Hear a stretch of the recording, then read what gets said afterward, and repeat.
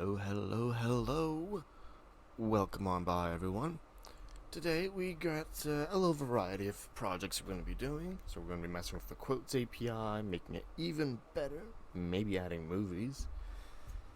Then, let's think. We're going to, of course, got some code wars and some leak codes.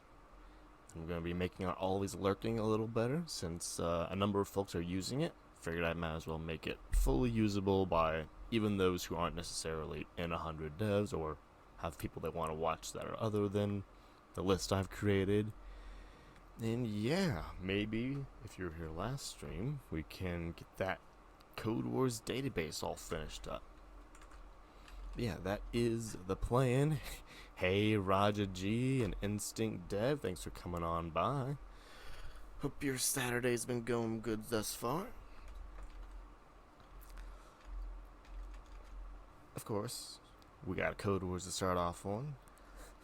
As always, captions are available via your native player. A little double CC if you need them. And let's start off with a Code Wars. So I know how math works. Let's go 6 minutes. Seems like enough for this one. So, single digit. The goal of this kata is to reduce the integer to a single digit by converting the number to binary, taking the sum of the binary digits, and if that sum is not a single digit, then repeat the process. If the past integer is already a single digit, there is no need to reduce. N will be an integer, a positive integer, greater than 0 and less than 10 with 9s. So we got a nice example right here. Given 5665 should return 5 because 5665 to binary is this. And then if you sum all the binary digits, as in 1, 2, 3, 4, 5, the result is 5. So that part makes sense. Then we got this one, in which the sum becomes 16, which is 2 numbers, and then it traverses through the process again. 16 being a single, that returns to 1. Okay, I believe I understand the problem itself. That's just for me.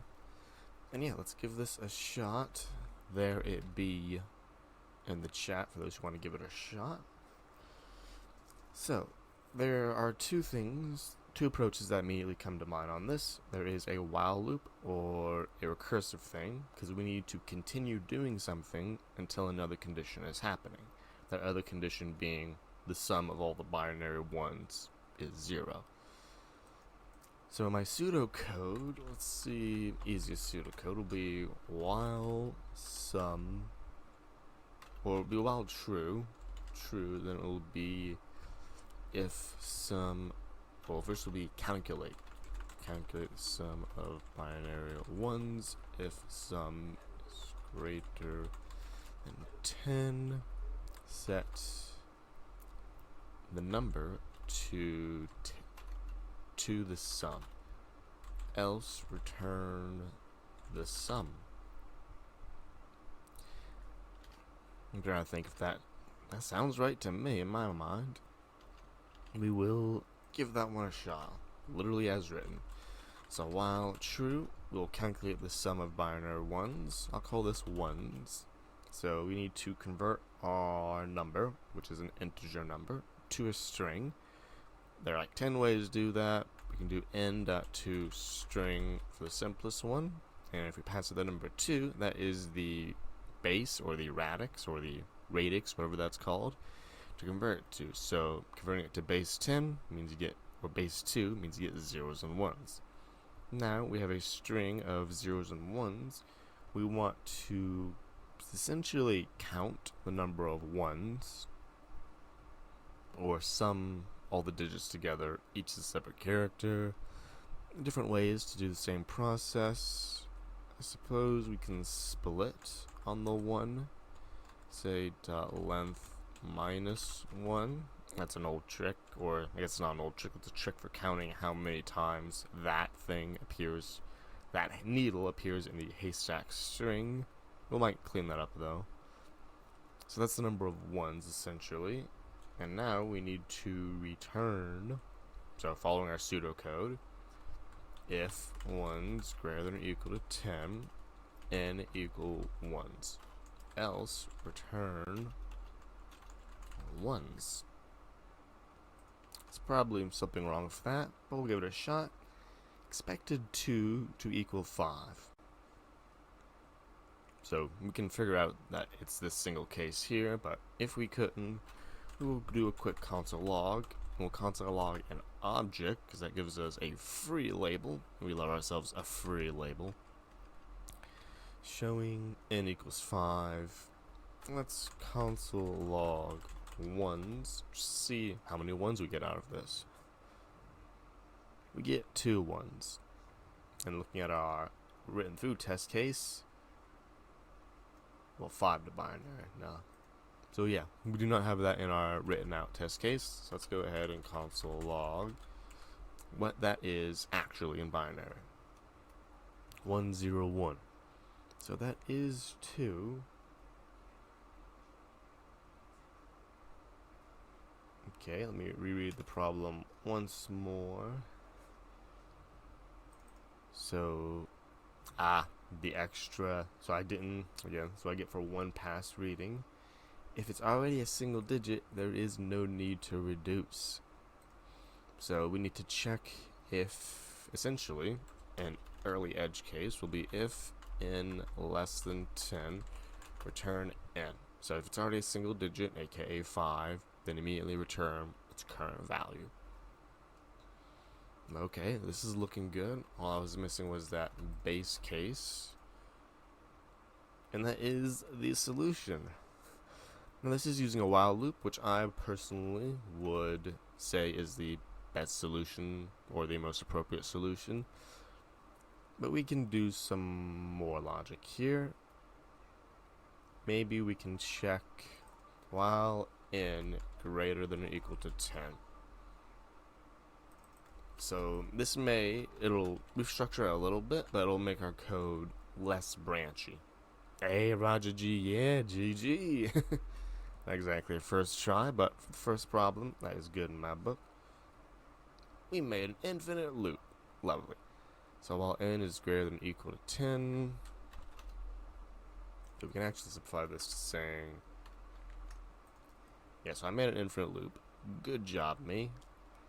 While ones is greater than or equal to 10, n equals ones. So technically, n always equals whatever the count is. That's the recursive or the iterative thing. And there we go. Much cleaner in my opinion. So one last run through. While the number has 2 digits, aka is greater than or equal to 10, then we're going to take the number, convert it to binary, count how many ones there are, and set the number of ones in the binary representation of n back to n. Now, can one line this? And I did say there might be a better way to do this counting of ones. I'm trying to think, because split creates an array, you know? A reduce, a literal summing might work. So, toString2 converts it to a string.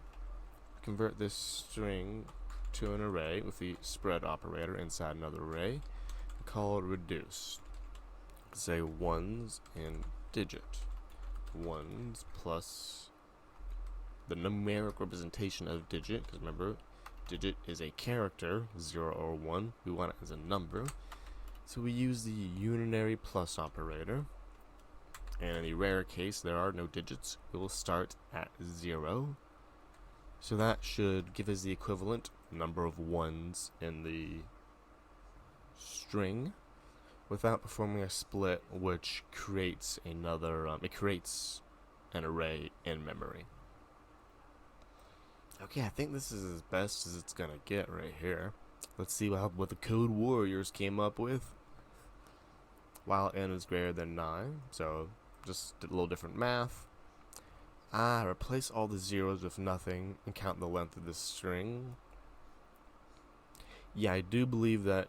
I think that's more efficient than mine. I don't know. It's really tough hard to tell which one's better, but I think it is because it's not creating an array in memory. It's doing a replacement, which is probably less expensive. Yeah, it's regex. Yeah, everyone's got to have one Rajaji, you know? Here's the recursive one, which I mentioned, but I didn't really go for. Essentially, recalling itself. The disadvantage is that when you do this, like you're adding additional calls to the call stack, which technically could result in a stack overflow if you hit like a super large number. But again, I don't really think that would happen. Good practice in recursion, though. Oh, here we go. We're counting all the ones, so this is what I did, but with a split instead. Cursive, counting all the ones. Memory leaks. Yeah, essentially, Rajaji, it would take up a lot of memory, maybe all at once with the call stack building and all that such. Ooh, array.from. And so I guess this seems like a very I don't know, maybe a Java programmer or such, using the big methods here, or the constructor. The manual counting, and then some fancy bit shifting. Ooh la la. Okay, so yeah. So they assume the number's a 32 bit number. That's cool, yeah. And yeah, I think that is. I mean, we saw the regex solution, so technically we're good to move on. And move on we shall to the quotes API.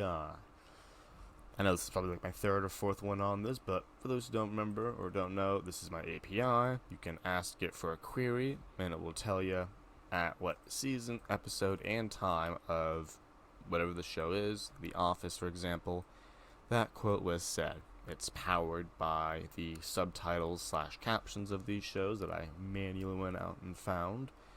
It supports multiple shows and multiple pages, and recently has a Swagger API or an OpenAPI with a Swagger UI, so people can use it very easily. And it's all fancily deployed with GitHub Actions and all that fancy stuff. Now, what are we actually going to do here? Well, there's this feature from stream number 1 that I was like, we're not going to do that. And then we got all the way up here and we completely forgot to do that.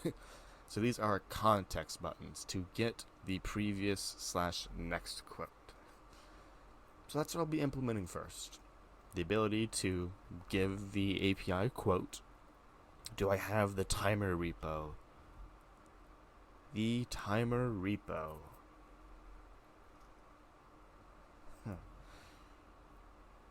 Oh, you're referring to this timer up here?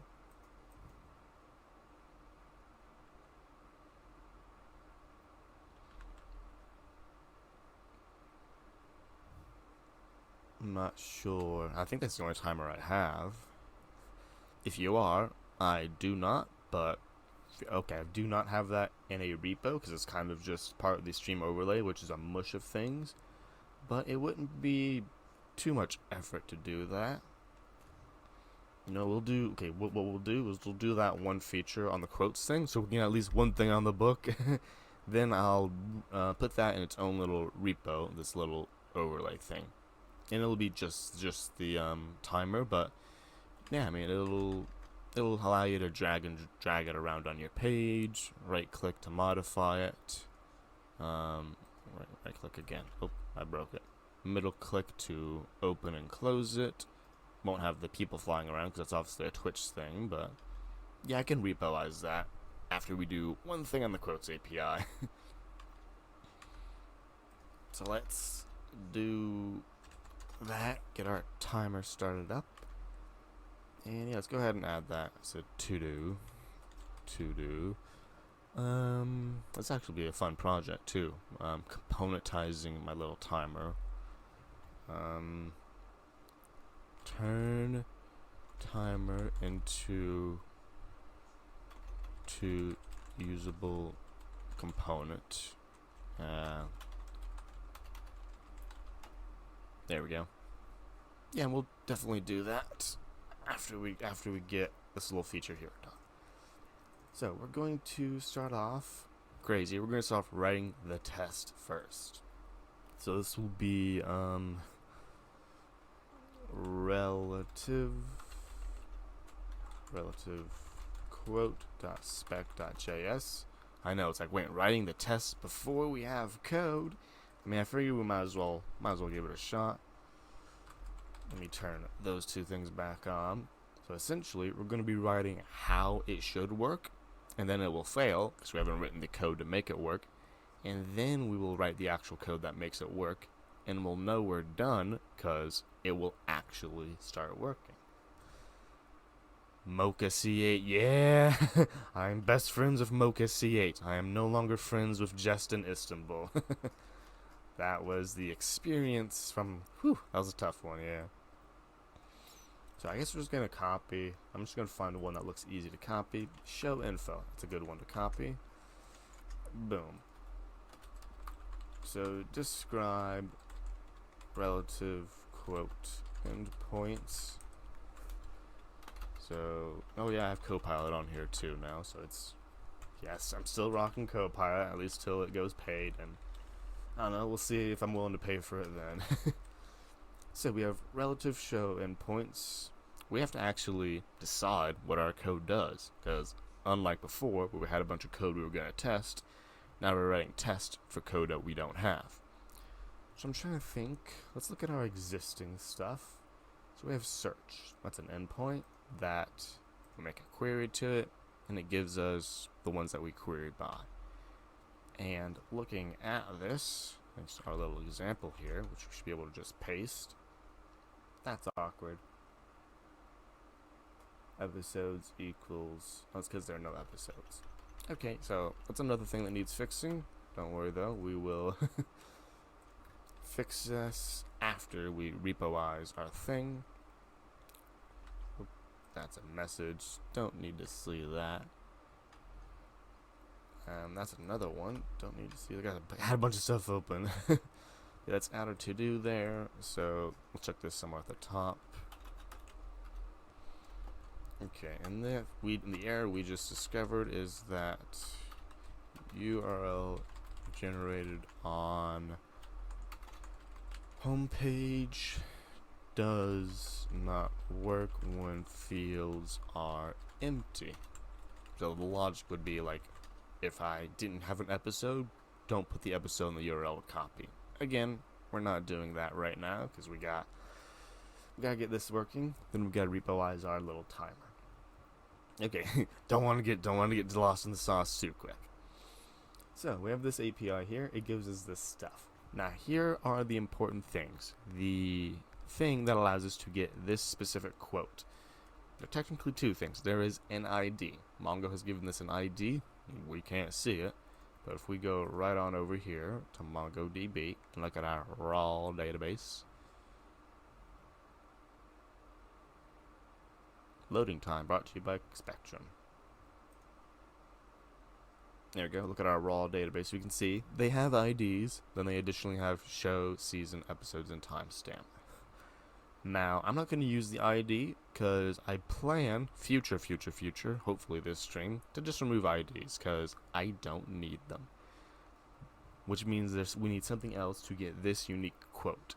Thankfully, we have all the information we need. We have show name, season number, and the value of the episode's array, and the timestamp. So literally all four of those will give us a unique quote, guaranteed, because aside from it being the same entity with all this, no quotes happen at exactly the same time. That's just a fact of the data. We're not enforcing that, but the data itself is enforcing it because that's not how it works. So if we get the thing, basically we get this individual one, and we pass that to the API. So let's go ahead and create that part.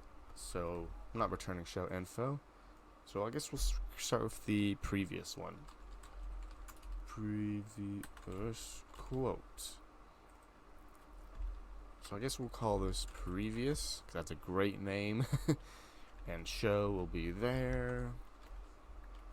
And we do have some test data, which is what we will need to use it on. So we have this logic here, which is what our tests are the tests are doing stuff on. So we have test show with one quote and another show with another quote. So for this data, we will need 2 quotes. Well, we'll need 3 quotes actually. And this will be relative show. This will be first, middle, and last. And just for sanity, we'll give it like season 3, episode 9. And then the first one should appropriately be before the middle one, so 45, 75, 54, 67, and 67, 52. Just lovely random numbers. And now, we don't want to write anything else, because we just made a change to our test suite. We want to make sure this does not break our testing code from before. So let's look at the goldfish memory and try to remember how this works. So we wrote a cool command. So this is why, folks, these scripts are useful, because they are inbuilt documentation for what your package can and can't do. So you don't have to remember. You just have to come back here and see, like, what can this do? Apparently we can do a coverage watch. So we're going to run this, and okay, this does not pass for various reasons, as in we changed the data, therefore all the tests that rely on the data do not work.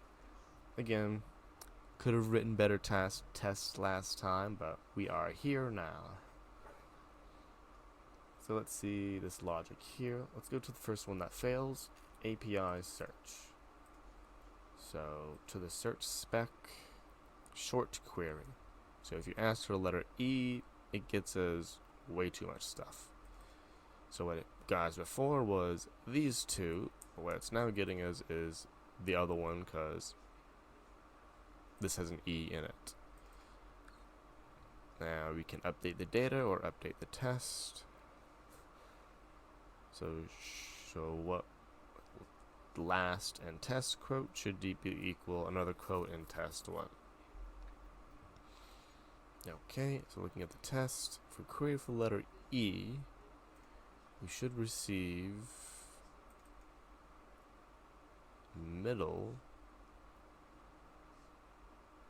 So there's an E in relative. That's not what it's supposed to do, is it?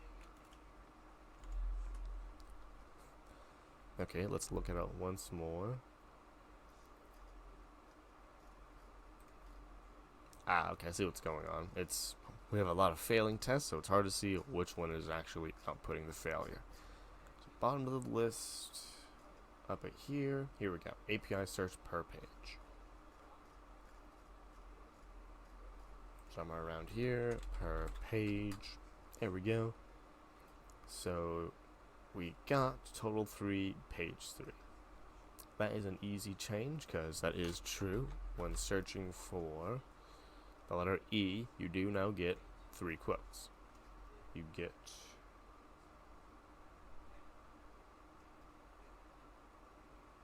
so saving that should pass us an additional test. Then get all the failures, and we will solve the next one. Okay, so what a test is this? This is include counts. Okay, so we have another one, test show.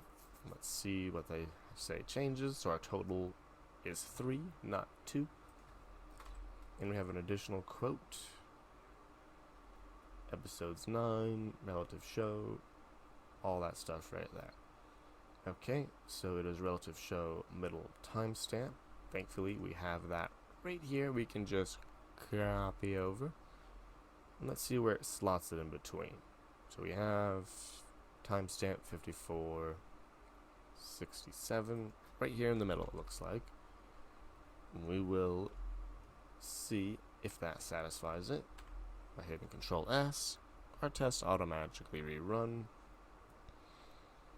And which one is failing now? Short query. So the test passed. Control Shift I for nope, we don't get any auto formatting. We will live with it how it looks. So now to short query. I can kind of see this already. We are adding another one. So let's scroll on up, search for short query. This is why it's also a good reason to give your test somewhat usable names so you can easily search them. Another one, relative show in the middle. Save it. That test passed. Let's track the next one that fails. Returns show names. So this is in a different file. Thankfully, when you don't want to search for it, it does give you a link to where it failed, which if you're using VS Code, you can hold Control and click, and it takes you right there. So now we'll put relative show right in here, save it, test rerun, we get new output. Okay, let's see what this one is. Thankfully, we have a line number right here. So we have 3 shows, or 3 possible quotes we're looking for. We want all 3 shows, so instead of just test quote and another one, well, here's the thing. Since we have now 5 quotes, we want to see all 5, don't we? Yes, we do. So test quote, another one, first, middle, and last. First, middle, and last. I suppose technically this test might be a little longer now because that's how random works, but we'll see what happens. Hey, 20 are passing. It's angry because it takes 151 milliseconds because randomization and all, but the tests are all passing. So we added data. Yeah, 100% green, Roger G. That's right. Hey, Gentle Giant Dave. Thanks for coming on by. You know what? It might as well. So this isn't my 100 hours project. My 100 hours project is a time coding project, which is still in the works. It's not really ready yet, but it allows you to go to videos and like timestamp them, and then share those timestamps on other videos like Twitch and YouTube and stuff. But this thing's a lot polished, so this ain't my 100 hours, but I might as well, it's second on the list. So this is my 99-hour project, let's call it. I hope your day or your Saturday's been going well, Gentle Giant. But yeah, if you haven't seen Quotes API, give it a query, and it shows you all the things been going on. Yes, Gentle Giant Dev, that is exactly the tool I've been using to timestamp all the YouTube videos. So I don't have the current, the actual 100 hours version up on GitHub yet, but I have the old one, which is a user script, which means technically y'all can use it if you want to go through the effort of getting it working. And this is just the front half of it, which I'm obviously turning into my 100 hours.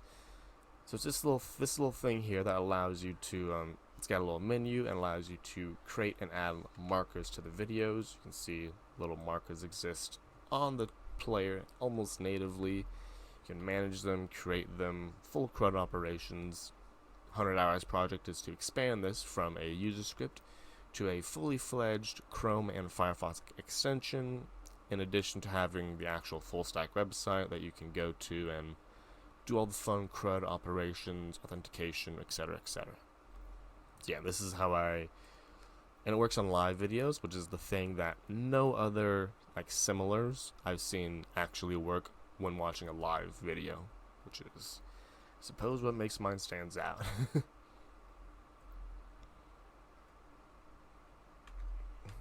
But yeah, we're here now having a little fun with our Quotes API, because this thing is it's just such a fun little API.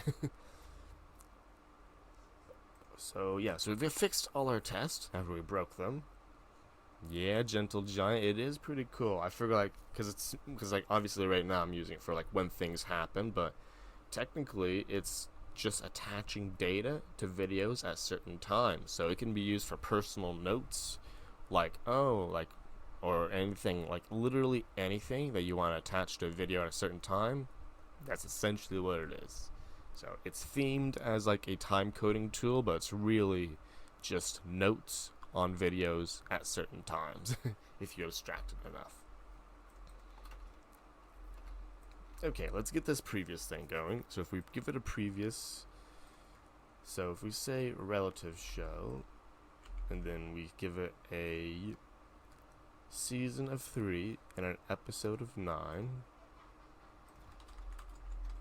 and oh, figure it out. Thank you, Copilot. Here's the thing, though. Now this is my paranoia kicking in. I don't remember. Is it episodes? Let's try again. So episodes equals 11, right? Yeah, so episode S, plural.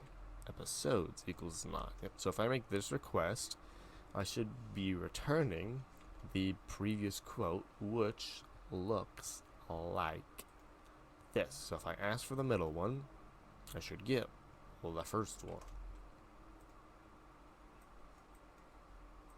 I'll shove that right there. So show season episodes. Just realized I didn't give it enough information.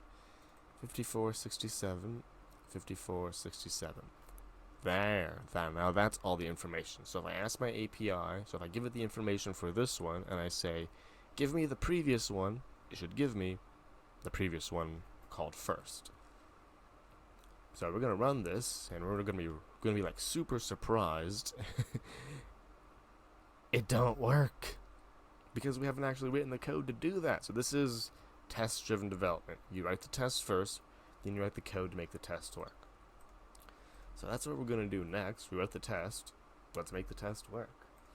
So in our API, we create a new file called previous.js, and we find something to copy because we're not space repetition just yet. We just yoink all this. Get, I'm supposed to do an auto format. There we go. We don't need the show names. Maybe I copied a bad example. So this is not get all show names. This gets previous quote. And we'll call this previous quote. Previous quote. Yep, lots of repetition here at least. So we're not returning an array, we are returning a ref, and that will be of the quote. Thank you, Copilot. Hey there, quantum quaff. Yeah, righteous, it is. I mean, tests are pretty fun. We wrote most of these, I believe, last week, last Saturday. But yeah, it was pretty fun. And then we went further and we wrote the actual GitHub action. So when you push to GitHub, it runs the test, and if the test pass, it pushes to Heroku. So we got all integrated in there. Word of advice: if you have trouble like getting ECMAScript modules to work, like if you're trying to use Jest or whatever, just switch to another library. Don't spend an hour trying to make it work. That's what I did. I spent like an hour trying to make Jest and like the other libraries work with my code, and I was like, no, shouldn't have done that. Should have just switched to another one. I'm using Mocha and C8 now. But yeah, tests, once you get them written, they can be fun and useful. So here's the thing. This is optional, because if you ask for the first quote of an entity, it's like, for example, no. So if I ask for like the first quote of this, I'm going to get nothing, because there is no previous quote to this thing. So this is where I write another test. Not on that file, or that file. There we go. And it gets nothing when first quote. There we go. So if we give a timestamp of the first quote, we should return. Well, this is a good question. What should we return? Should we return null? I don't know. That doesn't sound too bad. It returns null. Okay, so previous quote. So this is a good question. OpenAPI nullable. So I do not know how to write this, but essentially, while we're saying it can return a quote, we also want it to be like, well, it can be a quote, but it could also be null. Interesting. So one of. So how do I do that? Oh, never mind. So this is apparently the way that you're supposed to do this OpenAPI. Give it a type, then say nullable equals whatever. Interesting. So schema type, and then what can I say?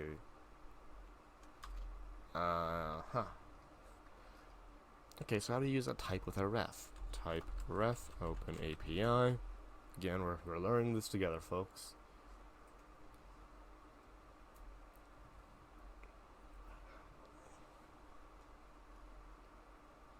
Schema ref.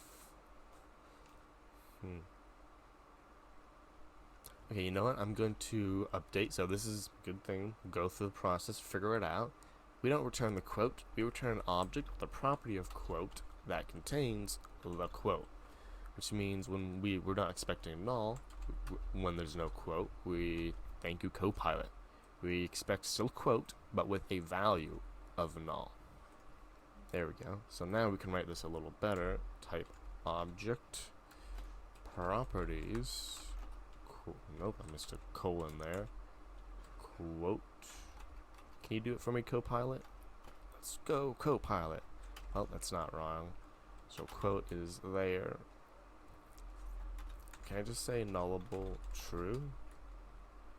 We'll find out when it yells at us for doing it wrong. Hey, okay, it's yelling at us for doing it wrong. So let's read through this. Oh wow, it's a lot of angry stuff. Ref must not have additional properties. Okay, let's figure this out. Maybe this is where we do the one of thing, right? One of. So one of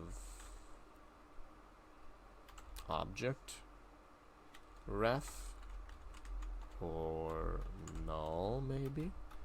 I don't know, we'll find out. Am I paying for Copilot? No, Quantum, I am not paying for it. I guess I'm still on the trial, but I don't know. I guess I'll decide when it runs out if I will pay for it. I've only had it. I had it for like a week before the announcement, so I haven't really become bound to it. Like it hasn't become a dependency for me just yet. But yeah, it is useful, especially like when writing repetitive stuff, when writing React code. It can be useful for sure. Yeah, I mean, it was beta test. Like that's what I was doing, and then I guess it turned into a trial, you know.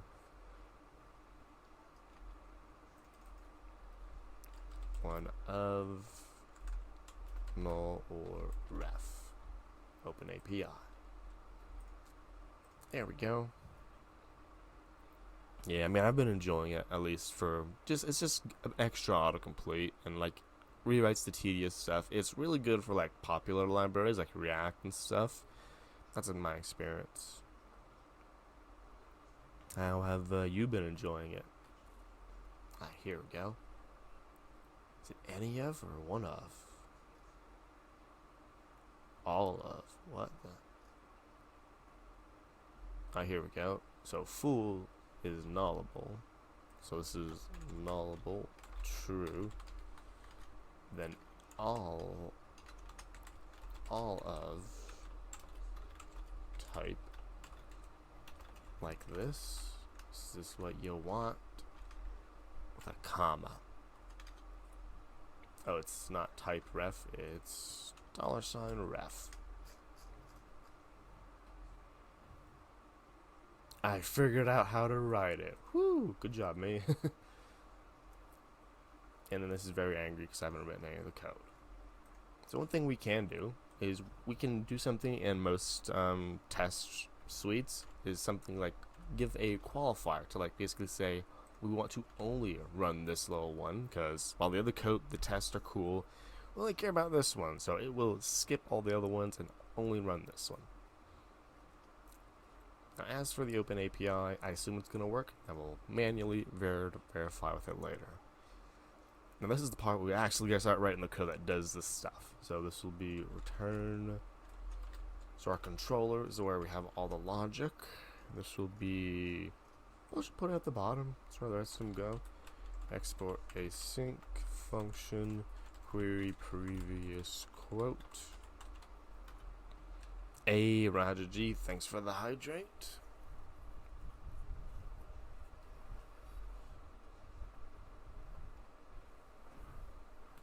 I appreciate it. Let's see what we can do here. So how do we? So first we want to get it, then we want to say if it's a less than, right? So what do we call these things? I want to call it the right thing. Find. Filter. Okay, so this is a filter. Filter. I don't know what to type this, so I will use any. And we're not in TypeScript, so I will not be typing in anything. Oh, look, autocomplete wants to go for that. Okay, so get client db quotes collection find filter. So it's gonna be the same way as I actually return the quotes. Here's how I return the quotes. I sort them by these. There we go. So find the one that's matching. But here's the thing. It's not just, okay, I tried to be like, ooh, let's just let it automatically just pass in whatever it is. We can't do that. Show, season, episodes, and timestamp. We need to destructure all these things out. And now we need to use it accordingly to find the matching show, season, and episodes, but then only return the ones that have a timestamp that are less than the one we're giving. So, no copilot. Okay, show, season, episodes, and timestamp is, I don't know how this works. LTE, less than or equal to? I don't know. And I know auto format's making this very unreadable. And then sort. I think I literally copied that. So sort the same way you're sorting it normally.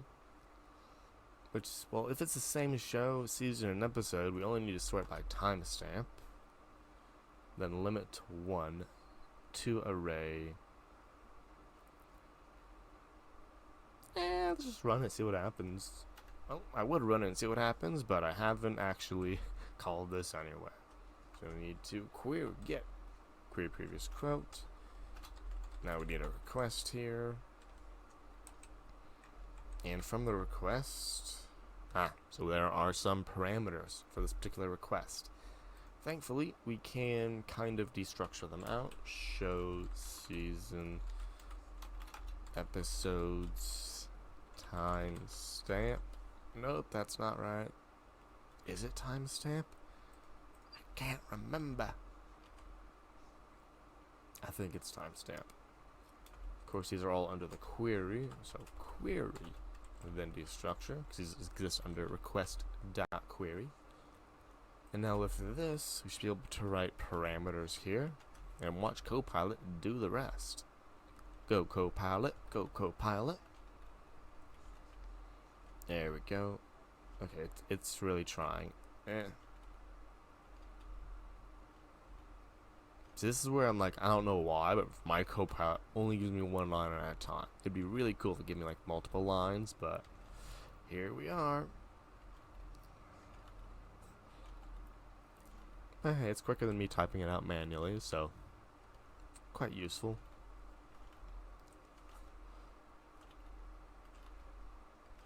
Give me a lot of examples. That's something I didn't have before.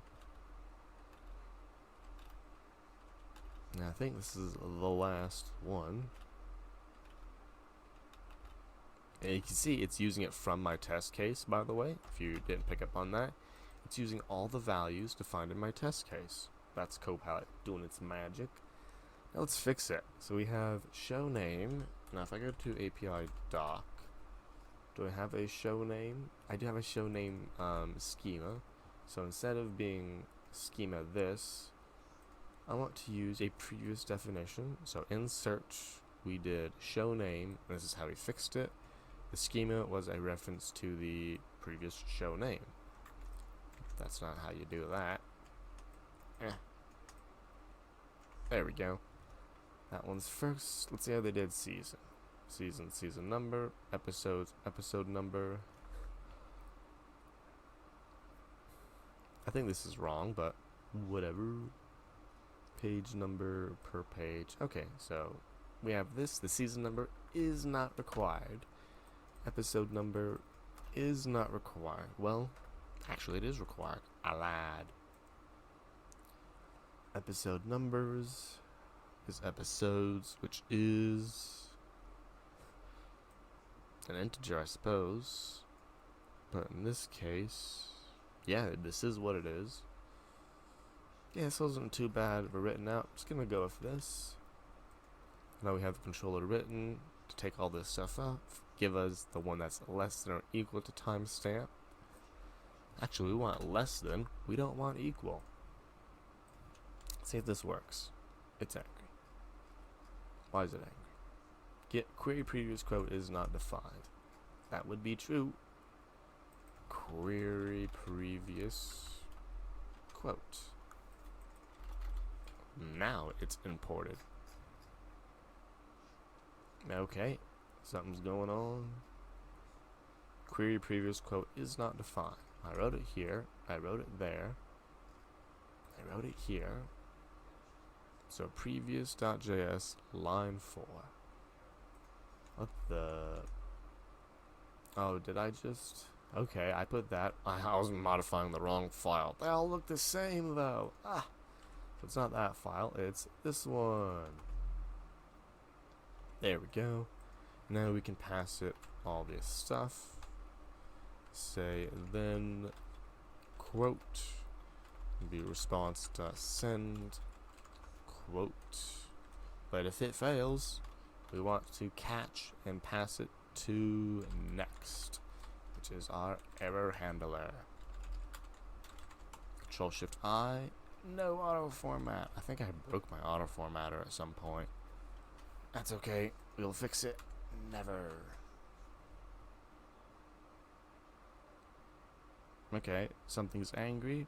Cannot find. So good old import. Forgot to add the JS. We still love you, VS Code, even if you don't know how to add file extensions. Get previous code. Still failing. That's okay. Okay, here we go. So we expected a thing, but we got nothing. Okay, so our tests are already, they're testing it for us, and it's not giving us the quote. Let's try and fix that. So first we're just going to do some console logging, just to see what is going on here. Now technically we don't need to, because we already have, like, the thing.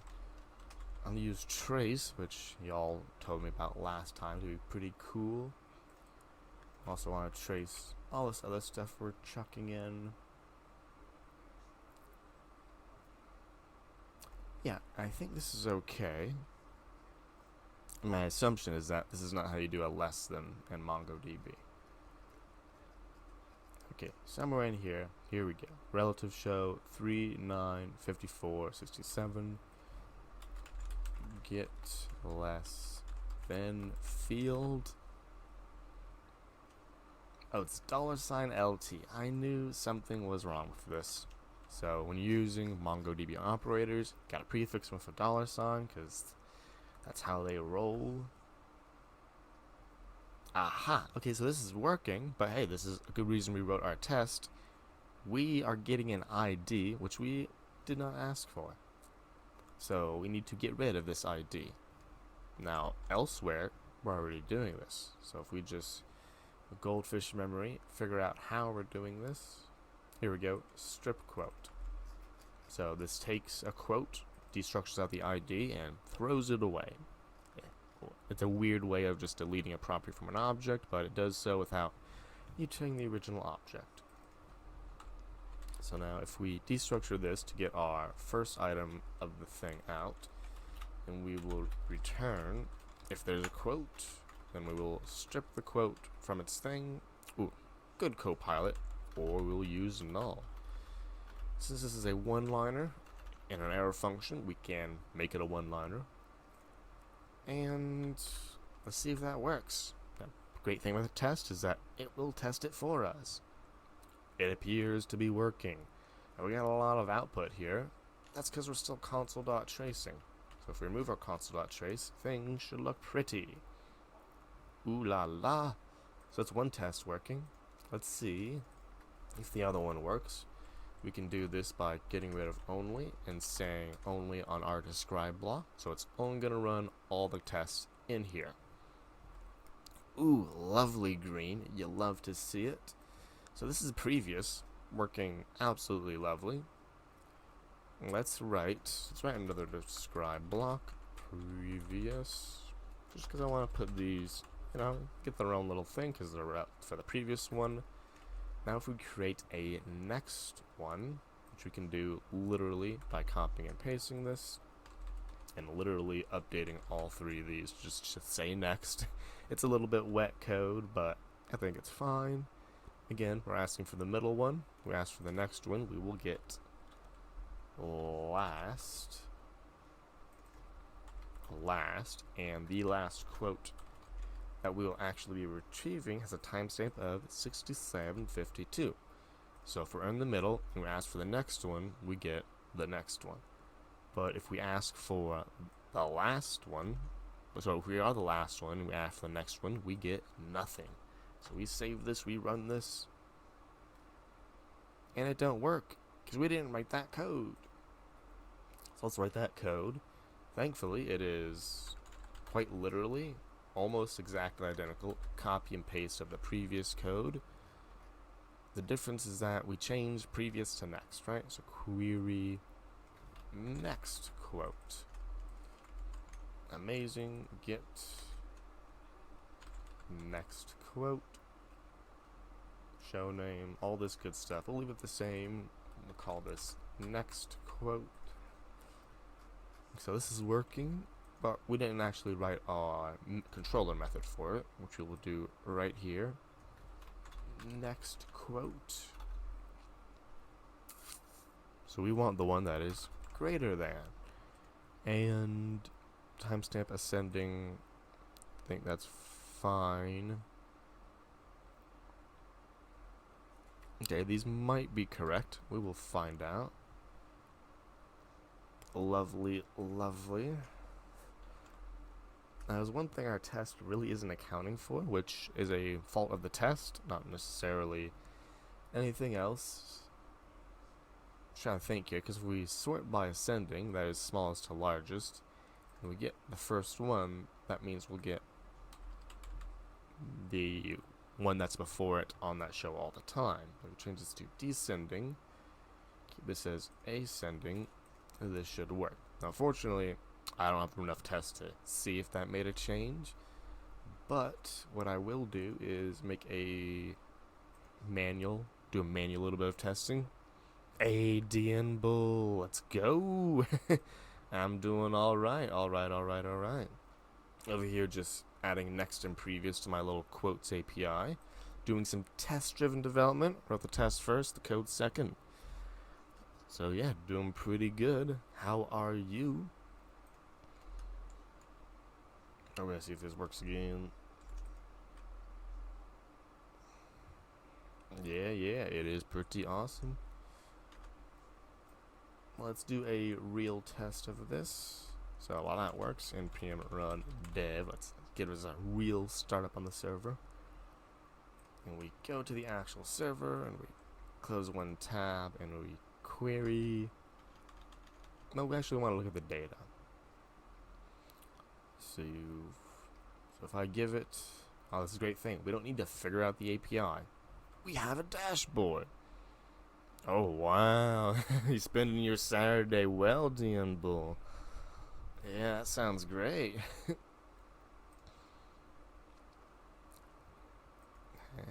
Okay, so if we ask it for this quote and we get the next one, we should return this one. So let's see. If we search for, try it out, The Office, Season 1, episodes number 1. I gotta fix that. Timestamp of 63:48. We should get type error. Ooh, because it's going to production. We want it to using the local server. One more time. I did a little bit of Prisma offline DM Bull, but I kept, so I did the boring Prisma stuff offline. I will show it, but yeah, I will be doing like the rest of it on stream. But I'll go ahead and show what I did because it wasn't. I didn't think it would be entertaining because it was a bunch of trial and error. Of half of the problem was me figuring out what I wanted, and the other half was me figuring out how to do it in Mongo, and then figuring out how to do it in Prisma. So it was a waterfall of figuring it out, there was no teaching moment. It was more of trial and error, you know. Yeah. But I mean, I won't be able to do no 14 hours, so maybe not this one. But I plan to. It'd be nice if we can get to it this stream. So essentially, at least for efficiency's sake, like I got all the inserting done. Like it is inserting just fine. I'm paranoid though. I don't trust it. I can't. Like it's so hard to tell if this is working or not. So before actually going full production of this, I'm gonna actually write test cases because, like, once I go this way, if I'm losing data, then that data is lost because can't go back in time and all. So, but I did get it working. Let's see, we have migrate all, which is boring. Migrate some, which is boring. Insert new. Okay, so this is what I did here. So essentially I did some raw aggregation, which you can do with Prisma. Apparently, you lose types, but it's okay because I needed to get the last two for every username, and doing that manually took like an eternity of like 7 minutes. So with a raw Mongo, I sort, then I group by username, storing the results, and then I only keep the last two.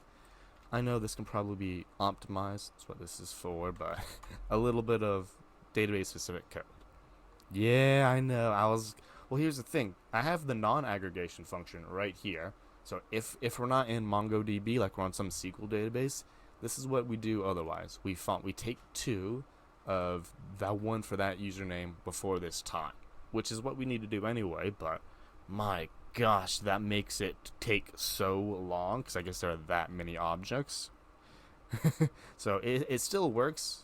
It's a little bit of, I know it breaks, like, I don't know, the schema or the law or the way you're supposed to use it, but I mean, if you're Mongo, you can use the optimized, otherwise you do the manual. So still works for everywhere, but Mongo gets optimized. I bulked the crates into one, and as you can see, I know there's a way to MongoDB update all, but that would be another branching thing because Prisma ain't got it. It'd be some weird aggregation. State management. Oh boy. Having issues with state. Which state management? Use reducer will fit your use case. Yeah, I mean, you can use use reducer because I think that's, yeah. I mean, that's basically what Redux did before use reducer was around. Yeah, so you could probably get by with use reducer for sure. Let's see if this thing's working now. So the Office 1166608.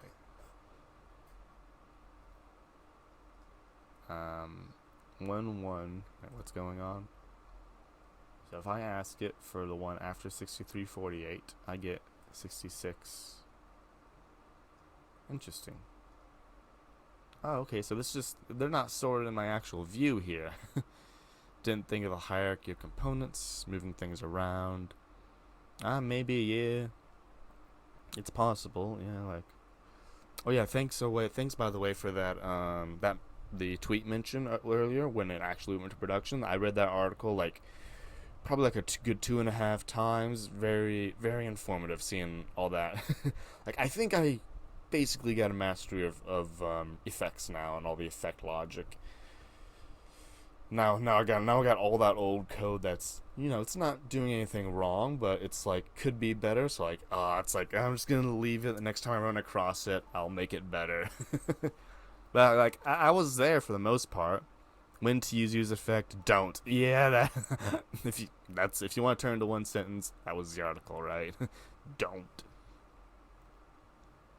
Okay, so I need to do some logic here apparently. Sorting by stamp, and what is it? -1. Numlock got turned off. There we go. Okay, are we doing it from big to small? Wrong way. Not 11. Here we go. Okay, Office Season 1. I need a filter. Season 1, Episode 1.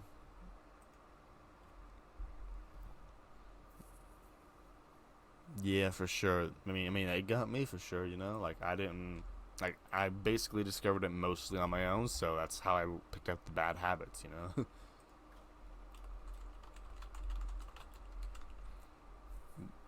Yeah, just enough to say that they had docs on it. Which I mean, on one hand, I know that feeling. That's kind of what I'm doing with this quotes API, just enough. But on the other hand, when it's such a easy thing to get wrong, like, come on, devote a little bit more to it, you know?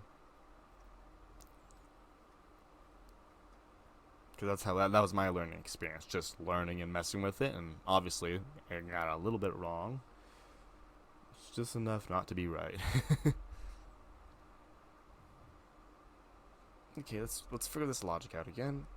Boy, this thing's so small that I can literally see one quote at a time. Come on, MongoDB, make it bigger. I have real estate. Okay, I have to go full screen to see this thing. Okay, so we're asking for Season 1, Episode 1. Alright, Jim, your quarters look very good. Let's change it to 55, 347, because this is paranoid manual testing. So what's the point of the test suite if you do it manually? Because I'm paranoid, I don't trust it.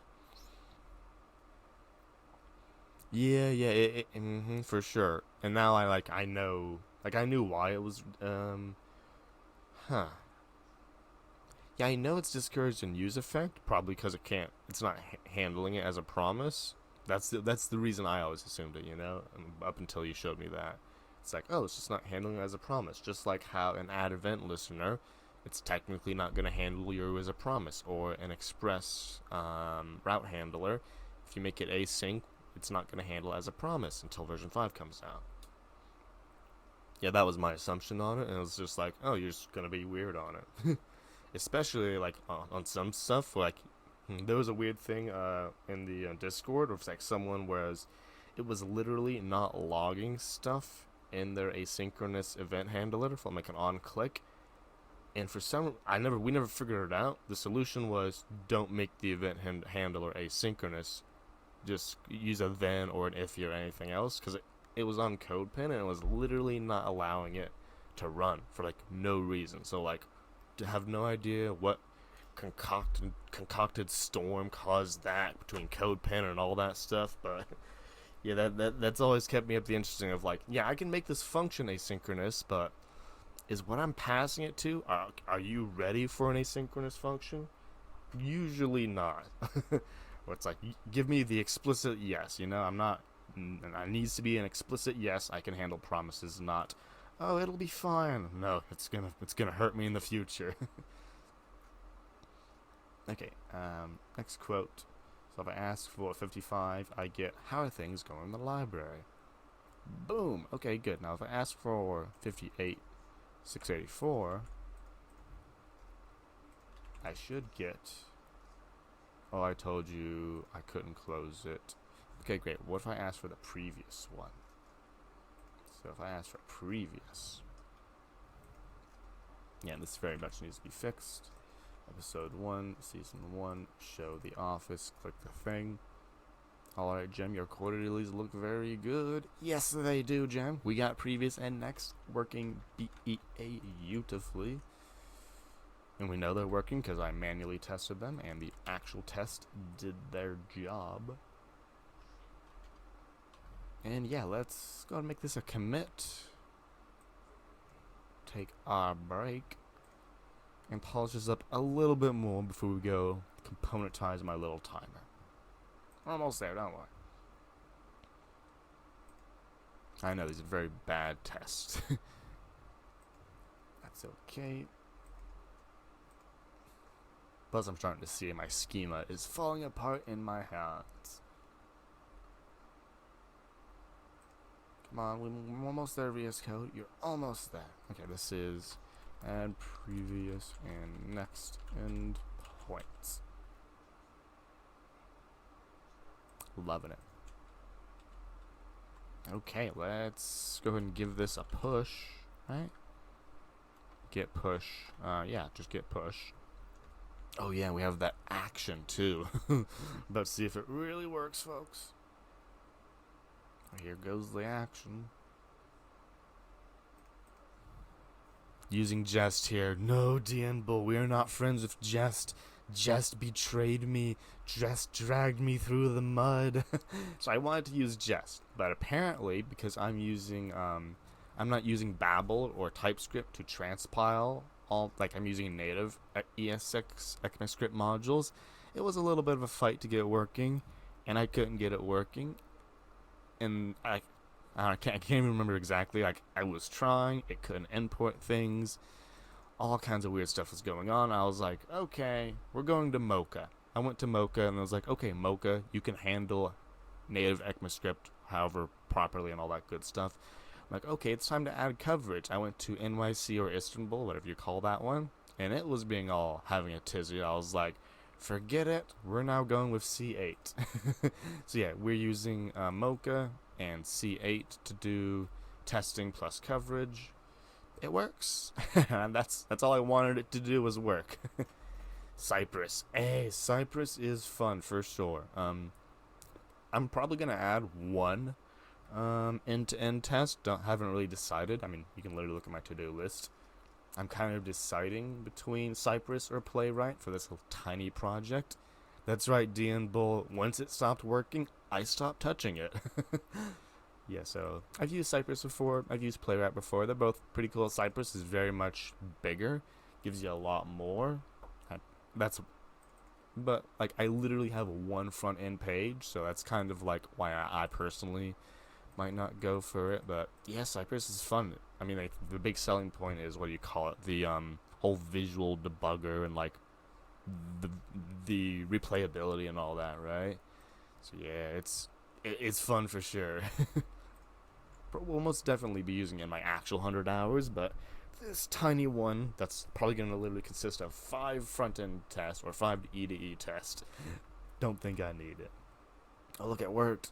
I missed it. We missed the test, folks. Where's my test coverage? Install and build.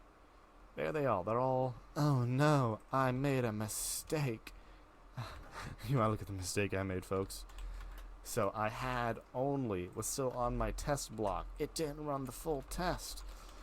How will we ever know if the code was working? I'm not making another push. But yeah, they all work. We assume it works, folks. Let's actually go to it, which we have right over here. There we go, and we go to the API. If it works the first time you did something wrong, that's right, Bull. Always. That's a good practice. I go with all my tests. Make sure you write a broken test first, then fix it. So yeah, Swagger UI, it is there. I didn't need to come all the way. We have our fancy ooh la la deploy that thing telling us it just worked. And yeah, that is working lovely. And yeah, we're 9 minutes past the break, so let's let's get on to that. When we get back, we'll do an easy code words or leak code or something. Then we will get around to componentizing or repoizing my little timer, which I think I probably said I would do last time, but then I didn't, so we're doing it now. Catch you folks at the end of the break. Sure to stretch, hydrate, and relax if you can. Let's see, is there anyone else going? We got one other folk going. Maxwell Calkin. They are also streaming at the moment. Fellow 100 Devers. Be sure to check them out sometime.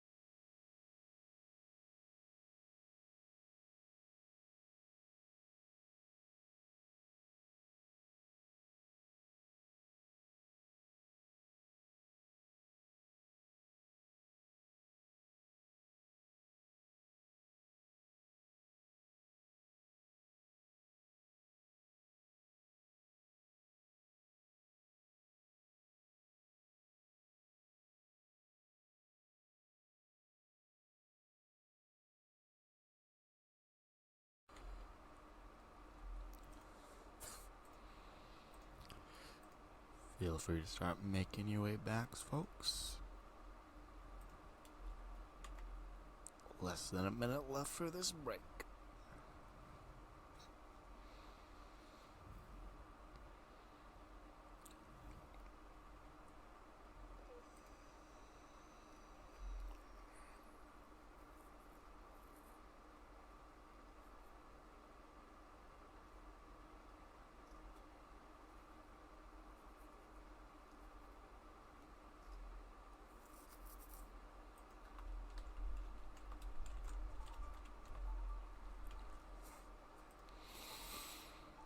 Welcome on back, folks. Gonna pull out a leak code this time for defanging an IP address. Looks like Stranger Things music. Hey, yeah, I guess it kind of does, right?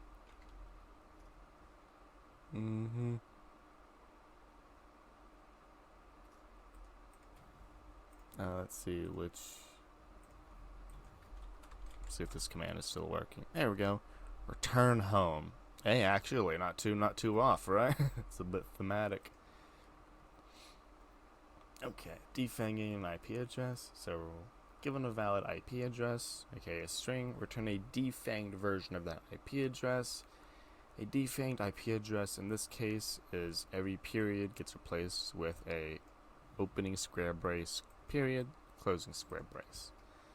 So this looks like very much like a string replacement. So return address, replace any old dot. If you use a backslash, because in regex a dot means single character. We want to use the G flag because we want all of them. Let's replace them all with open dot close. I believe that's the magic. Ooh, that's not the magic. Address is not defined. Of course, I have to spell things right. Glad this ain't a spelling bee. Okay, that works on first glance. Watch me get caught by something, though. Okay, it was an easy leak code. I thought there was some hidden gotcha. There is not a hidden gotcha. Check out the discuss, see if there is a hidden gotcha. Nope. Okay, everyone did the exact same thing. Some people built new strings or use a split in a map. Yep, I overthought it. I know, I mean, it was listed easy. Like, I didn't want a hard one. It's like, what is this, an 8 Caillou, right, folks? This is totally an 8 Caillou. Well, we have another leak code. I was saving this for next break, but that was a little, not satisfying, so we'll give this next one a shot. Final value after performing operations. You're not wrong at all, Dean Bull. I mean, that could be a 9 Caillou for crying out loud. Do you know that the replace method exists on strings? This one, I think, is a little bit more interesting. So, a programming language with 4 operations. Maybe leak code easy, more of a 6. Yeah, that's generally how I feel it is too, Dion Bull. But I guess if you pick them right, or pick them like I do, they can be 8s. So we have plus plus x and xx, or and x plus plus. So increment and decrement. Initially the value is 0. Given an array of string operations, aka one of these 4 strings, return the value after performing all the operations. So here's our example: minus minus, plus plus, plus plus. So we have decrement prefix, increment postfix, and increment postfix. Not postfix, increment post. I don't know.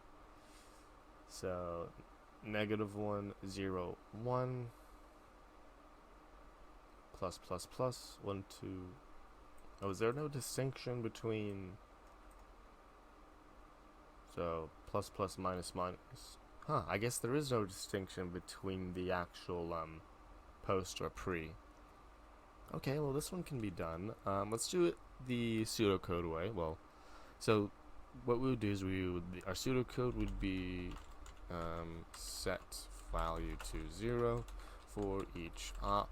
If op has decrement value, else increment value, return value. Right to G. Hey, switch operator. That would be yeah, that actually does sound more thematically approach. If switch for each two of them, yeah, we'll actually go for a switch operator. That's a good idea. So we need to set our value to 0. Let value equals 0. For const operation of operations, and I don't know how to type, so we're copying that.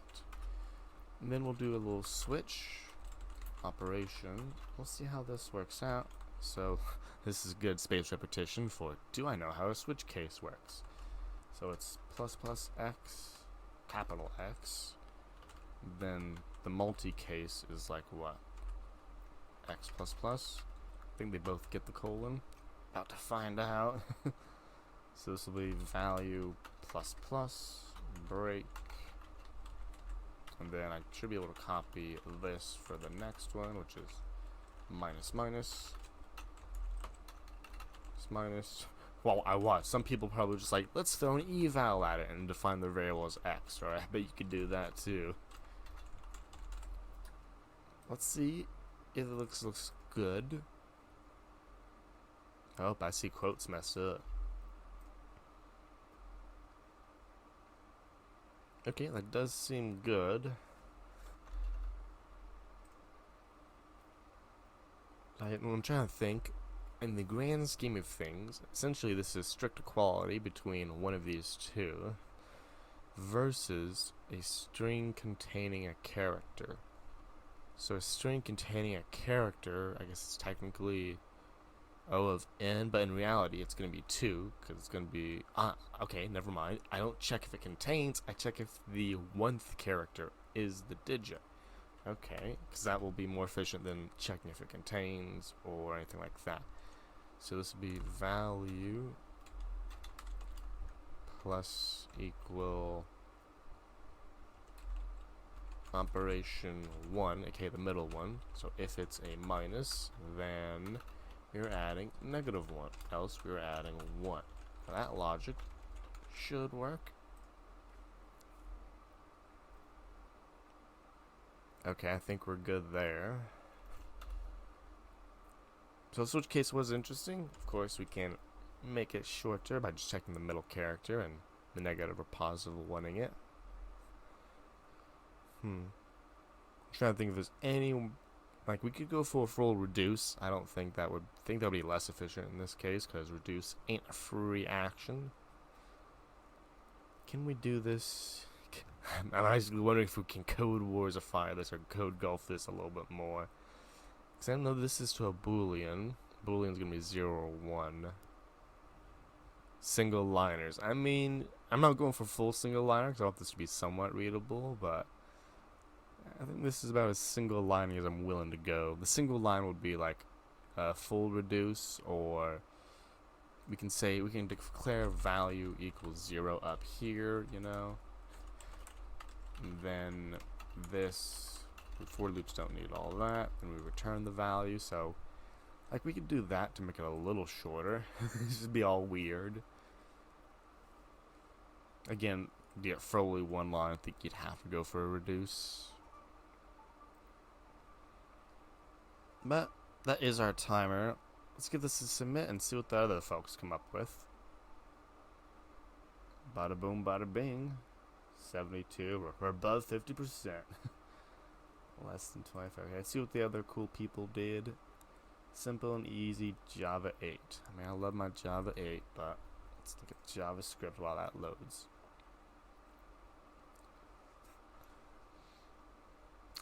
This break has been brought to you by Spectrum Internet.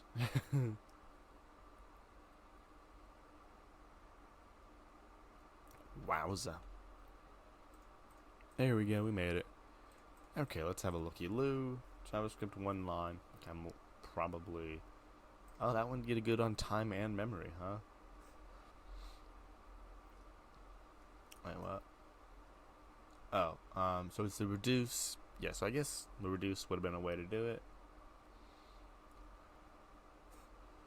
Why are you using the prefix? Yeah, that's what we want. How does reduce? Yeah, I mean, this is... I guess there's no better way to do this, you know? Iterate through A, they also checked with the first one, so... Oh, fancy stream and all that. Yeah, I saw those. There we go. Okay, so I guess that is that problem done and dusted. Now let's go ahead and make a what do we want to call this? R2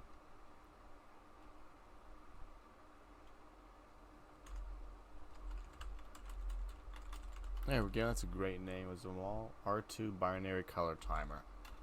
Perfect, awesomely sounding stuff.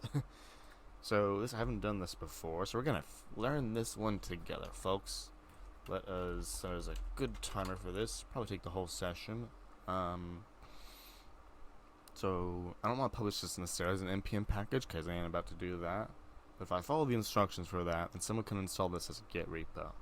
So React export component to be usable in other projects. I guess that's what I'm asking for. Oh, here we go. Use GitHub repositories dependency. That is what I do want. Yeah, this is what I want. So okay. Answer my question. Oh. Okay, so this person was like super close. They only missed the thing. Okay, let's see how they do it. So in their index file, they export the app. Oh, okay, so that's all they do. Defanging without the replace. Okay, so I guess let me just. I'm gonna assume what you did there, DN Bull, was you took the string, so 1.2.3. Yeah, it's always good practice to do without methods. So, well, without methods at all. I don't know. Maybe just without replace. You do what? As you convert to an array, you map car triple equals dot. So if it's a dot, then return this dot that. Otherwise, the original car dot join the thing. So that would be my without replace all defanging. Convert it, then map it, then join it.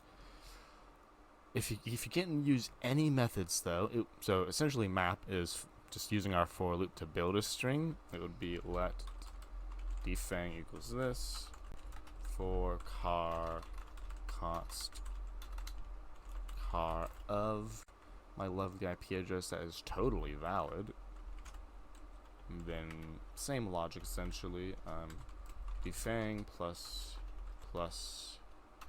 equal car. I'm literally gonna copy the logic. So if it's a dot, do that. Otherwise that. And defang. So yeah, that's 0 methods using a for loop, but we need to iterate over this thing somehow, you know? Empty string, loop, check each. Yeah, D and bull, exactly. I mean, I don't think there's any other way to do it.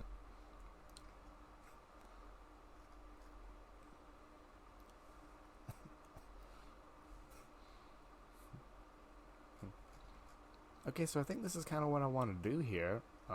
This tutorial here looks great. npx create react app template TypeScript. I think that's how we do create react app. It's been a minute.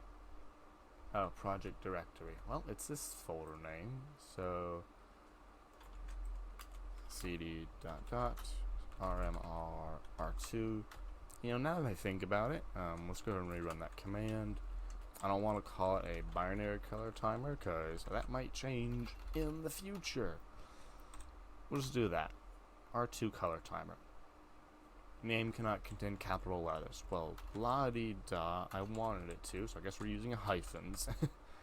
R2 color timer. Wait a minute, can JSX components? JS. Oh yeah, I mean, this is the node module name, not necessarily the export or whatever. So I guess that's a fine name.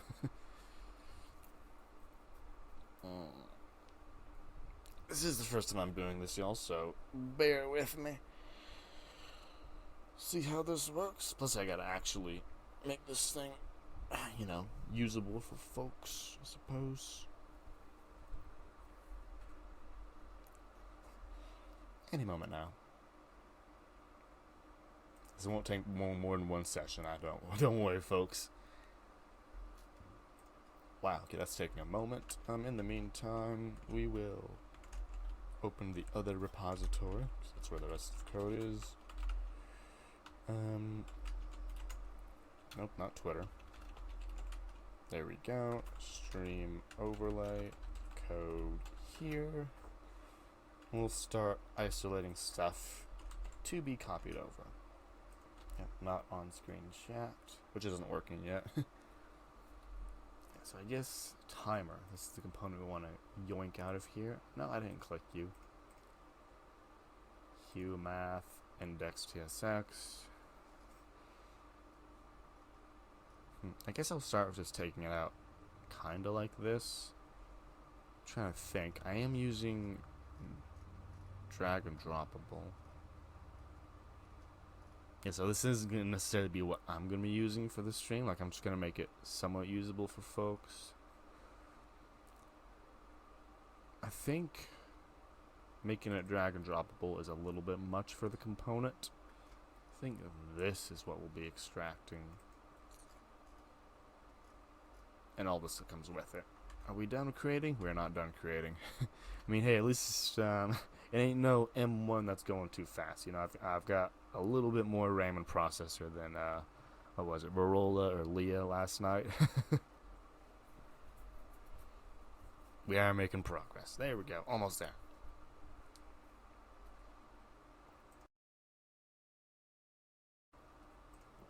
There we go. Let's CD into this. CDR2. Oh, I can't have quotes. And let's open the repository here. Let's just start yoinking stuff over, right? So we have source.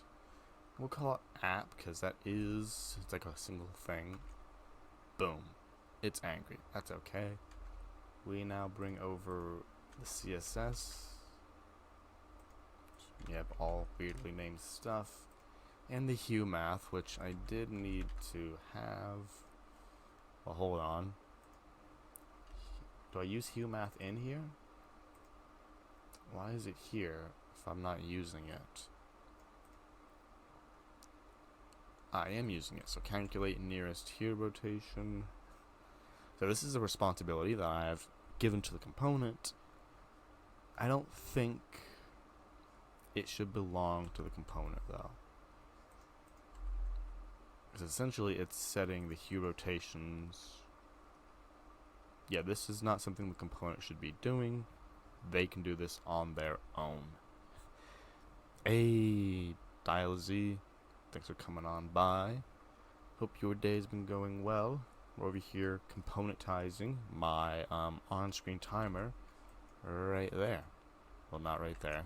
Right there. We're componentizing this little timer here. Yeah, this thing's ugly. Yeah, we'll leave this very ugly. App.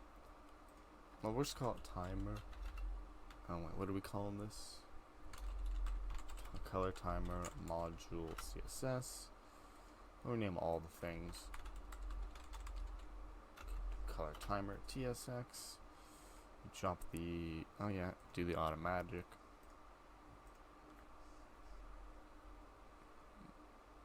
Delete that file. We're not doing web vitals, so we can delete that. Yeah, we're not doing web vitals. Toodaloo. Not doing that. Ooh, I'm glad this is modern now. Color timer. But we're not rendering it, so technically we are rendering it. Huh. Man, I really wrote this weird, didn't I? Okay, let's drop the test case. You know what? Let's not drop the test case. we will need this at some point. I don't know, maybe we don't need it now. Let's ditch it for now. Again, this is all first experience for me. Default framed is required. Can I just... let's delete web vitals. Don't need those. Save that file. All these things are angry. Apparently I'm not using mouse events. Okay, how much logic of this is involved in drag and drop? So this is literally where we are. Styles timer. Applies to whatever. Resize, height, width, framed, determines if it's drag and droppable.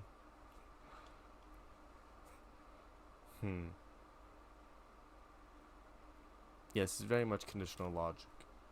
That does not need to be in the component, so we will ditch it. Goodbye, conditional wrapper.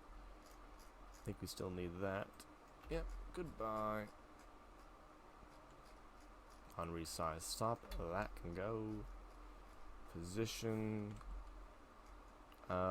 Yeah, this is, well, when I click it, it does the transition, which isn't happening anymore because it's just a floating timer. Well, technically it's not just a floating timer. Okay, never mind, because that's going to be a lot more work. We are keeping React drag and drop. Hey, there we go. npm I. Install that. Conditional wrapper.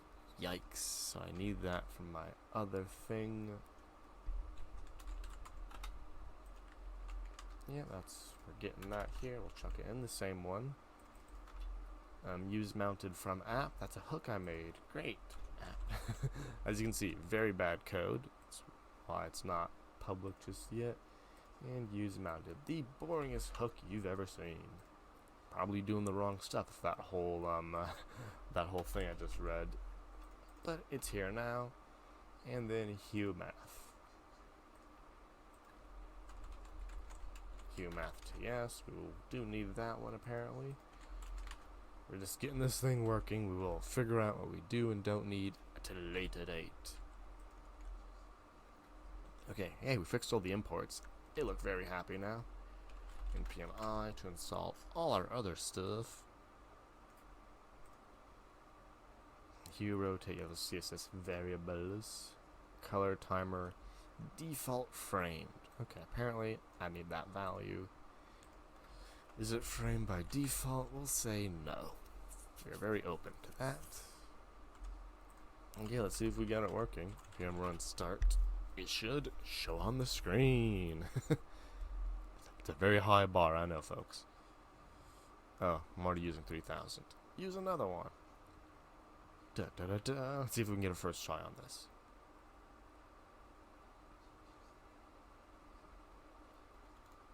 We got a first load. I'm gonna wait for create React app, the monolith to work. A cannot resolve. So timer module CSS cannot be imported because I called it another file. It is a color timer. It's trying real hard. There we go. Default framed is missing. I thought I added it. Well, you don't actually need it though. It's a default. Oh, TypeScript don't know that. Right. Question mark. It's optional. Enjoy your life. It's trying real hard, but it's missing the images because I have images in here that do this magic. Are they in public? Yes, they are. Wait, where are they? So in my CSS file, is it just the one image? I think it might just be the one image. Never done this before, but hopefully we can drag and drop between them.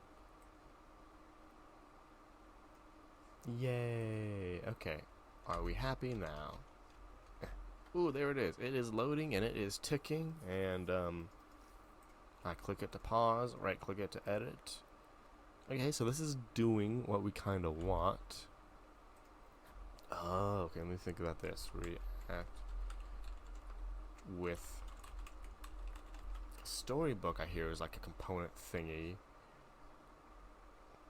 I don't know. It's learning a bit of much right now. So this is working. So this is, again, so default framed equals false. So if it's not framed, hey, you finished it. Nice. In Rust. Ooh, good one, Bull.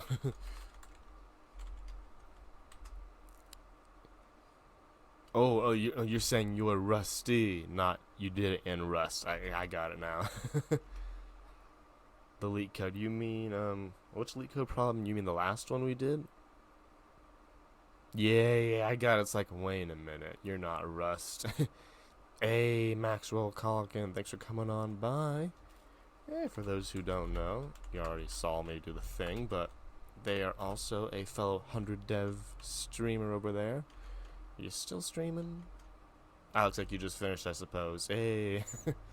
Don't even know how to share my solution. Me neither, DN Bull. I haven't invested in leak code yet. By the way, Maxwell, how did the CRUD going? Did you finish another CRUD app for the day?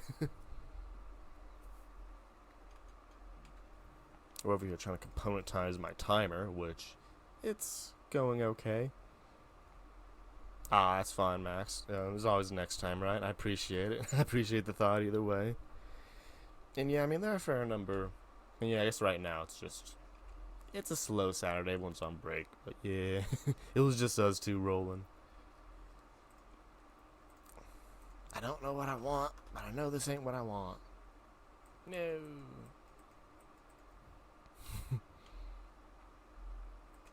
So, what I'm doing over here is, you see I have a timer on my stream up here. It's this little thing up here. It's built into my overlay, but one of the folks were like, hey, it'd be cool if we could use that, and I was like, that sounds a good idea. And they said this last week, so when they asked about it this stream, I was like, hey, I forgot. So we're doing it now. Ran into some trouble, but realized switched my postman from text to JSON. Yeah, that was the common one for sure there, Max. Well, I mean, that link works. Final value after operation. Oh, you mean this leak code? Yeah, it was a good one. Initial value 0. Yeah, that works. Works great there, Bull. It's almost exactly what I went for. Yeah. I think if I can, where is it? Let me drag. Where'd it go? Oh, here it is. Any moment now. There it is. Let me find it, because there probably is a way to share. I just never done it before. Final variable after performing operations. There we go. So we'll figure this out together. How about that? This break's been brought to you by Spectrum Internet. Oh, this is discuss. I don't want to look at discuss. The other way first. Yeah. So let's see. Because I am curious, now that you brought the question up, there's got to be a way to like share these, right? There we go. So this is a URL. Before you go running off, I want to see if this is actually publicly viewable or is it privately viewable. Yeah, it was the same, DN Bull. So it was literally the same as yours. Well, first I started with that switch case, and because that was suggested by Roger G. Then I was like, you know what? I can just check the middle character. Great minds think alike. I went a little. I couldn't resist feeling the Code Wars urge to make it one line shorter. I declared the value in the signature parameter. I know reduce is an option, but didn't want to go that far. I have to sign in. Interesting. Okay, so I think this is how we share solutions, DN Bull. So if you go to your thing and you like click the accepted text right here, it takes you to the solution. I think that's visible, kind of like Code Wars. It's visible to everyone that's completed the problem. So I think that's the official way to share, because it takes you to the page and all that stuff. At least I assume. I don't know. Hey, I'm glad we figured that one out then, DN Bull. Yeah, memory usage beats. Yeah, I guess I'm not the most memory efficient, but again, I don't really. Unless it's a big question, I don't really care about these stats. But hey, we all learned something new, eh, Bull? That's how you share stuff. Just like Leak Code, or just like Code Wars, doesn't show it if you haven't solved it.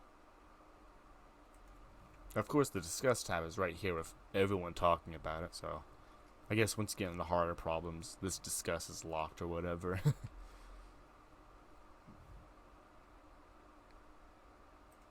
Hey, Bull, it's getting back into it, right? Come on. One a day. One a day. One of us. Yeah, it's been a while. Guess I figure out this timer, because I'm looking at it, and it ain't making any sense to me. What is this file? Oh, this is a different file. Wrong file. So I think we're done looking at that file.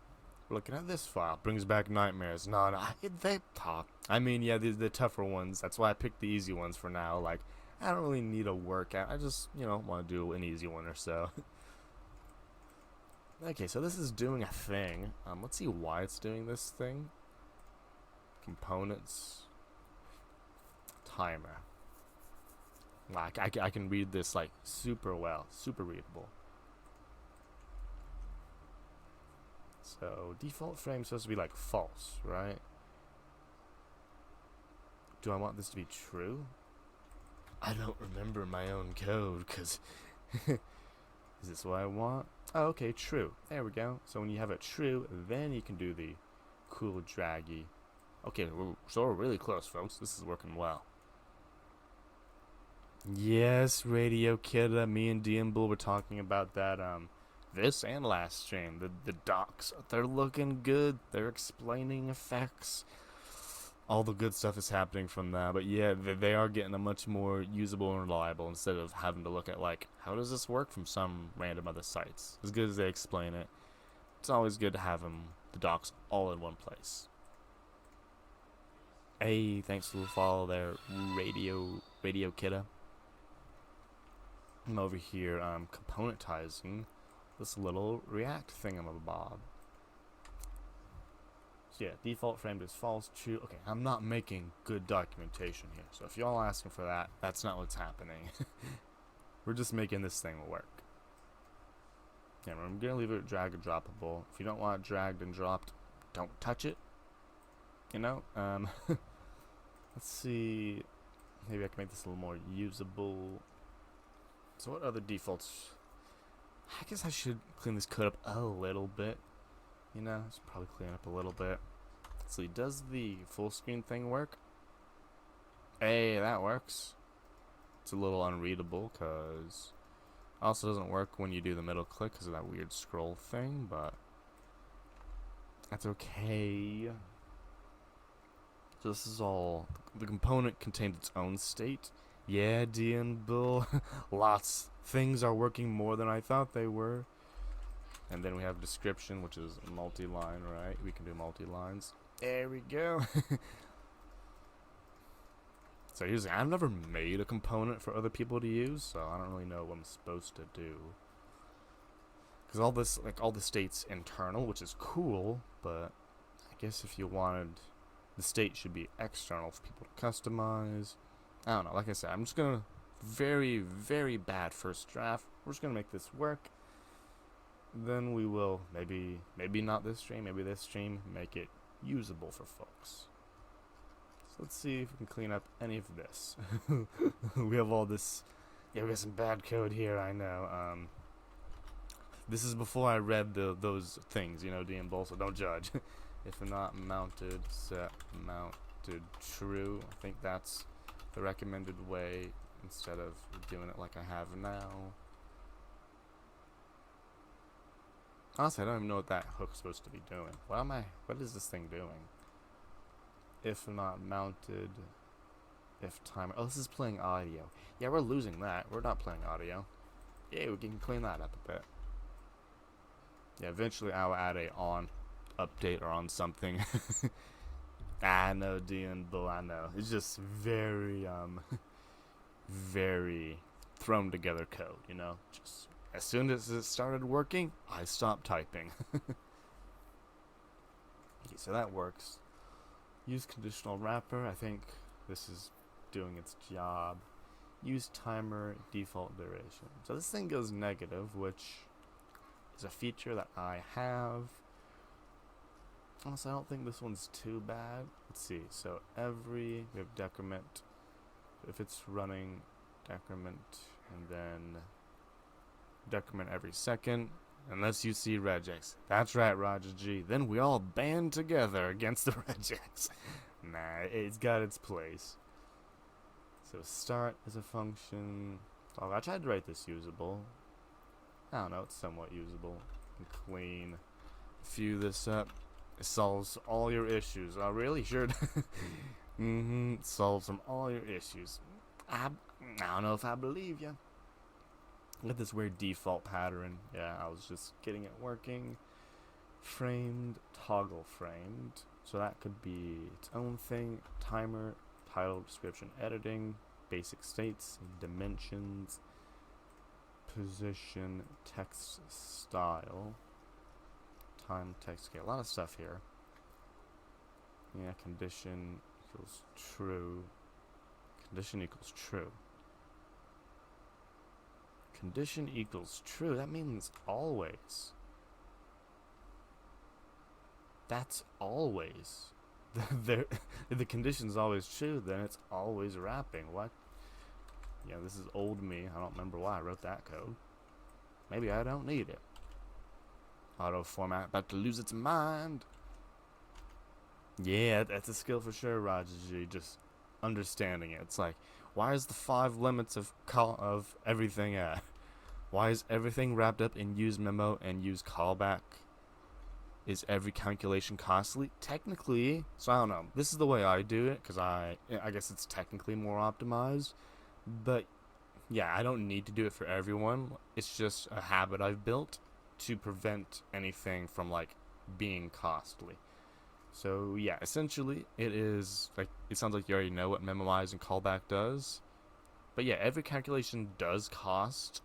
It's probably negligible in the end result, but yeah, it is costly. So like text style, I memorize it. So instead of calculating a new style every time, which in that case would subsequently force this h1 to re-render every time, even if the style hasn't changed, we do it once. So yeah, it's just a habit of mine. You don't have to. I've just built that habit to memorize and call back basically everything. It works for me. But yeah, this is about to get really clean, so don't worry too yet. So we have key, which is use memo. What's this doing? Math abs key. Oh, this is some weird logic. I don't remember what that is. But yeah, it's something logic. Hue rotations. We're doing math here.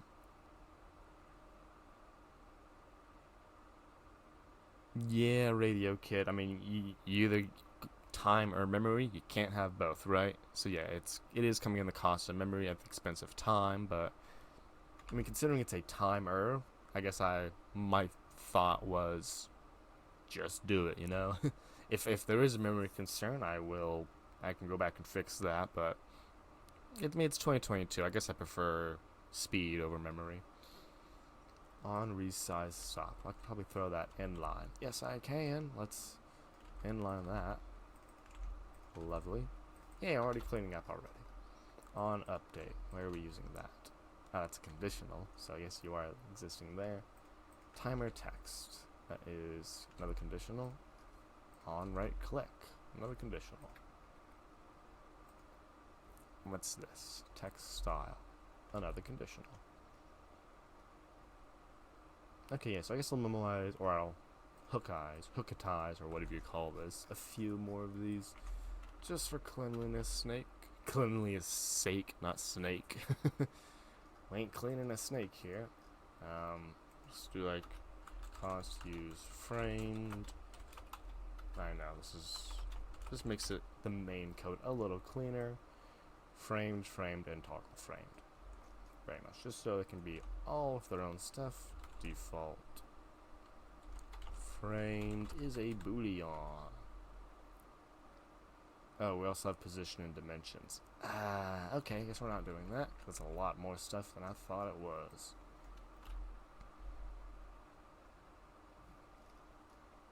Yeah, so I guess that framed logic exists up there. There we go. Timer, title, description, editing. Those are simple ones. Just dimensions. Kinda need it like that. 100 pixels. It's a good enough size. On right click. Yeah, I guess that's alright. On update. Update this stuff. Yeah, okay. I mean, this could be better, but I think this is alright here. Might as well conform to the pattern. Finish all these out. Set position, right? Use callback. Oh, this thing got lost. R&D, drag and drop callback. How do I do this? As. Nope, that's not how you do it. Here we go. We can use a generic thingy, right? No, that's not how you do it. Oh, you want an import? Yeah, that's how you do it. Love me a generic. Control-Shift-I. Oh, looks alright. Data framed, disable dragging. Okay, all that is good. You know what? Since we're here... Hey, you go for it, Dean Blunt. Thanks for coming on by. Yeah, I'll probably be... I mean, I'm at least going for another... Well, I have something out later tonight. But yeah, I'm going for another 4 hours. Catch you then, or I'll catch you next one, yeah. Thanks for coming by as usual. I will figure this React stuff out. We have this, ugly code, super ugly code, bad code, good enough code, save it. We'll see how we do this logic. Rest. It's not using rest anymore. Okay, so this is working. Okay, here's the thing. React on click not firing when scroll bars exist. Middle click or wait, what did I do to do this? I know I do it somehow. Not the form on aux click. There we go.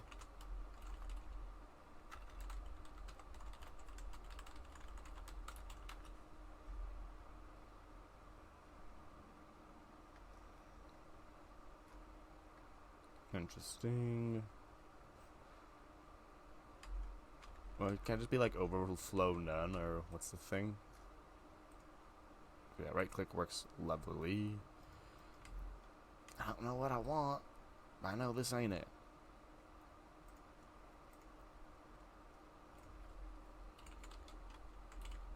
Overflow none, right? Nope, this is the body's fault.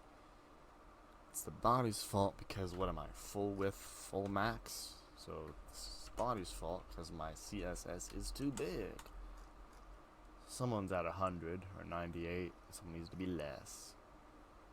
There we go. 100. 95. Ooh, no. Okay, back to 100. Because I'm using math. None spell check. I mean, I don't think none of my stuff here is spelled right. None spell check. Let me try to figure out what you meant. Color timer. Index. Actually, I don't need this variable anymore.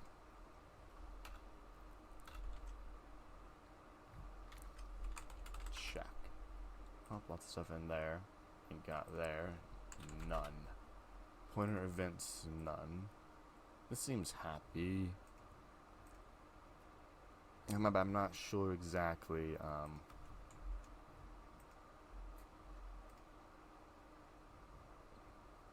I know it's a big project. I'm kind of bouncing around it, but I'm not exactly sure when you typed in developer tools for overflow none. Ah, thank you. I wonder it didn't work. So let's try it one more time. Overflow none. Oh, so it's angry. It's not working either. I don't think that's actually the solution to it, but so I think it'd be on body. I have to say, what is it? Overflow none. Oh, there's the spell typo again. Is it not none?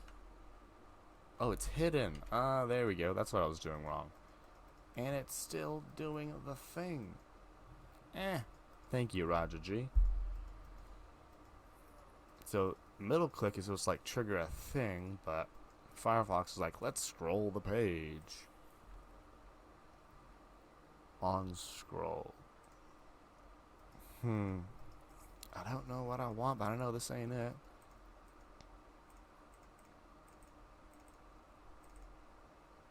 Wait, is double click an event? Maybe I'm swapping it to on double click. Yeah, on double click. There we go. We'll just swap it out for a different event. So that's single click. There we go. No longer middle click. We are now double click.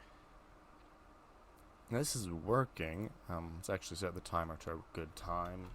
I don't know, 800. On mine, so we can literally see it right here. Like it's like right there. Font size is a little off. So I imagine in my actual I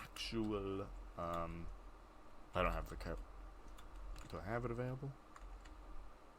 Nope, nowhere around here. Thought I CD'd to it before. That was a good catch there, Roger G. But we are almost there now. CD, stream overlay. So I gotta figure out what font I'm using because that makes it readable. Which is probably for some global styles.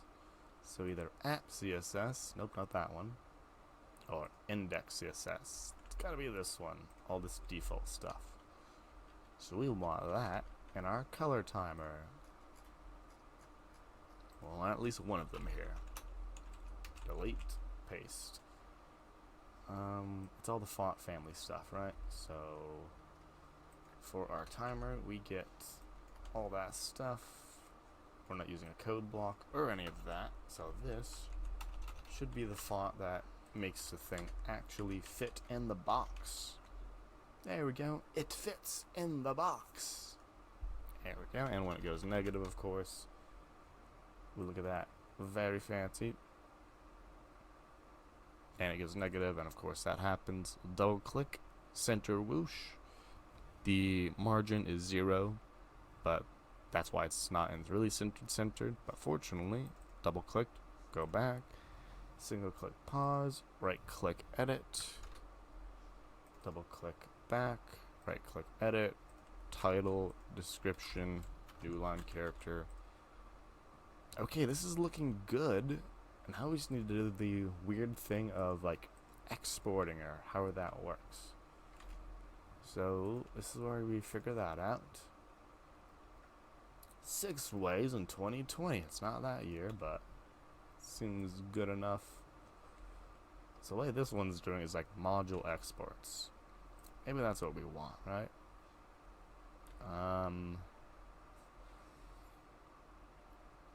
Well, I'm already exporting. I'll just import from color timer. But yeah, I've never done this before, so we're about to figure this out.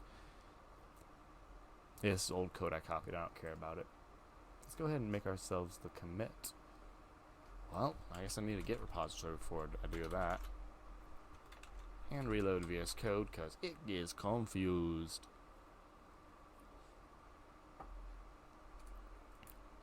At the very least, this is going to be up on GitHub. Hopefully, if I figure it out, this will be importable in your favorite, your favorite other code, your favorite React app. Any moment now. Do. I probably should put the the strict thing back on. Yeah. Strict mode. Guess not. If you're not going to help me figure it out, VS Code, how do we do that? Not even Copilot. I am alone with me and my code. Okay. I think that's how we do strict mode. Looks good enough. Strict mode has no closing tag. It's right there. npm run start. One last test. And we will start committing all this stuff to the repo. I guess we'll keep that because technically the files exist. Yes, I will use another port. And yowza, VS Code is really trying here. Git add docs. I think we want everything. I'll remove stuff later.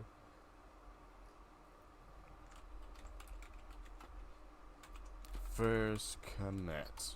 Favorite message right there, folks. Strict mode is not defined. Guess I need to do the... Okay, can you do it for me? Figure it out. Add import from React. Sure. So that was a disappointing first commit. It do be working now. And if I double click, we zooming back. Okay, let's fix that. Git changes, or just amend actually. I'm loving that. Let's hook this up to our actual GitHub repository. Then we'll see about React.strict mode. Yeah, Raja G. It was either going to be that or the import. I guess weird goldfish memory. I thought it didn't need it for some reason. Just didn't remember how it actually worked. Create a new repo. We're calling this React color timer, or I don't know, R2 color timer. Good enough for me. And clone, or create rather. And now, existing repository, paste, we're already on main, push, and now the code is on the GitHubs. Now let's see if I can componentize it. It should be as simple as npx create React. Well, actually, let's go back into R2. Create React app. R2 color timer usage. We're gonna see if we can just use the thing at this point. And looking at them other docs. Yeah, we can turn this off now. Yeah, so dependencies, npm dependency from GitHub, because I know there's a way, because they're showing a way, but I want to use a specific branch name or specific commit hash, right? Because this is good, but it needs to be like # the commit ID. There we go, commit-ish. What is a commit-ish? The docs. I found the docs. Of course they would explain it. Get URLs as dependencies. Okay, we have version numbers, semvar, v, okay, all kinds of different ways. Commit-ish to clone exactly that commit. If it has semvar, npm will look for any tags or refs. Okay, cool. Okay, so this is my usage. VS Code's really freaking out at this point. It's like, what are you doing? You're going insane. So, yeah, I guess technically I don't need this one anymore. So I'll open VS Code on that one.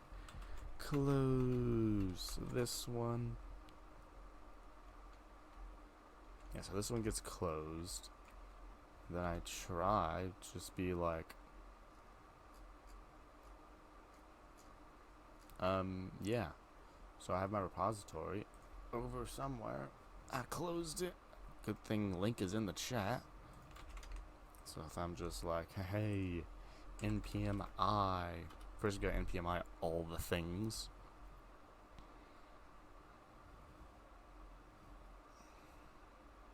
Then it's npm I this URL.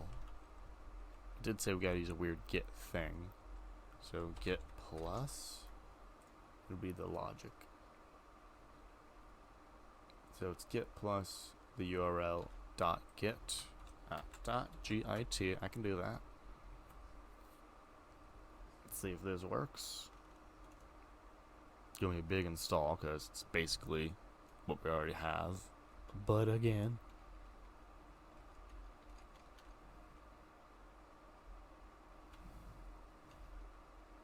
do do do do do do do do.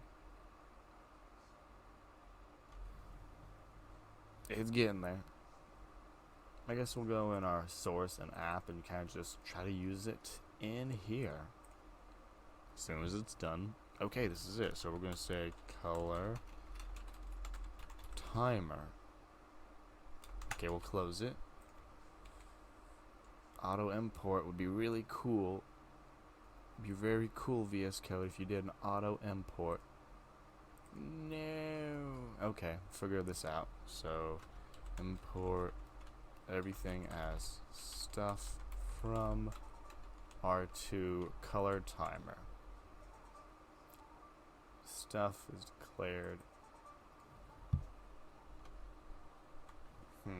Cannot find module or corresponding. Well, you do have it right here. Oh wow, added it weirdly. That's cool. It's in node modules though. You can scroll down to, I guess, R. Well, it's gonna be R either way. PQ, come on, R2 color timer, source, package JSON. I'm not really seeing any importable. Yeah, I don't think I hooked it up correctly. Okay, let's figure out this stuff. Okay, simple component in React.js. This. Export in the index file like this. I didn't do that. That's a mistake on my part. Use the dependency like that. How do they do that? Module name /source /thing. Okay, I can do that. /source /color. Oh, this is looking good. Hey, thanks for the hydrate there, Roger G. I think we're about to get this working.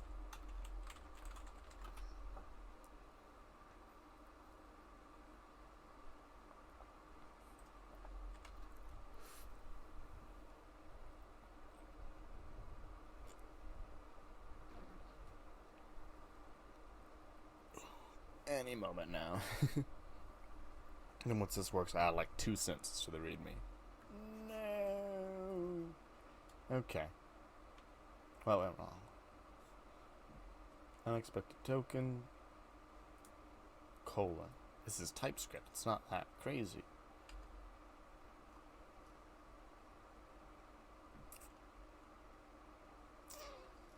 Interesting. Very interesting. So let's look at the other one, I guess. Couldn't be that easy. Of course it couldn't. So I have that conditional wrapper that I'm not like using anymore, but it's yelling about something that's really TypeScript syntax. So let's ditch the conditional wrapper, unused code. We all love that. Now I know this won't update. Interesting. So they're not using TypeScript. Okay, so let's see. React export TypeScript component to use in project. We're getting there, folks. We got the imports working. It just can't do the thing. React TypeScript. Here it is. Oh, this is, I think, too generic. Okay, lots of logic here. Elements. Yeah, I'm not doing that. Module resolution. Not doing that.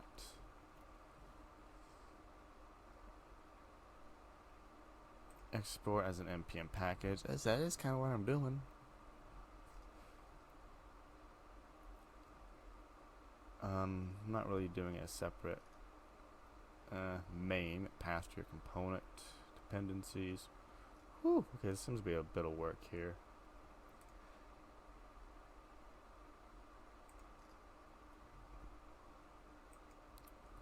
One of the things is calling. Nope, I'm not calling that.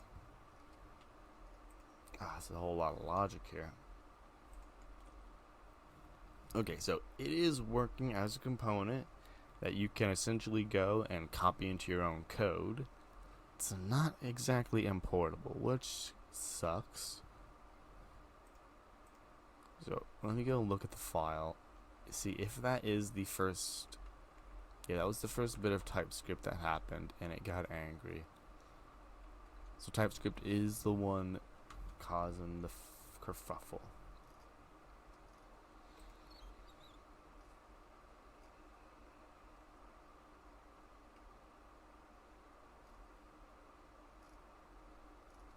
But it is, so it's success. It's just not a perfect success. So that is still a success in my book.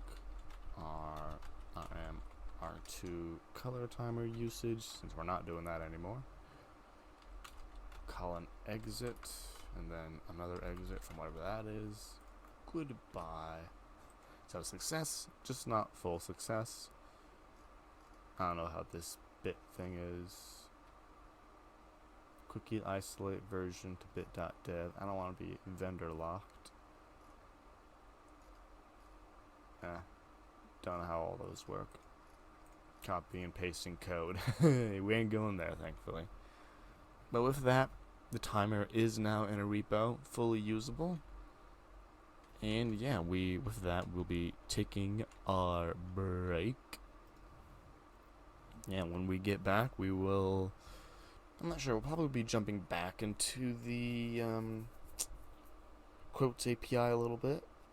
Maybe another project. We'll find out when we get there. We'll catch you on the other side. Be sure to stretch, hydrate, and relax. And it looks like there's nobody else streaming at the moment. So, catch you on the other side. Hey, glad to hear it's working, Raja G.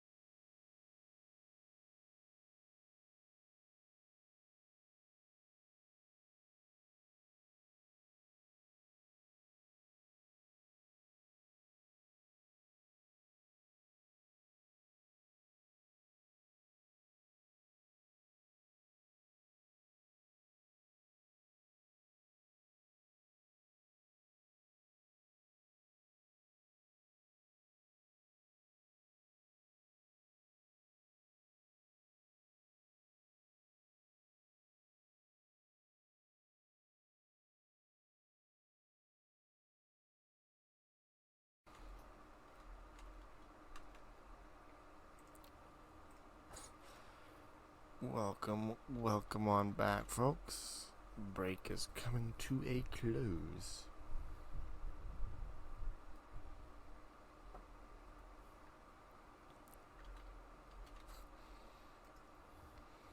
There we go. And with the end of that break, we will of course be starting up a little bit of Code Wars. There we go. 7 minutes for this 6 Caillou, digit by digit number. This one seemed interesting. Let's give this one a shot. And yeah, we have technically completed.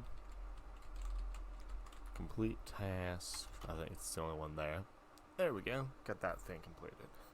Well, this is Ruby. Oh, this is Ruby. No, I didn't check the languages. Okay, we're not doing Ruby code. That's not at all we are doing. Okay, let me find another one real quick.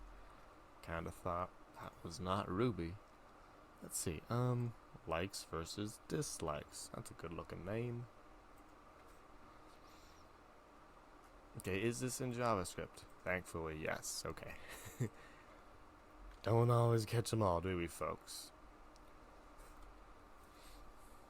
Okay, so YouTube has a like and dislike button, which allows users to express their opinion. Good story. Create a function that takes a list of buttons and returns the final state. So, you get 1 dislike, you get 1 dislike. 2 likes is nothing. A dislike and a like is a like. A like and 2 dislikes is nothing. Okay, so we're going to be returning which has majority. Wait, what? Why are 2 likes nothing?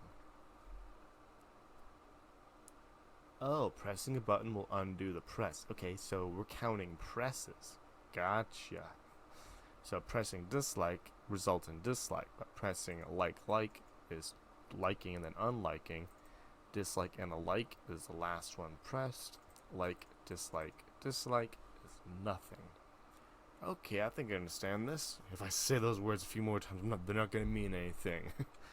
So let's state equals nothing. So for const button, const button, or for action, because it's really an action of, yeah, these aren't buttons, these are actions, because you are pressing the thing. And our actions can be one of 2 things, the buttons. So this will be, oh wait, are these strings? Like, I don't know what they actually are. These weird constants. What are you?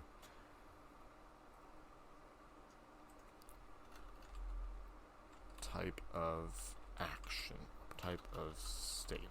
Like, are you just constants that represent stuff? So they're strings. Okay, I guess they're just strings declared in this way.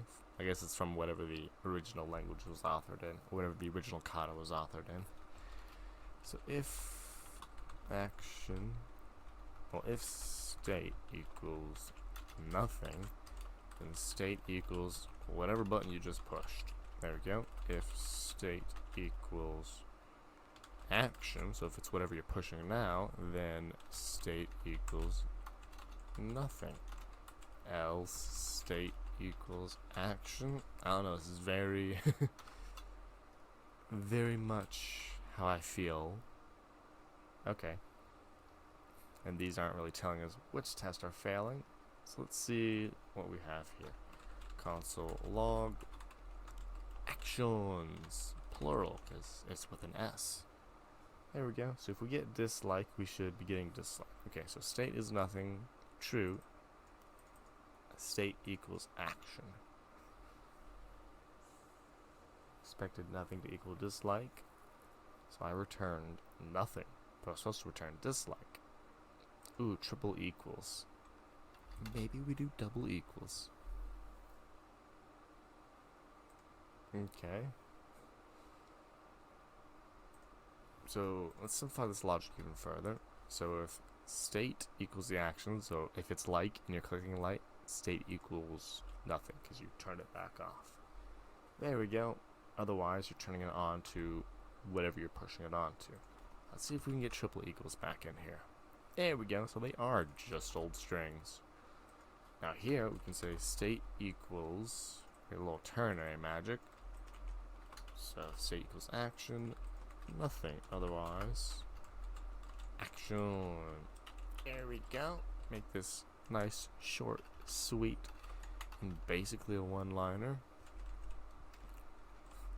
We can go further. State equals nothing using our trick that we just did on LeetCode code to shove the variable in the parameter list. And yeah, let's add our semicolons, because you can't go leave home without a semicolon, and see what the super code war solution was. That was a good one. A little different, but oh, they literally just use the strings instead. Same logic, using a classic for loop instead. Reduce, could have done that.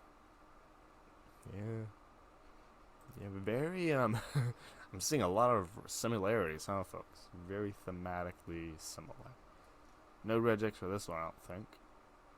Okay, someone did some art. I love me some art.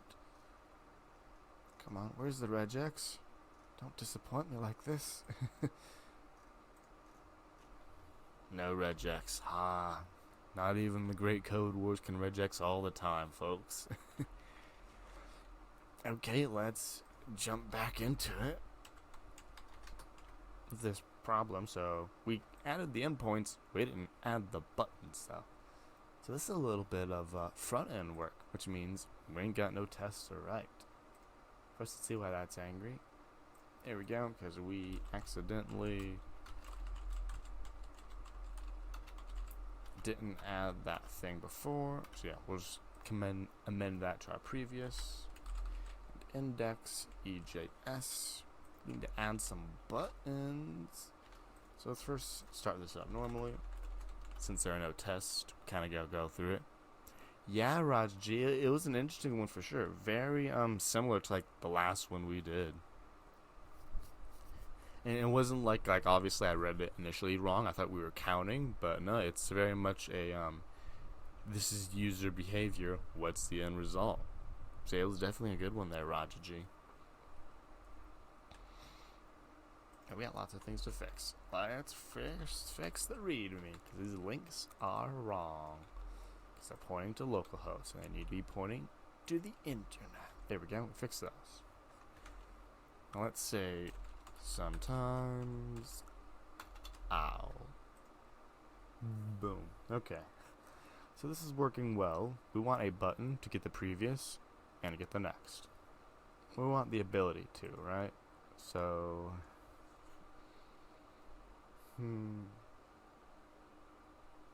maybe we can also update the actual UI of this to look a little better. We have category, season, episode. So this is okay in my book. Maybe we do like a new line instead of the hyphen. Let's see where we're doing that. There's a hyphen around here. Not in the form, of course. Down here. Here it is. So if we do like a new line, will you be bad and write a BR and then like do what? A tab. It won't be a tab, but it will be a thing. There we go. Then we want to add tab CSS. Tab prefix. Oh, I guess I'm just asking for a margin left, aren't I? And what is this? This element also needs something, so let's start getting some HTML elements in here. I'll put this in a span. And you know what? Since we're doing that, we don't need a BR, because we can make this a div and it will put itself on its own line. Abracadabra. This looks good. Yeah, so we'll just give a class. So did you want to make the timer npm package to export? I did start doing that, Raja G, and it technically is exportable.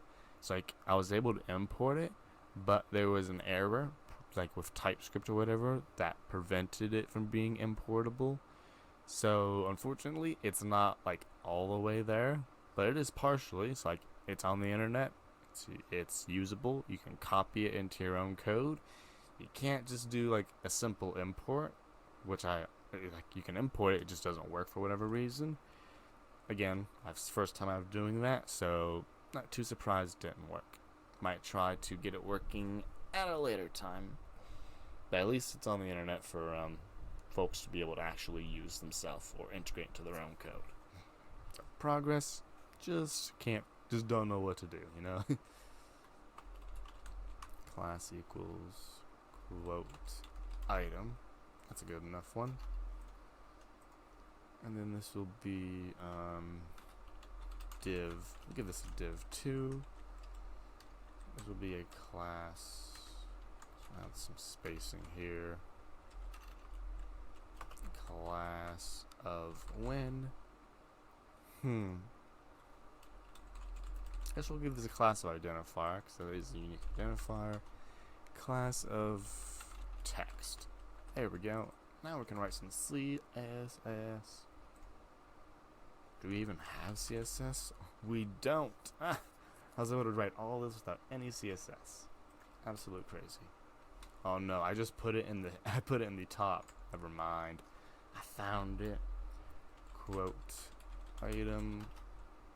I don't have any stylings. Ooh. Well, this thing has suggestions. What do you think I should do? Copilot? Yikes. Big yikes. I mean, that's not bad. It's just not what I wanted. Yeah, so what I want to do is give a class of not form control text. I'll give you a margin left of like 1 rem. Just give you a little bit of space. Yeah, that looks cool. That looks cool. These titles also need some work. So I can give them a special thing. Yeah, class show name. There we go. Now for show name, I give you a font size 2 REMs. Just be a little bigger. It's a bit bigger. A list style none. Well, not list style image. Appreciate the attempt VS Code. There we go. Maybe I do want this centered because everything else is centered, but this one isn't. I'm just like, okay, everyone gets centered. Oh, that also centers those. Not cool. Okay, so a few things get centered. Then for the UL, we'll also get rid of all the dots. List style none. Or I can make it an ordered list. Let's make it an ordered list, because then I'll have the cool numbers. Love me cool numbers. Yeah, so not UL, but OL. Where is it? OL. The numbers 2, 4, 5. Oh. Okay, that's disappointing. There's a way to do this. HTML, OL, change number. Or maybe I don't want them at all. It's too much clutter. I've changed my mind. It's not worth the effort. So UL list style none. There we go. Now I do want these to have a little padding above them. So this will be list, or what is it? Quote item, margin top, 1 rem, just a little space. That's nice and readable. I can also use some on the bottom, but that's, yeah, I can still do margin bottom and top, so that's vertical, 0 for horizontal. There we go, a little bit more space. So this is working. This thing's wrong though. So let's add a to-do. We also haven't added the actual buttons. I just got lost styling. count displayed is wrong. Fix that. So we did lots of good styling there. Quote item got a thing, text got a thing, show name that got a thing. You know what, we're gonna give this something else, like a code style. Yeah, that looks cooler.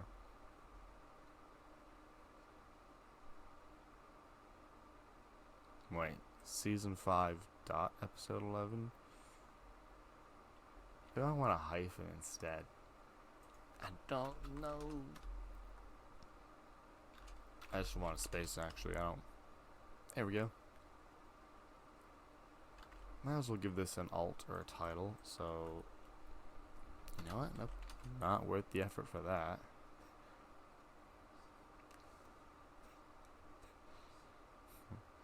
Okay, so this is good stylistically speaking. Now we need the actual next and previous. So where and how do I want to do that? Well, I want them to be buttons, so we're going a little bit dynamic JavaScript here. Oh, maybe I'll have them flanking the actual identifier, right? Next and previous, right up here. Let's see how this looks. We'll just use a less than sign and a greater than sign.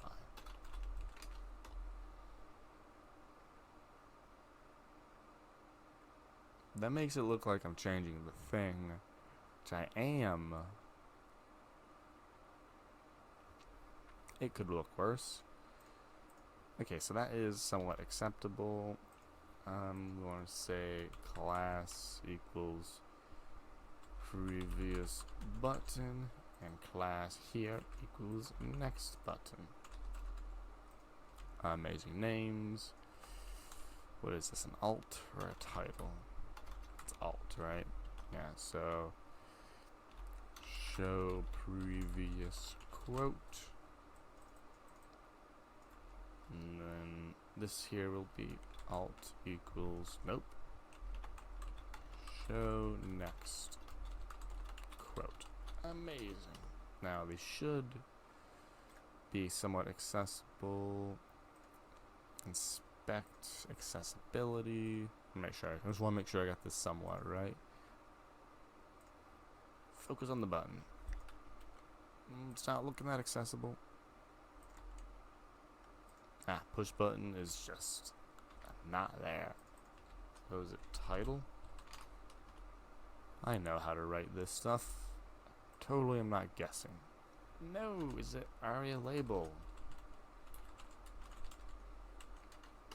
I thought alt or title would have done it. I guess not. There we go.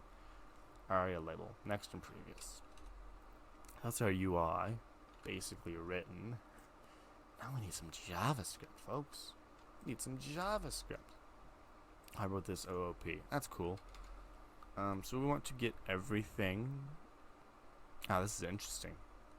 We need to encode this information in a way that we can read back later. So we have our list item here, but we need to encode essentially the identifier and the timestamp. So all this information needs to be in a way that we can access in JavaScript. So data, that would be it's a duplicate thing, but it's not wrong. And then %= JSON stringify quote. Could be worse. Then close the curlies. There we go. Now before I go too crazy, let's just see if that worked. So when we go into the here, there it is. That's the data. That's pretty good for me. So when we click, so we're just going to do document queries select or all. Next button. Oh, thank you, Copilot. Dot for each. We'll go for each. Oh, you go, Copilot. It tried. It really tried something there, folks. So for each button, wow, what did it do? So click, focus on the next element. So that's not such a bad idea, Copilot. Not what we're doing though. So E. So we want to get the button. We want to get current target parent element.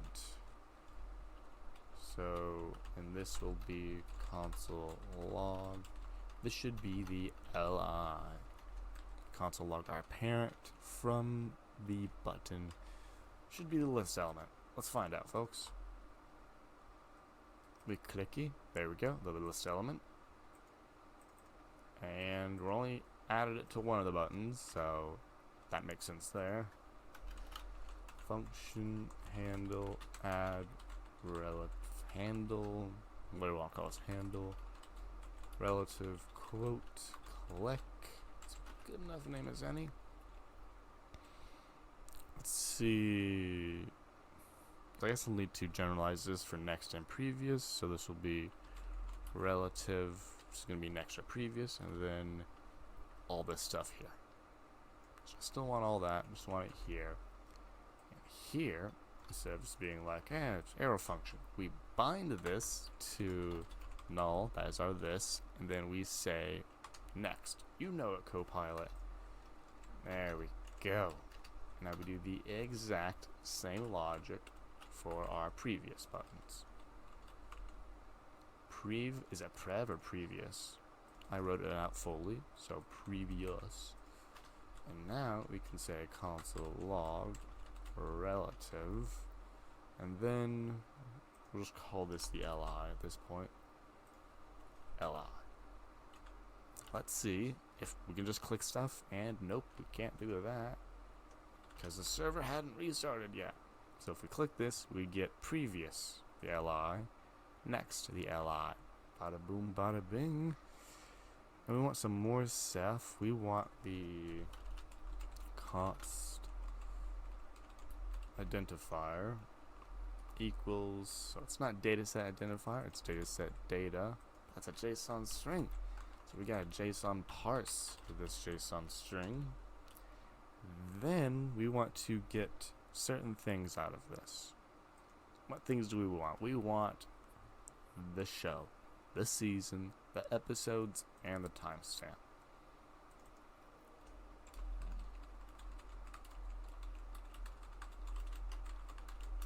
And now we should be able to console log all that information. Thank you, Copilot. Let's see if that works. There we go. We got Friends Season 1, Episodes 23. The order's really weird. Timestamp, there it be. Okay, folks. This is a time moment of truth now. We gotta make a fetch to our API. So we can try to remember it, or we can have a looky-loo. Oh, damn it, didn't mean push that button. Looky-loo at our relative test, in which it shows how we do it. So we do API previous, show, basically all this stuff. Bada boom, bada bing. Now I ain't about to figure that all on my own, so we're gonna say const URL equals new URL API previous window location origin. Thank you, Copilot. And now for each of these, we will add them as a search param with the set thing. So set show. Okay. Let's do it, Copilot. Add the other three. Yeah, show, season, episodes, timestamp. Amazing. Now we can just pass it URL to string, and it will automatically add the question marks, the ampersands, do the URL encoding, and all that for free. Thank you there. Then what we have here is the quote. So it's either going to be we got the quote or we didn't get the quote. So I guess we don't want to go too far without testing our code. So let's just see what we got here, folks. Gotta do a refresh because gotta load that JavaScript. Okay, let's click the button. We got a quote. It is friends 1261, which is 2 seconds before this one. And if we click this one, it is friends 1261.009, which is literally what we already have. Wait a minute. And sometimes I'll want you to steal third, and I'll go like this. Where's 63? Hold on. The math is getting to me, folks. So we are 1263. This is before. Okay, let's look at the database. You know what? We've already done our test for this manually. We've done it with a different text though, so we're gonna search for quarterlies. Alright, Jim, your quarterlies look very good. That must be a recap episode. So if we go previous, we get nothing. But if we go next, we get nothing. You wanna know why? Because we didn't, because they're all previous. The buttons do the same thing because I didn't switch the API endpoint when I based on the different buttons. So now this will be null. And this will have a quote, which is the next one, which is how are things going at the library, which is how are things, bada boom, bada bing. This is working. I want this to be, you know, looking good. So I have two branches here. I can continue to use the API, dynamically add it to the stuff, do all that. Or I can make this some kind of EJS logic.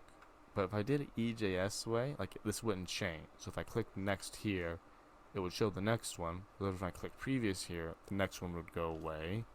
So I just answered my own question. We're going to keep it dynamic.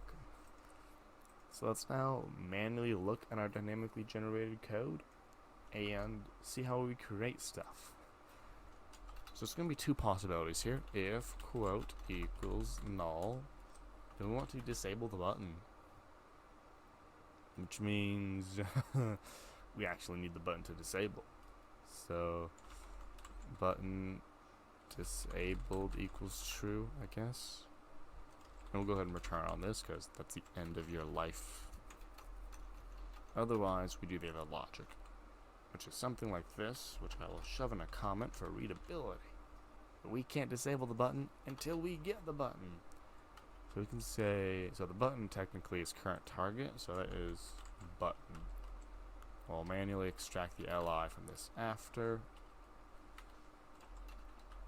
which by saying button.parent element, it works. It's probably a better way. There we go. So if quote equals null, disable the button. I just realized NodeMon's doing way too much work. Problem for another day. Here we go. This is our new li. Const li equals. Let's just use some JSX. So we're gonna essentially do.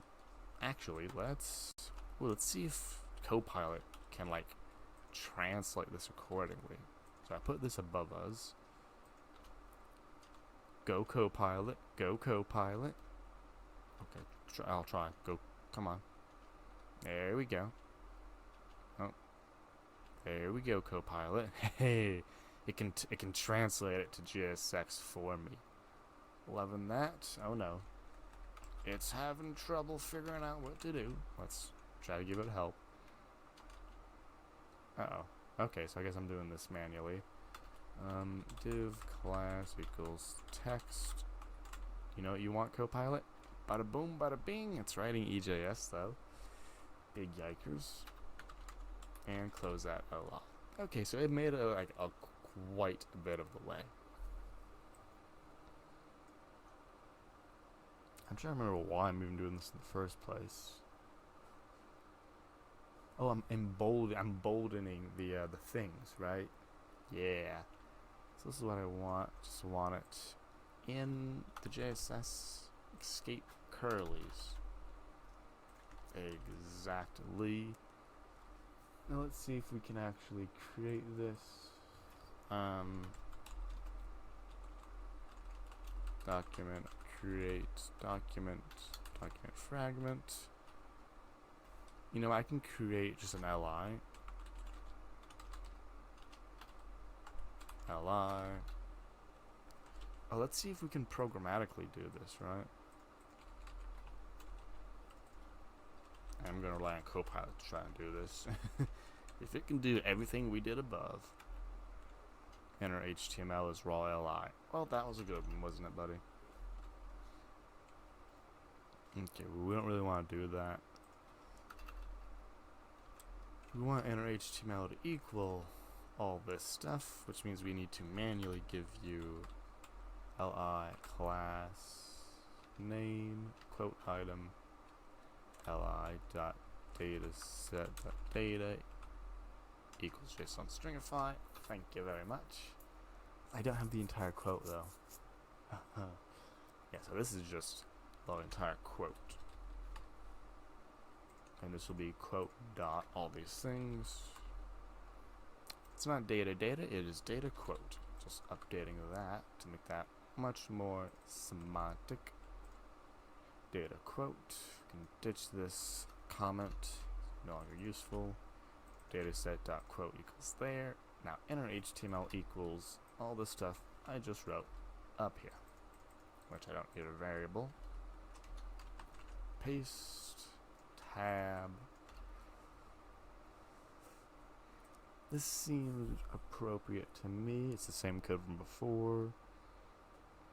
Is resulting in some wetness because we're duplicating this logic, but it's okay. I wonder if there's a way to get client-side EJS. Probably. Not willing to invest in it though. This is good. Now we need to hook up the event handlers, because remember, our query selectors run at the beginning of the page. They don't run forever. Since we're adding elements, they're not going to be added to the page. So we want to say li dot, oh thank you, query selector. So this is good. Add to click, previous, this third parameter. We don't do that. You can figure it out yourself. Stop auto-completing. Now you want next. Yeah, good job, Copilot. Say we get the next button, get the previous button, re-add those event listeners. And this is looking almost done. So we've created it. We just need to add it to the document. So quotes list append shop. That's really close there. We want const li equals right here. Li, we want to insert element after. So let's see if we can tell it via comments what to do. Insert. Oh, I guess I'll rename this better. New li, insert new li after li. Can you tell me the code for that? Okay. So if I get the parent of the li and I tell you to insert before, we're just gonna see if that works. Trust Copilot. Copilot would never write bad code. Okay, all your quarterlies look good. Quote episodes is undefined. Understandable. Not really that understandable though. Console log quote should have content in there. Where is your content? Show season episodes. So quote dot episodes is undefined. Line 63. Quote dot episodes. Quotes right here. It's talking about this quote, not that quote. Understandable. So I probably need to console log this one too. Console log new. Let's just call it quote because I'm about to rename all those variables. Let's see what is missing from this quote.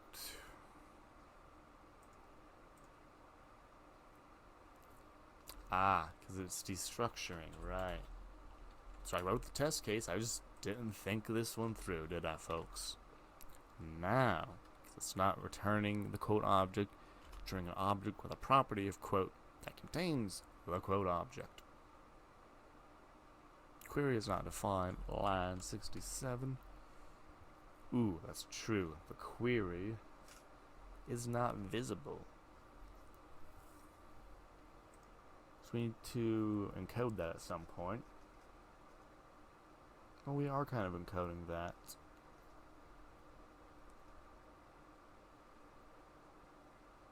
Let's literally look for it. Query. Not that many usages. Locals query, because this ain't accessible to us anymore, because EGS has pop encoded it somewhere.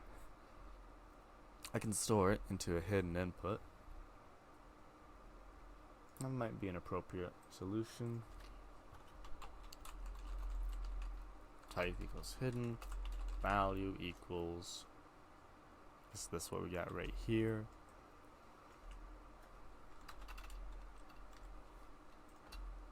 And then close that.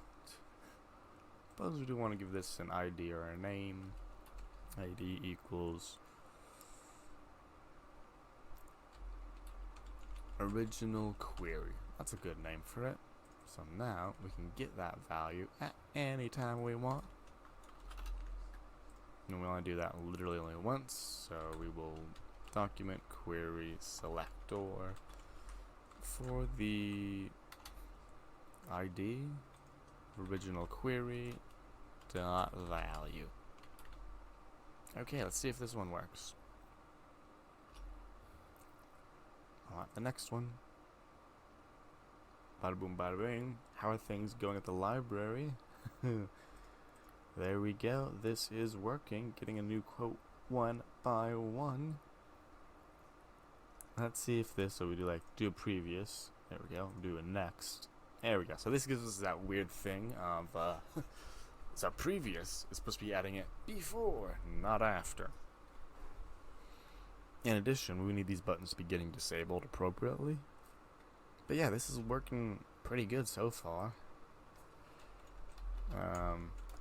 Insert new li before li. Do it, Copilot. There you go.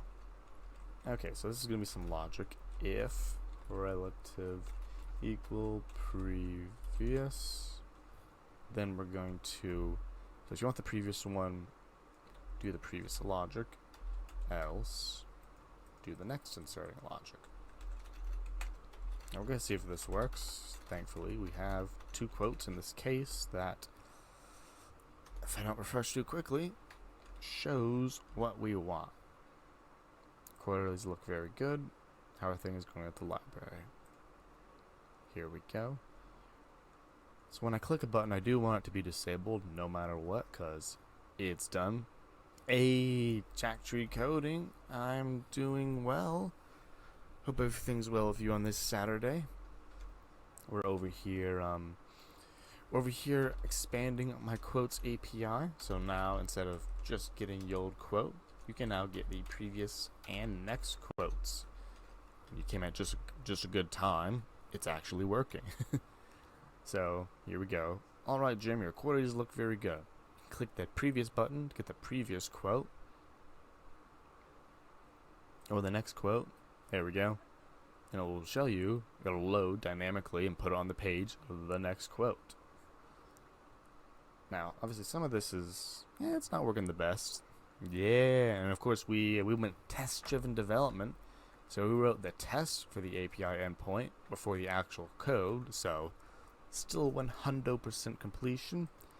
Now we're just updating this so you can't do weird stuff like if you ask for the next one, the next button should like be disabled and stuff like that. So, and then we're gonna style these in some way. But yeah, it's been going good so far. Hope your Saturday's been treating you well. Yeah, so we want to always disable the button, but we want to disable the button as soon as it's pressed. So quickly disable the button. No longer do logging. There we go. Now here's some extra logic. So if we are clicking next, so like if we're here, clicking the next button, this thing should not be able to have a previous button. So that's some logic we gotta implement, and we also gotta implement it the other way around. So if we are asking for next, then this previous button should be disabled. So let's template magic. So relative equals next. If this is true, disabled, otherwise nothing. There we go, and do the exact same thing to the next button, but we just say previous. Now this should work. Okay, so if we ask for the next one, Ooh, button disabled, button disabled. We ask for the next again.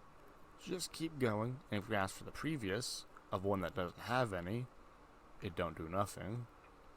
If we go here, we go here. Oh, look at all this. Absolutely beautiful.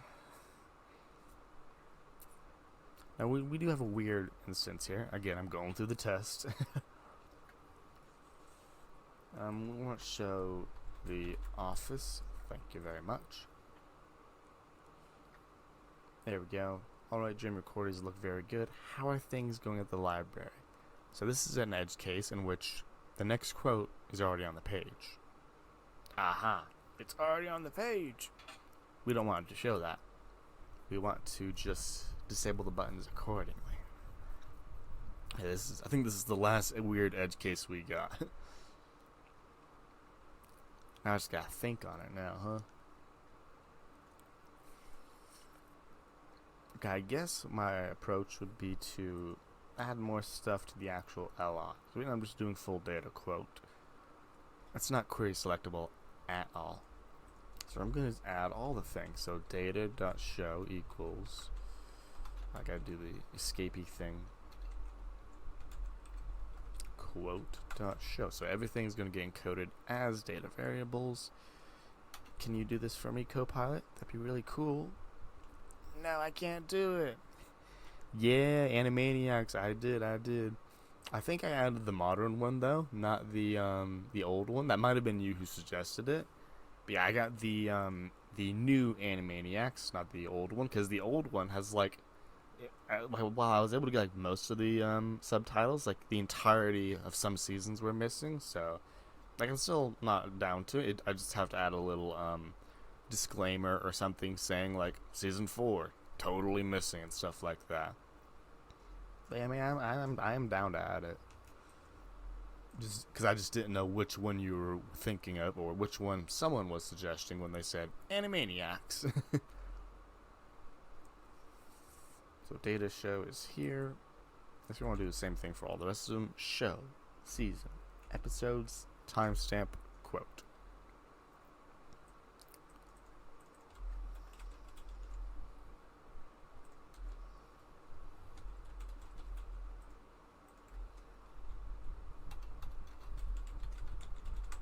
Timestamp? I always think that's when things wrong. Nope, that's not right. And quote. Let's just see if this literally renders at all. There's a new one. Yeah. Yeah, for sure. I mean, I don't know. I know someone suggested. I just can't remember who. But yeah, there's a new one. Animaniacs 20. I mean, we can literally use my API to see what it's got. So it's got 2 seasons. Season 1 has like what? How many? 13 episodes. Season 2 has also 13 episodes, and I think it's still going too. Like season 3 is the show's not ended. The reboot's not ended, rather. So yeah, that is wild. They made a new one. Yeah, they're just farming that nostalgia, but I hear it's really good. I hear it's one of the good things Disney's doing, Disney remaking and all. Okay, let's see what we're doing here. Yeah, we did some encoding. Show is here, season's here, episodes is here. Episodes needs to be JSON stringified because that ain't like a thing. Episodes equals JSON. JSON stringify. Bada boom, bada bing. And now we update this code to regenerate it all. Const quote equals. Ooh, figure it out. Go Copilot. Go Copilot. It's okay. It's really trying. It tried really hard. It got a little lost there at the end. That's okay. Episodes. This is where we do some JSON parsing. Because half of these things should be numbers. So that's a number. That's a number. Show, season, episodes, time, stamp. That's not date.now. It is plus. Thank you. I think it's a capital S. We're about to find out. It ain't relative. It is quote. It is text, which I can get from li dataset text. Lovely. About to find out. Okay, let's see if this works. Alright, Jim, your quarters look very good. No, it's not enough. Quote is undefined on line 70. I just made a straight up bad request. So show equals The Office, season 1, episodes 1, timestamp equals nan. Ha! Not a number. How dare you? That is very much a number. I guess it's not uppercase S then. So that's a fun fact you learn every day. You can give your attribute, like your data attribute, a capital S. JavaScript and the DOM will lowercase it for you. Fun fact about data attributes. Quote is not defined. Okay, I made another bad mistake. Timestamp equals undefined. Because this is the uppercase and this is the lowercase. Not at all a confusing standard I've created here. Boom. Okay, this is working. Now, the thing we gotta do is see if it already exists. Const already exists. And that will be query selector. There we go, there we go. But we need the rest of them too. So this is a good template though. So we have timestamp equals there.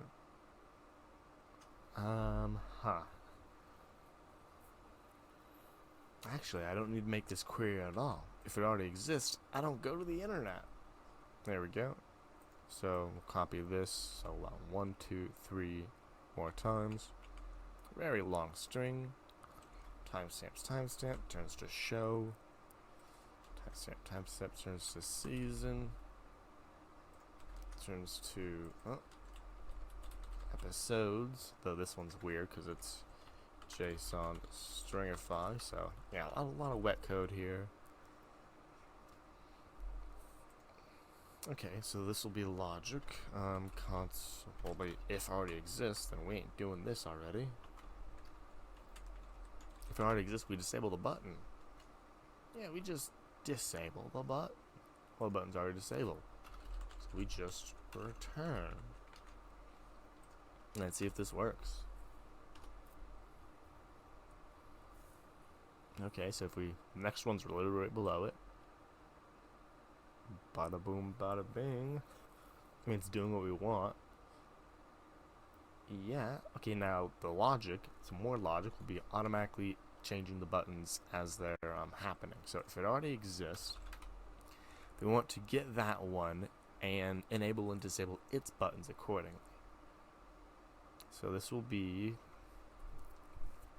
well, we have logic, previous button or next button.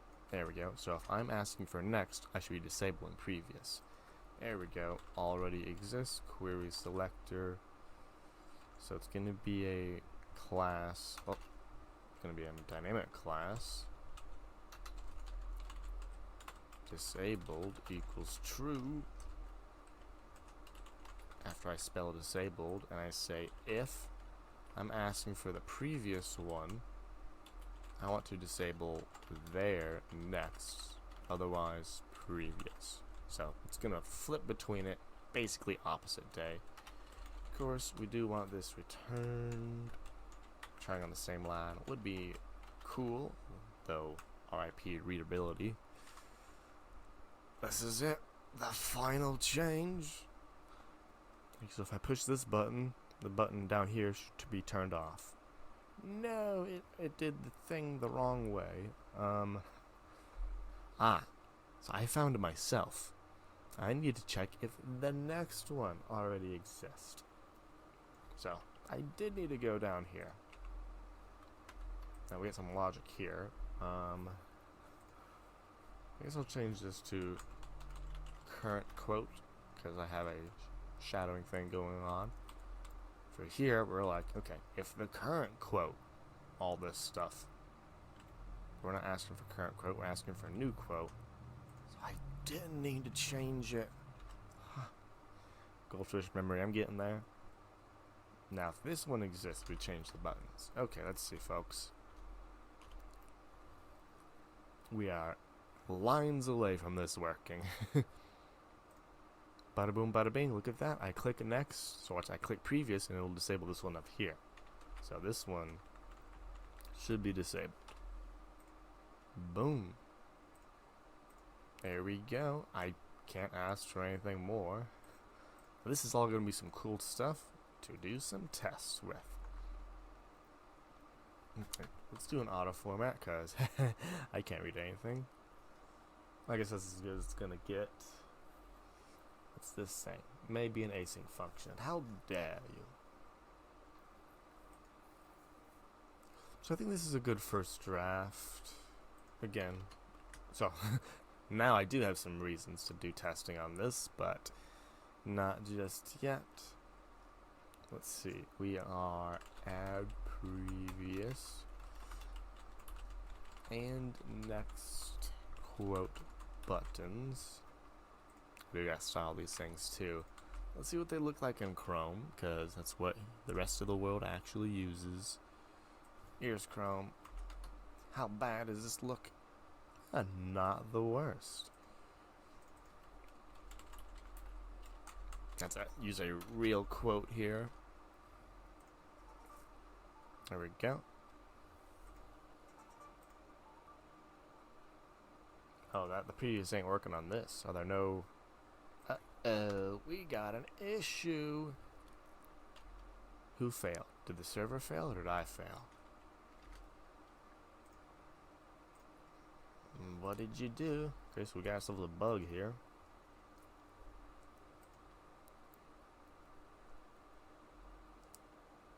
Interesting. I know what happened. So this is what happens when you get your code wet and all duplicated.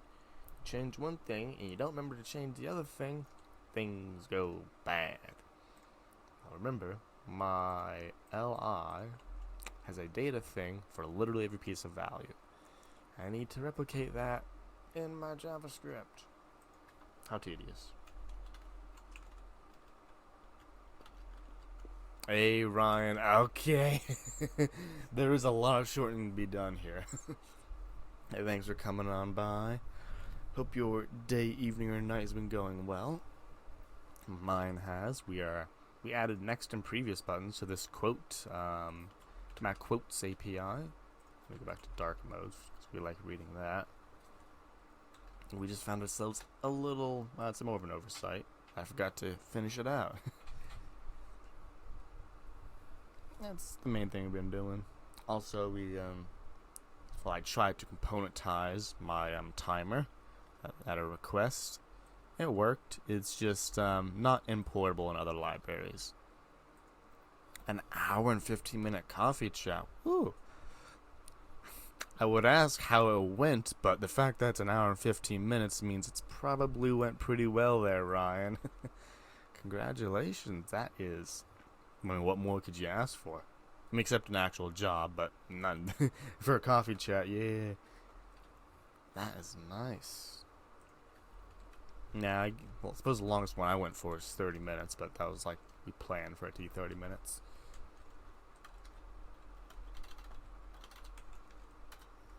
New LI. Okay, go Copilot. Yeah. Yeah, Copilot knows. Yeah, it does. Good Copilot. Who's a good Copilot? You are. Okay, I think that should work. And needs to recuperate. Yeah, an hour and a half non-stop like interaction. For sure need a rest. Hey, look, our button's working. So now you can just keep clicking to get... You can basically get the whole transcript of what's going on, but... Yeah. The buttons are now doing what they're supposed to do. You know what would be really cool? It would automatically focus to the next thing. But not yet. Not yet. So you redeemed shorten that code. We're going to shorten the code. First, we're just going to make a commit real quick. Oh, what did I do here? I didn't touch that. Handle disable relative. Yeah, I did this. So let's make a commit so we can see visually how much shortened code this is gonna get. Okay. It's clobbering. No, it's shortening time. Okay, so that code up there is fine. Some of these are numeric, some of these aren't. I won't. I can do this for every. Yeah, so that one can be shortened easily for constant key of identifiables, which is oh, thank you, Copilot. Yeah, I totally did this my own. I did not have Copilot write it for me.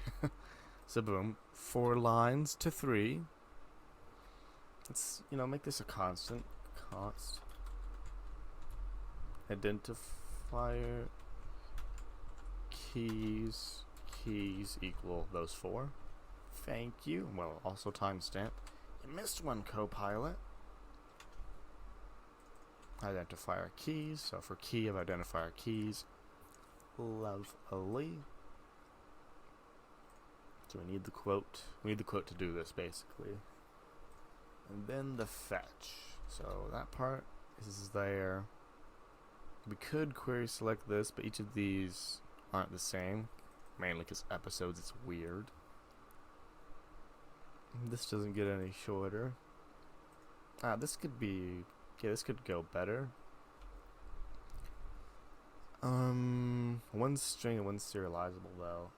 Kind of hard to tell which to do. Yeah, so if I did those 4, it would be a for loop, 3 lines instead of 4. Wait, do I need the text? I do not. So boom, that shortens that up real quick. Getting rid of unneeded data to the EJS. Drop it. Well, it was wrong in the first place. I had quote, it had text. So boom, that shortens it up real easy. For 3 lines, I'm not going to do anything there. Previous button needs to be there. Identifier. This logic is essentially what we had in my EJS. So we are duplicating, but it is working. Show next. Duplicating, but working. I can't run client-side JavaScript in EJS, so that's not happening. Previous and next. Aha. I can. Boom. So I found this here. So new li query selector all. So this will shorten it a little bit. For all the buttons, say for each button. Then we do this thing. And instead of saying, well, okay, Copilot really went out there. But instead of saying relative being blank, relative is from, let's add some parentheses here, class name. So we say button class list. Well, no, that's not how we do it. Class name dot split with the hyphen and get the 0th. Boom. So automatically gets next or previous, and thankfully we can test this relatively easily. First, let's go for readability. Get rid of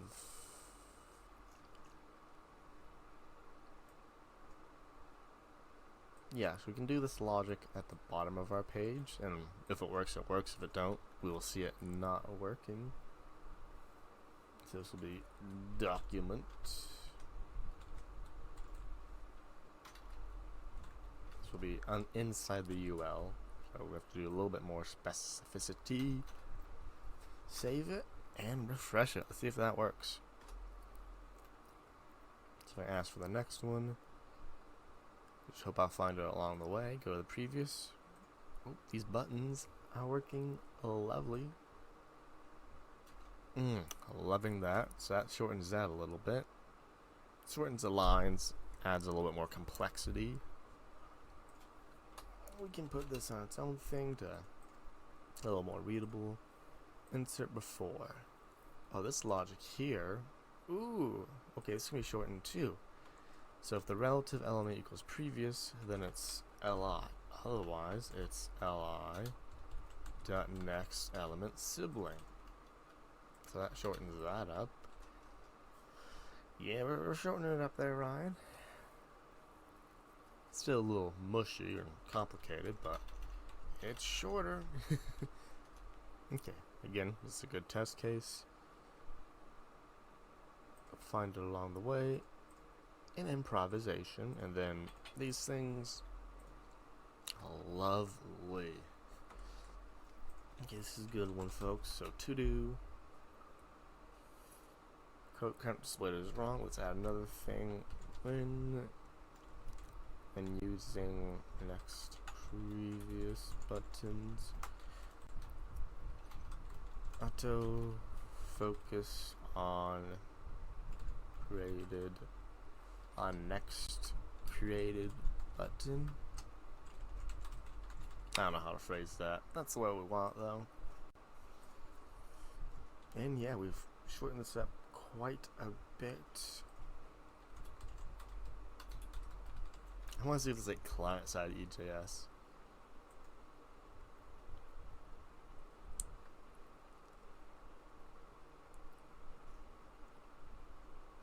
So if I give it to the client and I inline the template,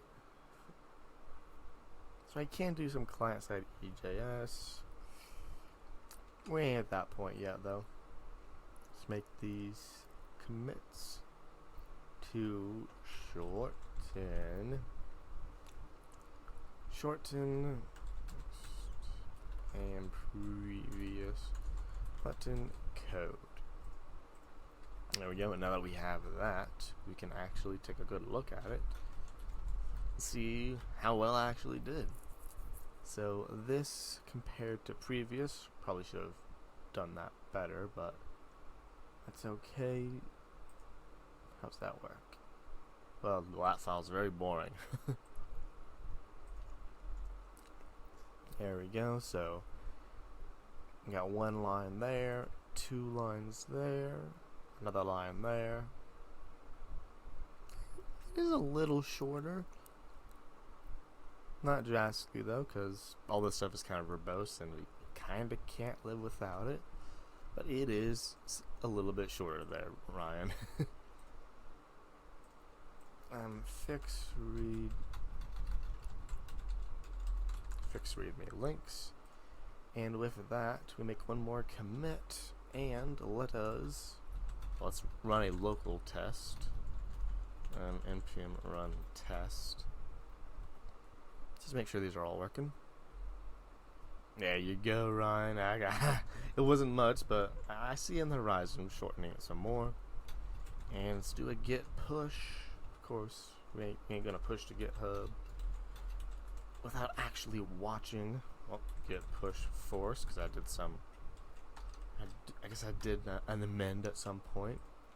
There we go. We're doing the push, and now it is tradition. We have to watch the logs. Because what's the point of making all these actions if we can't watch the logs?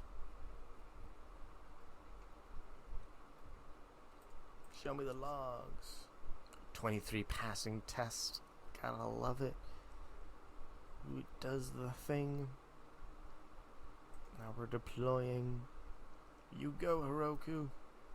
Although technically this isn't the entire deploy, and then I think about it, it's just offloading it to Heroku. Now Heroku's technically deploying it. And in a momento, so we can see our latest commit was #d05. And if we go to the quotes API, you'll see it has not updated yet. But if we wait, guess I can just look at this, look at the logs. Show me the logs. Restarting. SIG term. Oh, that's scary. There we go. D05. We can see it has now updated all the magic, and we can use it like so. Beautiful. That's scary, but not my problem, Unicode. Yeah, it is now working with previous and next buttons. So let's go to our to-do list. check that off and take our break. Yeah, so we did that. Let's see what we'll do next time though. Well, we're gonna fix this and this and this and this. So we're gonna do a bunch of tiny little fixes. Of course, that is after our break, so catch y'all at the end of that. Be sure to stretch, hydrate, and relax if you can. And I'm not seeing anyone else on, so I'll catch you at the end of the break, folks.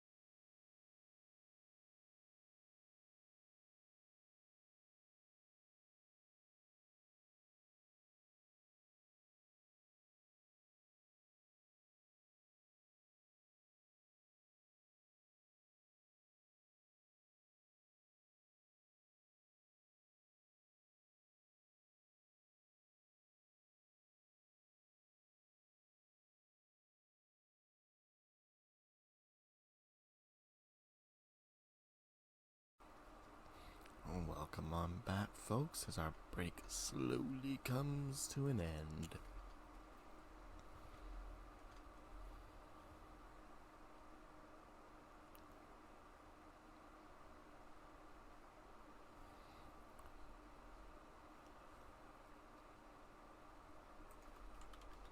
I just realized I did not find me a code war, so that is try to find me a code war. Oh, E16. Text got cut off. I'm getting there, folks. Gotta find me this code war. There we go. Boop. Code war. Consecutive vowels in a string. So, we're given a random string of lowercase letters. How many ordered and consecutive vowels there are beginning from A? From U, keep in mind the consecutive vowel to U is A, and the cycle can... Okay. Y is not considered a vowel. Okay, I need to see the example cases for this one, because I just confused myself with that. This is going to be a tough one too, so let's give ourselves 15 minutes. So get the vowels S. So given the string AGR, you start from A and make your way right. A, E, I. Keep moving right, you'll find A, which happens to be the consecutive vowel. So A, E, I, U. A, E, I, U, A. But A... Oh wait, I get it. A, E, I, O, U. Oh, do I find O? I do find O. Then I get to U, so it's 1, 2, 3. That basically I made it all the way to U. Then I wrap back around to A. Okay, so that is 1, 2, 3, 4, 5, 7. I get it. A. I don't yet though. I will get it when I get it, but I ain't got it yet, Ryan. Let me try to break this one down. Wait, that's not the same test case that they gave us in the example. Oh, that's painful. So, okay, they didn't give us the same test case as they describe in the thing. I need to do that. Well, let's copy, paste. Now let's take the example they give us, shove it in the thing. We should return 6.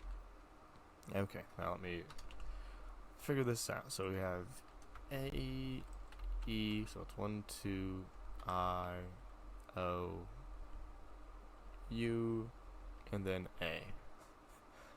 I think I got it. So but my parameters is a string. I'm supposed to be returning the number of consecutive vowels throughout the string.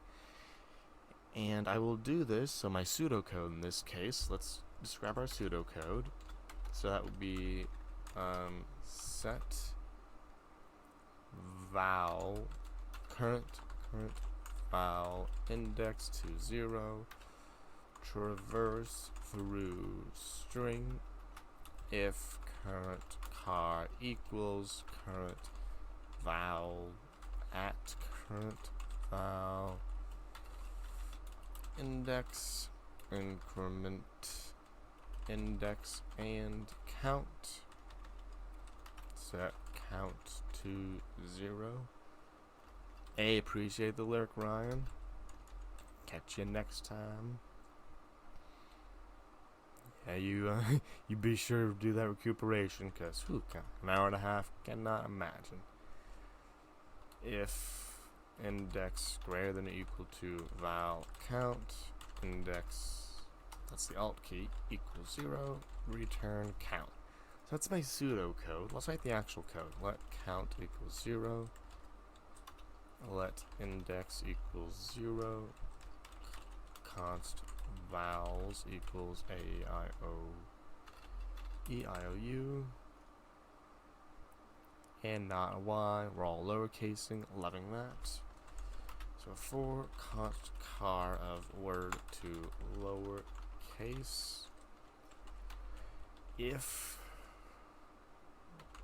vowels car, the vowels index not equal car, then continue. Just keep moving forward. You got nothing interesting to offer.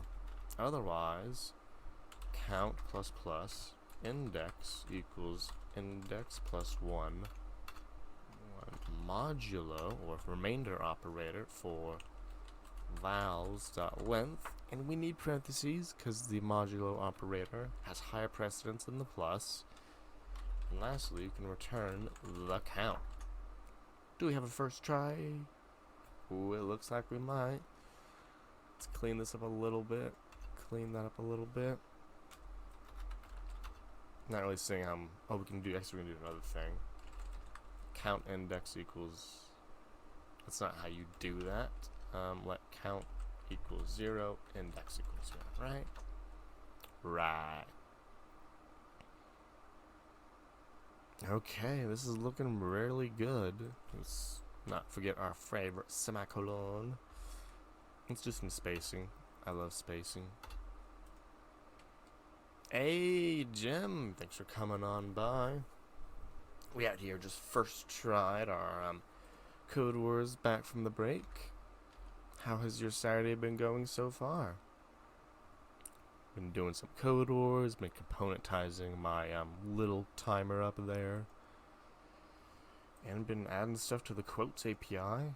Getting in that flow state as usual. Ooh, scary reduce. Ooh, R modulo 5. So same logic, just...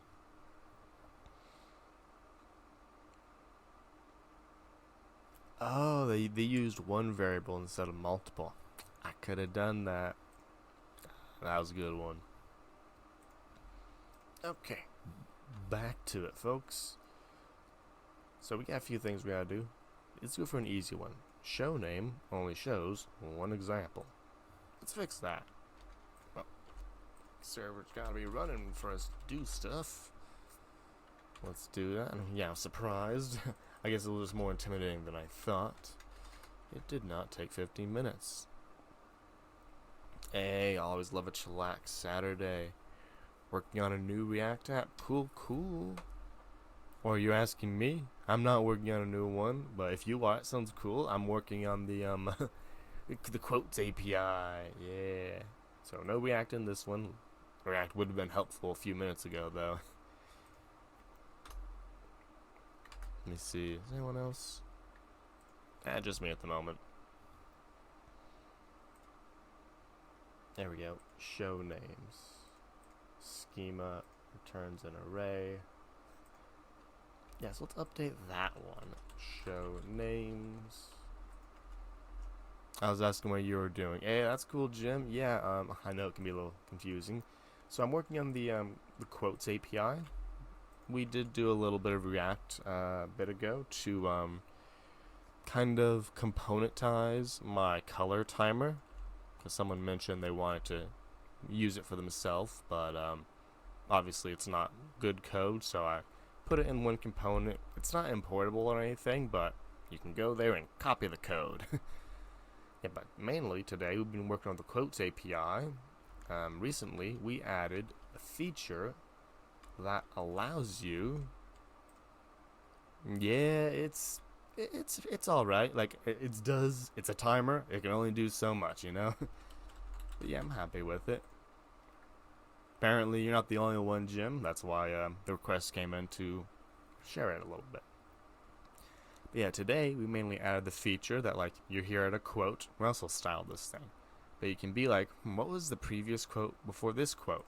And you can click these little buttons and they'll show you the previous and next quotes. That's about it.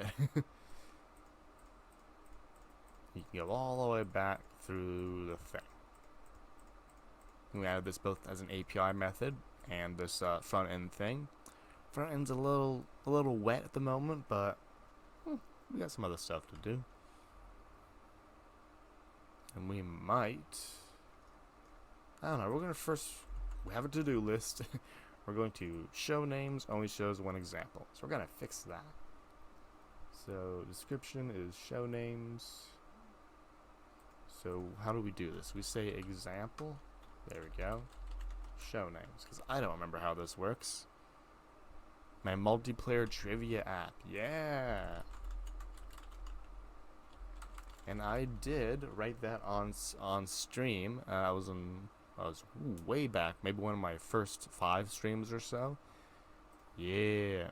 Oh, there is no leaderboard. That was a feature. It's like, hey, if anyone wanted to extend this further, or if I did, I would add leaderboards and stuff like that. But there is none, because like the whole point of this, or like one of the things of it, was that it was usable, but you didn't need a back-end server. So we were only learning front-end at the time. So the goal was that a multiplayer game or a multiplayer experience through other browsers, not on your own computer, without any back-end, which is where Pure.js came at. So no leaderboard. Don't even think that would be possible with my current front-end only code, but yeah, I mean, leaderboard would be cool stuff to get around to, but it would be like taking this and building off of it and not building more on this, because this is front end only. But yeah, glad. Thanks for checking it out. Yeah. Pure.js, of course. Yeah. So I did get a little. I'm not an expert in it, but I'm good enough at it. So there's something called WebRTC. This is a no, it's not a distraction at all. Don't worry about it. I'm already, much munchkin. So WebRTC is a web API that allows browsers to communicate with each other directly without a server. So you don't have to talk through a middle person or a middle server to talk. Now, this is cool technology, but it's a little bit, as you would say, bare metal or close to the metal. It's a little bit complicated to get working. Pure.js is a library built on top of WebRTC, in which you don't need to have any initialization servers or stuff working. So you create a peer, and you can talk to other browsers one-to-one or one-to-multiple, so however you want. Hey, Raz, I am online. How is it going? Rascal Pascal, call me anything but late for dinner, right? Yeah. I'm just over here explaining Pure.js. So the way the game works, in this is the game I'm talking about. I wrote, for those who didn't get the link, is essentially this allows multiple different browser connections to talk to each other. And it does this by, so here's a client, then here's another one. They share usernames, so that's the one conditional. You have to like share usernames or whatever, and then it makes a connection, and then when it makes the connection, one of them, aka the original one, becomes the host.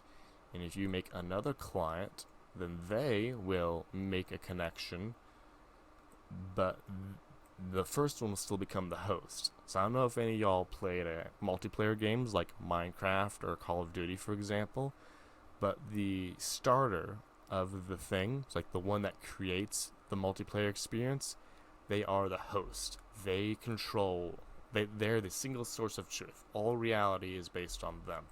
All the other clients, they rely on whatever the single source of truth tells them, and then they send updates to their friends.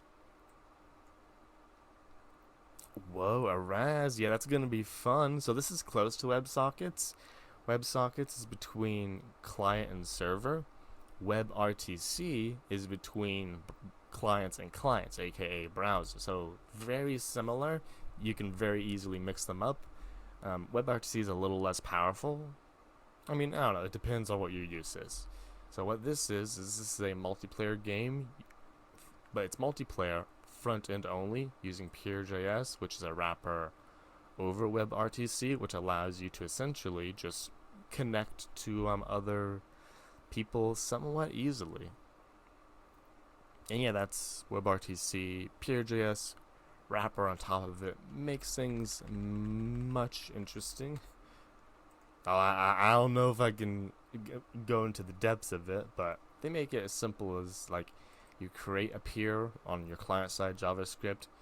You get an ID of another peer. You can. This is where you like choose dealer's choice how you do that.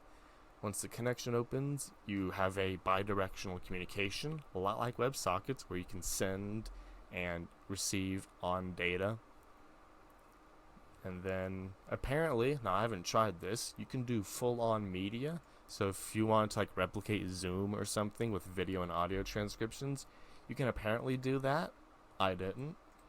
And if in any case like the world ends and they stop hosting their free server, for like really easy, you can make your own peer server, which is yeah. Yeah, that was the point of it, Jim, to like as multiplayer trivia, not a new concept, but multiplayer trivia without a server. I figured that'd be an interesting one, you know. I did make another one too. What was it? It's a fork of Mayan Wolf's using the same concept, PeerJS. I also made multiplayer Snake, though Firefox does weird stuff with it, so use Chrome. Type all Snake game, yeah. So Mayan Wolf made this Snake game, and I was like, let's make this multiplayer. There we go. So if I just open this in Chrome, and this was my like the limitations, like me really pushing PeerJS to the end, because like this isn't necessarily PeerJS. This was literally real-time game logic. So like it doesn't matter. I know I love Firefox, but sometimes it's just weird stuff. And it's not Firefox's fault. It's sometimes it is Firefox's fault, you know. So I gotta do multi-window magic here. I'm getting there. Do the thingy. I don't know what I'm trying to do. There we go. So we have Snake here, and we have Snake here. I haven't tested this like weeks, so let's see if this works. Hey, there we go. So I've clicked on the left. The left one is the yellow dot. I'm using, and I just died. But over here, I can still move around here. So multiplayer Snake, and technically y'all can join this too. So if you jumped on here, you will. Okay, I make no promise that this is gonna work, but there's nothing stopping y'all from jumping on and showing your own snakes. Now the game management, lobby management, I did like 0 effort into lobby management, but it works. You know, I actually don't know if I've ever tried more than 2 people. Oh, someone's playing over there. Hey, look, someone joined. I don't know who you are, but hello. Apparently we're on different games. Let me try to refresh. Join the game. Well, okay, it's really good at 2-player Snake. Apparently, anything more than that, it gets a little confused. I don't know. But yeah, we are spectating someone just absolutely going ham at Snake, at least. You go, person. Maybe new people can't join. Yeah, like I said, this was a 1-stream project. Yeah, player 2, you are just going absolutely ham. Yes, it's technically multiplayer. We're just playing as the spectator right now, you know? You can. Oh yeah, you figured it out. You can tell like there's a little latency on the turn, unfortunately. That's not a PeerJS or a WebRTC. That's an everyday problem of how do you solve latency on real-time multiplayer games. You ran into yourself. As a good game person. Let me see if I can get the multi-part working again. Come on. There we go. So yeah, I think it's only 2-player, but yeah, some weird logic, because what happened was like it joined, but then it left and it joined. You were the player. That was you. We were watching you doing good. No, it was good. Yeah. It only works for 2 players apparently. I have no idea. So this, it's more of a proof of concept. That was Gem. Okay, y'all. I won't say who it was and wasn't. We'll just drop it. Someone was dominating though, till they ran into themselves. For like the quick hairpin turn, yeah. But yeah, I guess it's more of a proof of concept, just to see that it does work. Less of everyone come play this game and watch it catch on fire. Let's see if show names is working now. There we go. So we fixed that thing. Go to our to-do list and do the thing. But yeah, that's because I discovered Pure.js for like the multiplayer thing, and I was like, just to like show other people like we can do cool stuff before we get to the back end. And that was basically the motivation behind both of those. Okay, so we have that. I'm going through my endpoints, making things look good. Show info. Yeah, Jim, it was fun. Of course, Mayan Wolf, if you want to see the creation of the full game, they're the one who made the base game. I just add the multiplayer on top of it. Okay, so this is where the multiplayer confusion begins. Or not. I'm saying multiplayer now. This is where the episodic confusion begins. Because when you ask for show info, it gives you all the episode numbers kind of in blocks, because those are the entities they represent. Which is what you want. But then when you query, so let's go to look at our controller, look at our query for show, and no, query for quote. Nope, not there. Here we go, query for episodes. It's a numeric episode. Okay, I got it. I got it, folks. Episode entity. So this is right. These are the episode numbers as individual items. Then everywhere else, they're just numbers. So let's slowly make our way through these and convert them to numbers. There we go. Boom. You're not regex. You are a number. Boom. Oh, little quotes, not big quotes. Appreciate it, Copilot. We do things differently around here. Page number, all that, include counts. Good. Let's go to my API doc. Make sure my episode number is an array of numbers. Good. I mean, technically, yeah, episodes just have a minimum of uno. And in that one over there, episodes, also minimum of 1. Season, minimum of 1. We're not doing any season or episode zeros here. Until we are, I guess. Till we are. Season number, minimum 1. Episode number. So we're asking for 1, not multiple. There we go. We're clearing this up, folks. A random quote. Perfect. Get previous quote. There we go. We're not taking an array. We're taking an integer. Minimum of 1. Timestamp is a number. Can be all floaty. Timestamp in seconds. I love that. I guess for now all these are required because we don't have any movies. Good. And next, exact same logic. Copy paste in seconds. Okay, this is good. Let's make that very, very tiny change to the OpenAPI. Then we'll make a bigger change.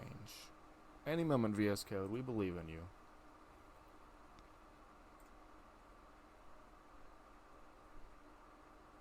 Okay, let's look at our to-do list now. Episodes feel super confusing. Not anymore. Quote count split is wrong. Use a focus thingy. We're not going to do that one yet. We will. Let's make sure this works. npm run test. This always feels good. Run. Let's do a coverage. We haven't looked at our coverage results in a hot minute. Firefox coverage index HTML. Let's see how we look at. 100, yeah. Super green and super 100. So this will be episodes field. Episodes field. Yeah, that's a good name. And we make that. Okay, let's fix the URL generator on homepage does not work, because that is supposed to be a feature. It's kind of sad it ain't working though.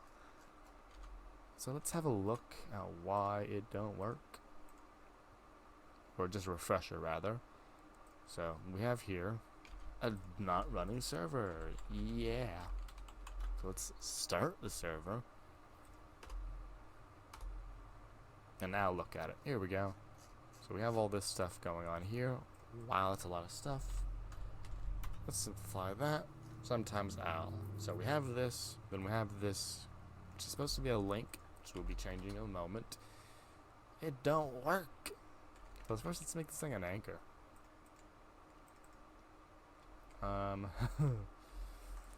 This is fun. So gotta do some stuff. So where did we do let var show? There we go. So this will be var URL equals. We gotta generate this thing right here. It's getting together. Yeah, it's not too bad. Huh. So I guess this is all technically a string that EJS will do templating magic inside of? Wow, that's gonna be crazy. Okay, so it's a code, but we want an anchor. href equals code, then a closing anchor. And VS Code is like so confused right now. Like, what are you doing? Let's just see if that works. Explosion. Could not find closing tag. Well, it's right there, but you can't find it, which is really sad. Do I need to do a thing? What line are you angry at? It's angry at something. Okay, let's chop that off. See if it's happy with just this. Nope. So open, close, open, close, open, close. Let's trim this down. Just put a quote here. See how the happiness lives. Okay, so it's something in there. So it's probably a thing inside of another thing, right? So I don't have access to locals, do I? Now, why would I?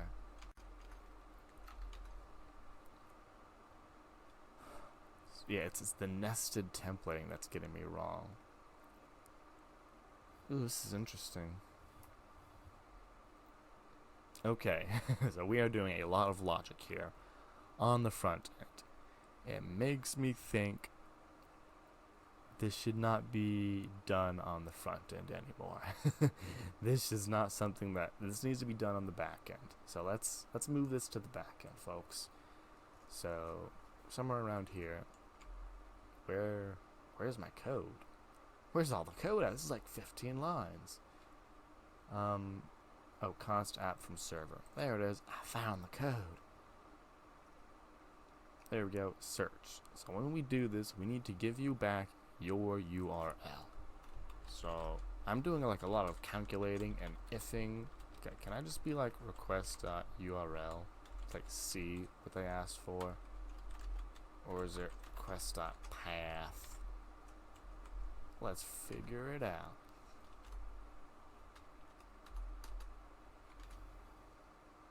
So it is URL. You know, if I get query, well, technically URL is the entire thing. I don't have access to the domain, so what is this? This is URL? Relative URL. That's what this is. Ooh, what's request original URL? What's this? What's that? Candy piece here. Maybe that has the entire thing. Is that the full thing? Nope, I don't know what that is. We're not using it. URL. There we go. So now we have a relative URL, which is stuff after the domain name. And now, let's put back this stuff here, and we can use it. And it won't be that bad, because it'll be only a little bit duplication. Href, there, there, there, there. No, not there. There. I'll just change it to be like, /API, all this stuff. It's still angry. Poor VS Code. Get over it.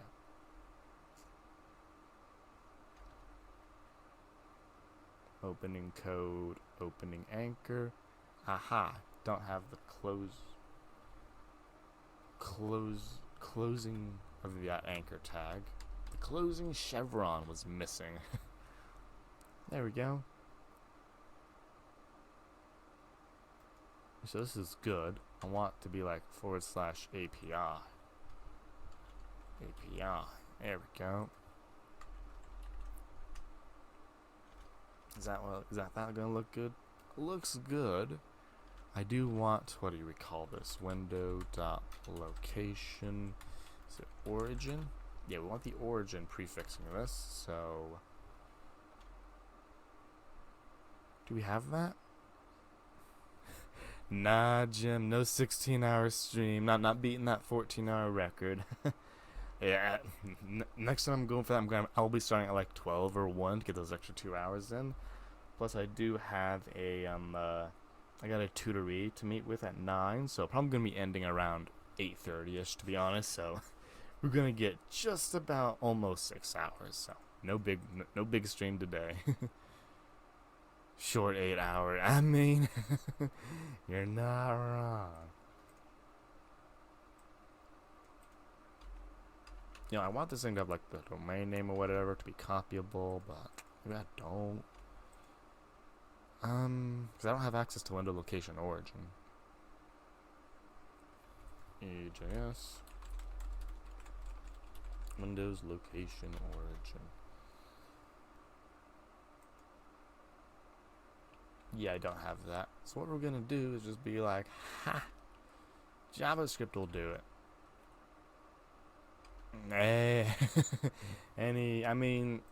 Usually, but it's not today, unfortunately. Any other stream, probably. That would work.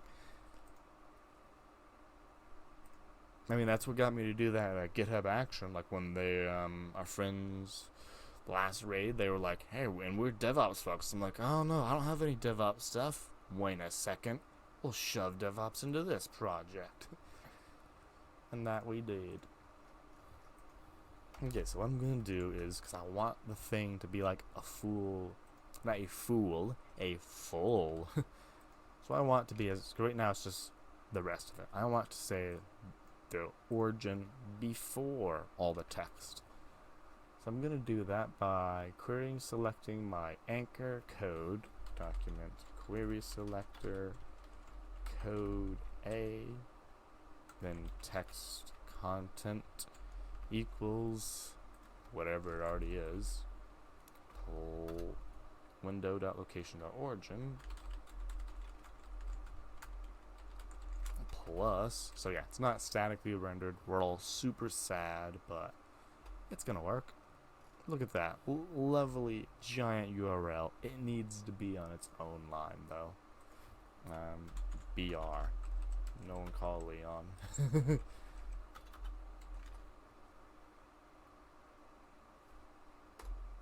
Oh, we have a duplication happening here. How did I do that? Wait a minute, how did I do that?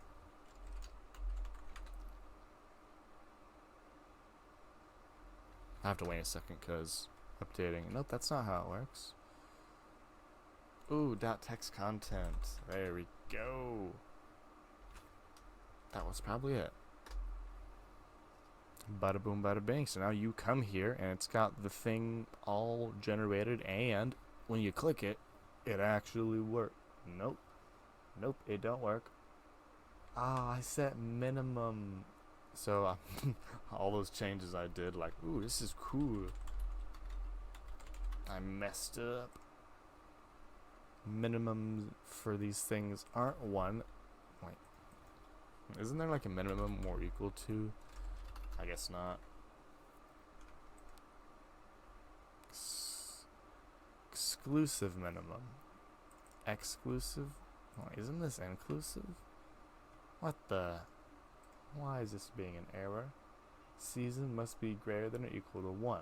Oh, there is no season. Because I'm not passing it. Minimum, short person. Hey. Mm-hmm. Basically, right? Minimum. Minimum. Minimum. Yeah, so it's not working because they have minimums, but they're not supposed to be required. So can I be like required false, since this thing suddenly thinks it's required? Let's go here. Yeah, but you're not required. Minimum OpenAPI. Request validation at query season. Maybe only if it's there, I guess. I don't know. I was trying to do like a number validation thing. I'd be like, this is a good number, but apparently not. So let's get rid of everywhere else I did that. In parameters, or whatever you want. So yeah, you need at least one. You happy there? Good. Hold on. Per page. Oh, it has a default. Right.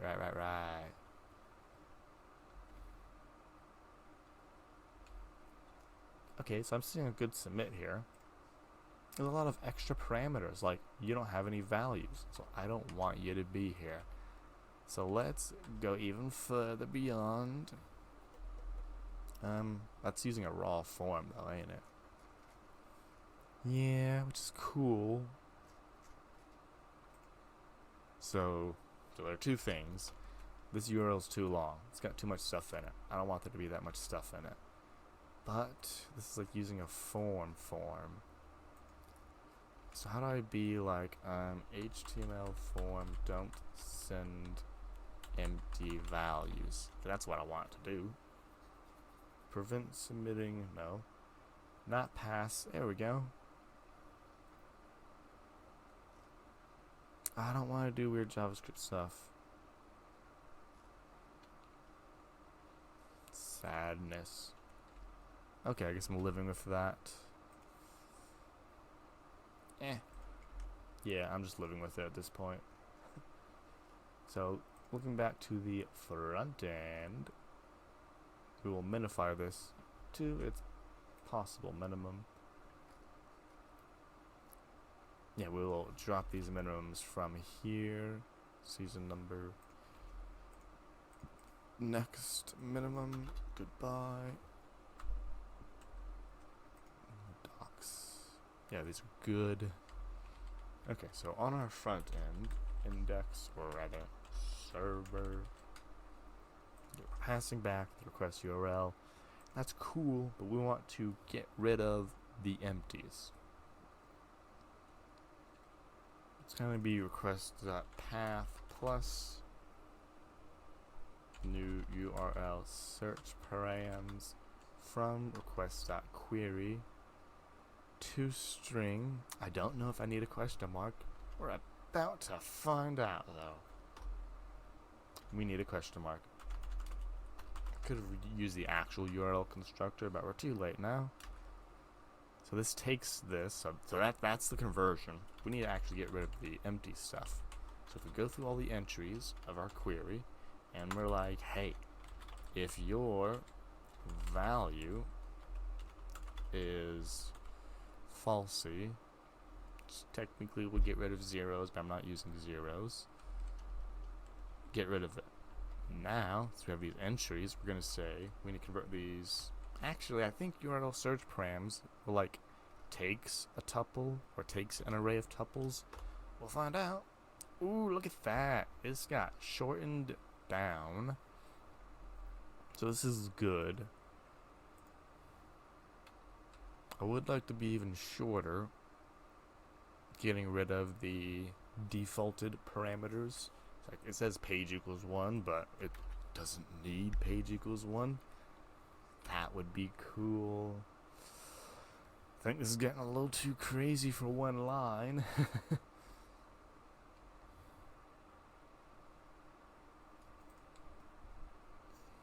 Oh yeah, multi-watch. So the way that works, Ryan, is for example, here's someone that's a good example. So Freckled Science is on. For those who don't know, they do cool sciencey things. So you can be like multi-watch, then a bunch of usernames. Like if you want to watch me and some other streamers at one time, and it generates a URL that if you click it, it shows me and the other person you wanted to watch. It's gonna be really awkward if it doesn't work. Let's turn off autoplay because my internet loves you.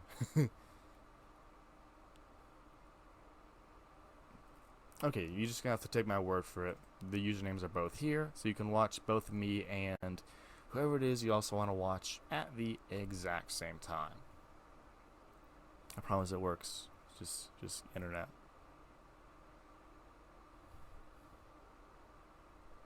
You can add as many usernames as you want to that command. So, yeah, this is Firefox. Half of this is Firefox being weird. But yeah, that's with the multi-watch command. There you go. See, it's working. Just the internet ain't.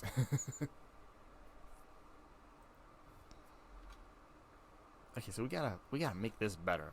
So if any of them equal the default value, since this isn't an OpenAPI input, I got no access to the default value, which means it's kind of right here is my access to it. So const returning const relative URL equals, I guess this logic here, but we can't just shove on one line.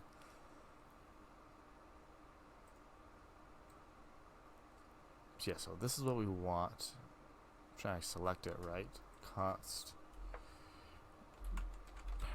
params equals here.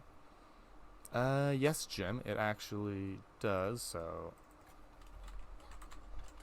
the code for always lurking is right here. It's a little bit more efficient than asking if everyone's online at the moment. What it does is it subscribes to the Twitch API to and Twitch will notify me when people go online and off. So can it be used for a live now raid picker? That is kind of what I use it for, and like a who's live now. So like the way it works is that as people go online and offline, I literally don't have the link open, but as they go on and offline, it will let me just think I can just drag this one over because this one's working. There you go. As people on the list go on and offline, I've said that like 5 times now, their players will be automatically added and removed. So instead of having to like keep track of like who's coming online at what time, or trying not to miss Twitch notifications, which don't work for me half the time, you just come here and enter in your favorite usernames or check them on the box if they're in my list, and as they come on and offline, the players will be added, the chats will be existing, all that cool stuff. And if you get the weird Twitch purple screen of death, you can click the pop-out button to make it a floating embed that doesn't have that weird Twitch error.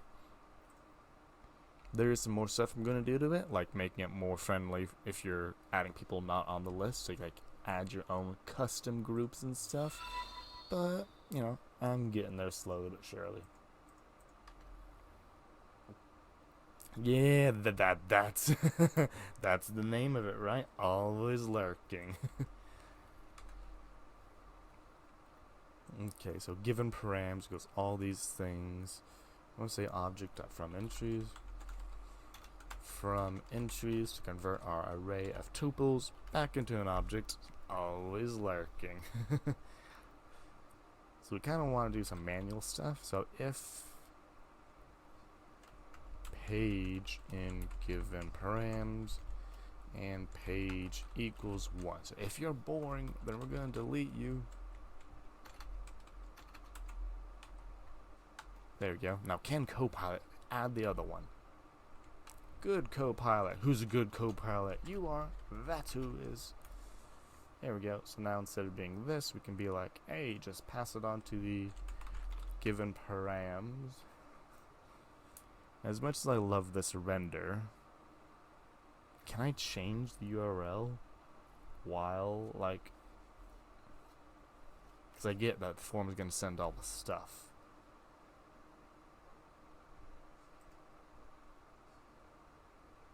Okay, I'm seeing the plan. Okay, I see a vision here. So what's gonna happen is the front end's not gonna really change and all this is gonna do. The form's gonna send all this junk that don't need to be sent.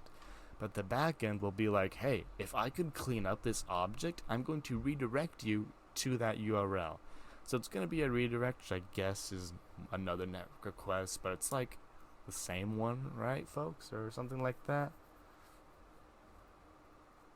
I don't know. It's worth it at the end of the day for this cool intended behavior. So let's see. Also, if seasons and episodes is undefined, get rid of them. So yeah, we got 3 more to go through here, folks. Go Copilot. Go. Okay, you're not doing it, Copilot. So I guess I'm just gonna console log given params. I need to actually see what it is, because I can't read the future. Now if I come here, I refresh. Sometimes, okay, they're literally not there. This is perfect. Interesting.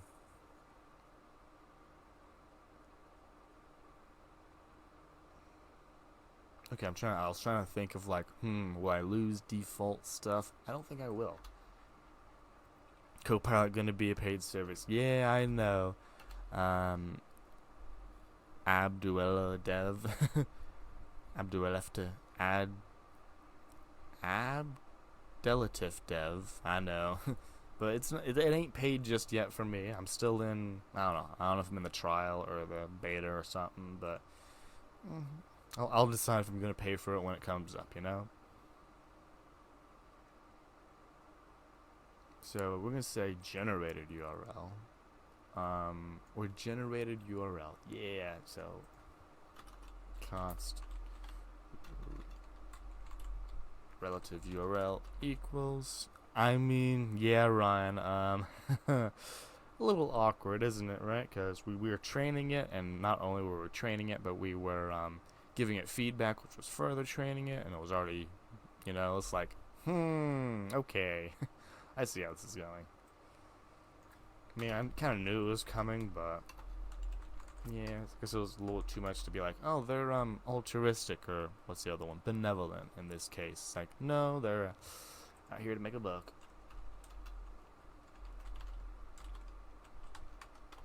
And let's say I wouldn't blame them if they developed the whole thing themselves, but technically trained on your data or your code, so I don't know. The relative URL does that. So now we're gonna do some comparison. Console log relative URL RP, which is crest.url. So we're gonna see if they're different. That's the first indicator. We're gonna see if I'm even on the right path. They are different. Good. Okay, so this is where we're gonna say, hey, if they're different, go over there. If relative URL not equal request.url, then return response.redirect. Go there.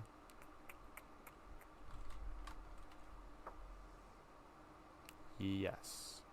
I'm seeing a page in here. Weren't you supposed to get rid of pages? If page in given params. Yeah, you're supposed to get rid of pages. You haven't done that yet. So hold up, we ain't doing any redirects. Oh, page isn't equal to a number of 1, it's the string of 1. I bet that's what it is. So we'll use double equals sign. Free type coercion. Yeah. There we go, free type coercion. So the page was the string 1, not the number 1.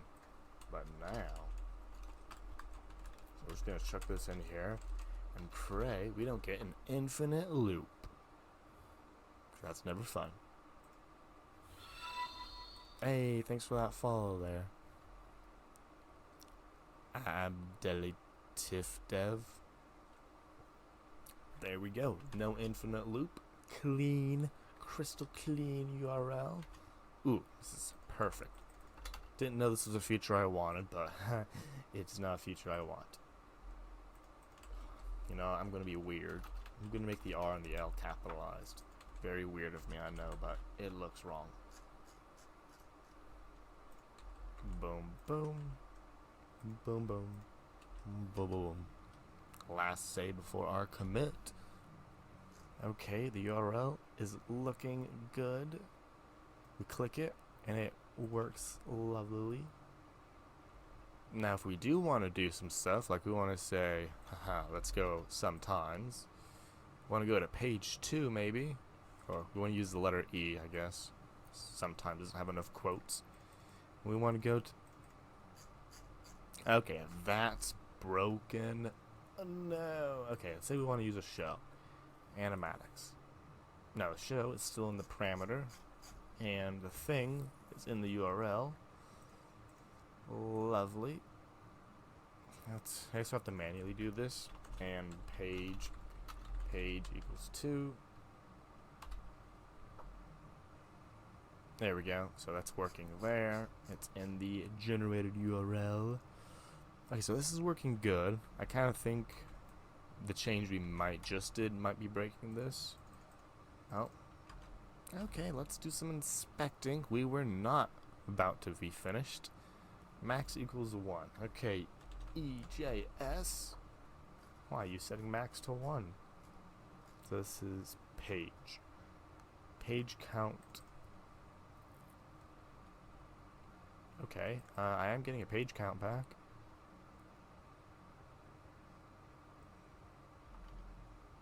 Apparently it's 1.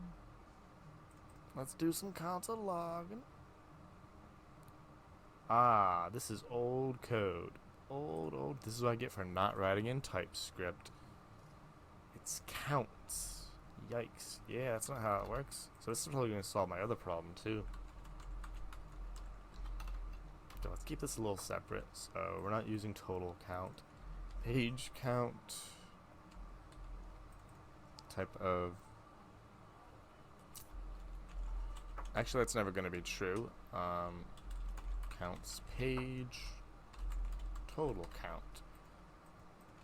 And then it's counts total. So this is never going to happen. So I'm going to update my stuff so every rendering works. There we go. Show names, counts, total, 0, page, 0, be happy, add spaces. Let's see how that looks like.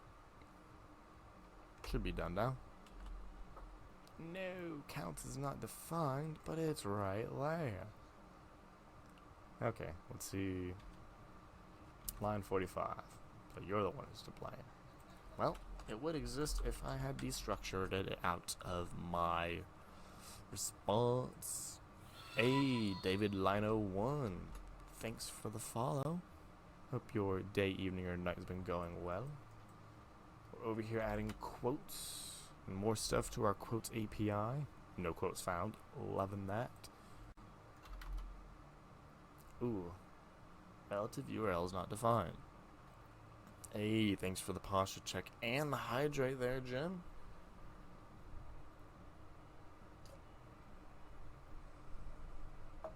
Yeah, I know we're supposed to be on break, but we're fixing all the things right now, apparently. So we need more info. We gotta feed this thing more and more data all the time. Relative URL, but it's just nothing, right? Because we don't have anything. Oh, it's /search though, ain't it? Ah, we'll figure it out. So if we query for sometimes, there we go, /search. Got it. And now, okay, this is working. Okay, this is good in my book. Yeah. I'm trying to get them edge cases out. Oh, there we go. Look at all them pages. Lovely. And then if we do a reset, when did this break? What? I don't know if you all saw that thing, Modern Family, of them being like they're fixing like one thing, and then they stop because the light's blinking, then they stop because something else is broken. That's literally what's happening. I'm trying to move on, take a break, but everything's catching on fire. Button type reset. Because it is resetting. It's resetting to its initial value. Well, that's a thing to do. A checkbox for which shows to search. That might be an option. Yeah. So I see the full thing you're going there for, Jim. So if you do a checkbox which show to search, then for every show it's that season number, which obviously isn't impactful yet. But yeah, so essentially, I see the full feature there, Jim. It would be kind of like so there would be a checkbox or a selecting thing. You would select each show, and then once you selected each show, it would open up into like a little mini thing where, based on that show, you can select this which season or episodes for that show, or none. Which, I could turn into another checkbox. Oh yeah, we can go full super form customization. Yeah, but right now though, we're gonna keep it. So we're gonna make this commit. I'll add it to the to-do list because that part will be easy enough that I can swap it for a radio. So I can swap this for a radio to get it a little better. But checkbox, the API doesn't support asking for multiple shows. That would be a change to the API, which is going on the list, but ain't there yet. UI. Well, this is actually API too. To search by multiple entities. So this will be entity equals name plus season plus episode. Okay, that also needs to be updated. EJS. Oh, Hugo Dev, you're right. So yeah, if adding a language query or adding a language thing would be pretty cool. Yeah, right now it's all English, as you can tell, but yeah, Hugo Dev. So I would add it as a thing to all the whatchamacallit, to the objects as another field of what language it's in. Then I would have to do the manual work of finding the captions in those language. But I imagine for like the popular languages, it wouldn't be too difficult. Yes, that's a good one. Another thing for the list. Thanks for that suggestion.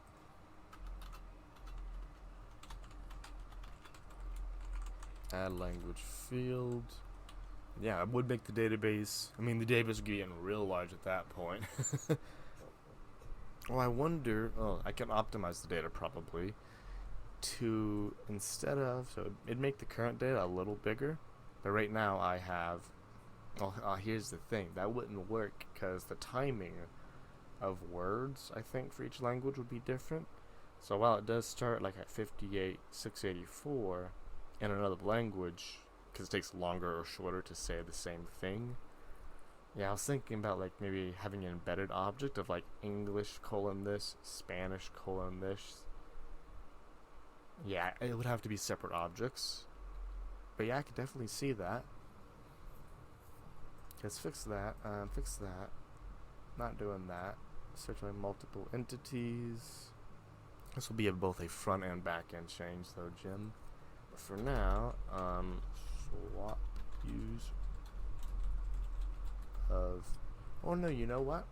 Instead of a radio, since this is only going to be a 1 for now, we'll make it a select. Change show names to select. Yeah, Jim, that's for now. That's the best UI we can get. Yeah, we'll go for there. Yeah, I mean, we're 7 minutes past the break either way, but let's get to that break. And when we come back, we will. No, I know, Jim. I mean, it's a good suggestion though. Like, it's not just a suggestion. It's like just a good suggestion because this is essentially acting as a select already. Though I guess you can. Well, and it's kind of all circling around on itself. Because I'm trying to think. Because the advantage of this versus a select or a radio or a checkbox. Okay, with checkbox is different entirely, but this versus radio versus select is that we already have the advantage of a select, as in the drop down, without having to do anything already. So I don't think going to select would be needed, because right now we can like do partials, so like any show with the word friend in it. So there's only one show right now, but don't know why that's not working. Oh, season 1. Yeah, there's nothing in season 1, page 3. There we go. So anything with any show with the name friend in it also gets shown up in this query. So yeah, Jim, I do see, like, that's a good suggestion. We can't implement it partially. It would have to be a fully implemented one. But yeah, definitely. So yeah, we ain't doing that. But search by multiple entities, definitely on the list. So what did we do just now, though? We fix front end counts. Improve a displayed URL. Minify URLs. A lot on that. Or shorten URLs. That's better. Let's see what search. Yeah, we fixed all these things. Any moment, VS Code, take your time. And we're also going to be shortening, because I'm seeing this relative is getting, it's a little, we can make this better. Yeah, made that better, made that prettier, made that work. Good. Wait, what's index.js hook? What did I just add? Oh, that's good. Yeah, okay. Good. Now let's go to our to-do list. I probably should have ran a test before I did all that. npm run test. This is going to change the output. I already see it. Yeah. So npm run test or coverage watch. Let's fix that error.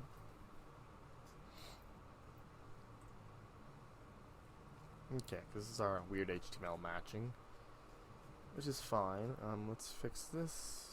So, what tests are these? Well, they should literally tell me what line it is. This line. Well, okay. Not that line. This line. I found it. Okay. So it's supposed to say 1 plus quotes found, but when we look for test, how many are actually found?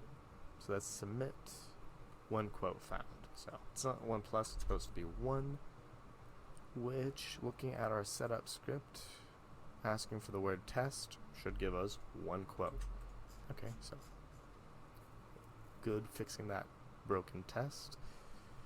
What's the next one? Empty query returns nothing, expected got redirect. Yes. Expect, I guess 302 because we are being redirected, but it's with an empty query. So we go to search? I don't know. Empty query, expected content of text HTML, got text plain. That's awkward.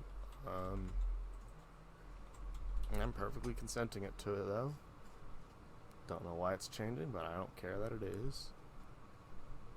Expected body found redirecting to search to match no quotes found. Okay, can we just like live through the redirect?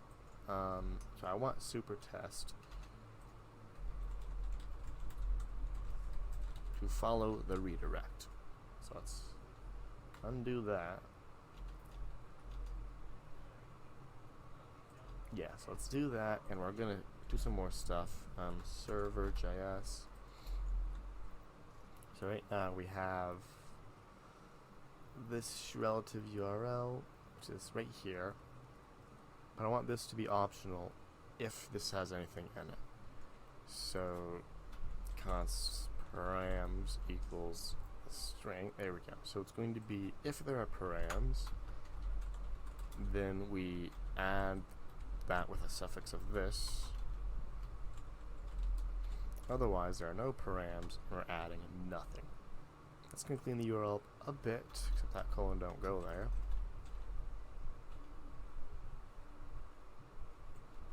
And that params goes here, Control-Shift-I. Okay, I think that is a cleaner URL now. So now if we search with nothing, we'll be redirected. Oh, the server's gonna be offline. Let's fix the test. Oh. Okay, super. Follow the redirect, because I'm asking for way too much information.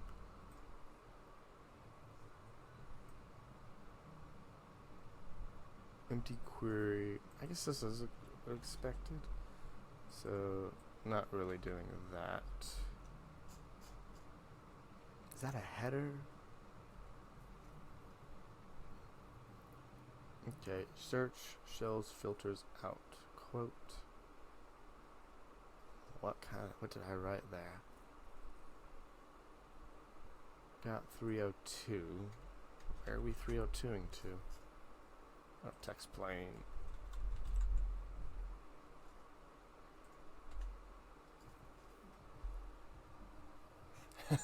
Yeah, Jim. I mean, you could use jQuery, and it is useful, but in my data lists, it's kind of what it's meant for. Like, these are native web technologies. Like, the disadvantage is that you don't really you don't get like the div drop down or whatever. Like, this is a native element, so you don't get to style this autocomplete. That's the disadvantage. The advantage is that it is fully screen reader and keyboard accessible because it's literally built into the browser. So yeah, pros and cons. I don't care about the prettiness of it. Expected body found. Redirecting to. Okay, so I guess I'm not doing that. So when I don't ask for a content type, it auto redirects. Fun fact, folks. Shows filters out. Quote. Where did I just scroll to? Expect 302. So why are we redirecting? Redirecting to question mark query equals test and show equals none. Search query equals test and show equals none. Interesting behavior. It says it's different, but it's not.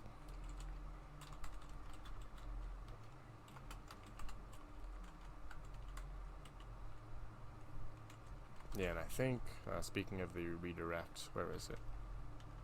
Did I call it main? What did I call my JavaScript? Public, yeah. Yeah, I mean, it's not the prettiest thing, because there are 3 nestings of autocomplete gems, so even if you did use jQuery, it'd be complicated, but yeah, thankfully I server-side render half of it, and then when things change, I update the data list accordingly, setting all the options, all super natively. Okay, let's figure this out. Found. Where's my console logs? There we go. It's question mark versus search returns nothing.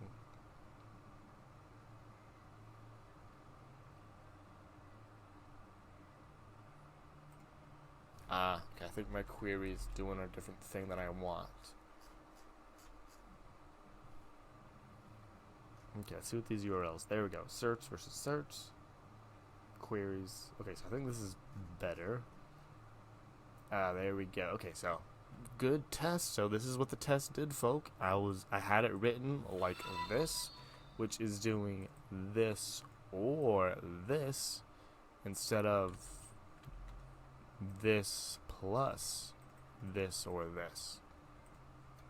think if I drop this, we'll see if the tests look the same. With the output, because I'm not using the test just yet. There we go. So, test saves the day. Oh yeah, and thanks for the follow, Ryan JYYYC. Hope your day's going well. Mine is. Over here writing some good tests. Tests are saving my behind. Got one of them failing. Search empty query returns nothing. Hey, I hope your Saturday's going well. Like, oh no, now there are two of y'all. Oh no, they're multiplying, folks. Empty query returns nothing. So how do I tell Supertest? I mean, technically, this is happy, right? Expect header, so the YYC, I get it, yeah. Because I forgot that's like the code and all. Oh, they probably are. Yeah, I'm a dev too. I am a dev. I've been deving a bit for a while. I'm a member of the 100 Devs agency. They're a pretty cool free agency. Well, they're an agency with a free training program that happens literally right here on Twitch, from 0 to full stack web developer in 30 classes. Nice, Jim. I assume by you asking that, Ryan J. I'll say that to we got Ryan J and Ryan K. Unless y'all any better qualifiers. I assume you're a developer by you asking that. Yeah, over here I'm working on my quotes API thing. You enter a quote, and it tells you what season and episode that quote was set at. If it was online. It's not online at the moment. But you can check it out here.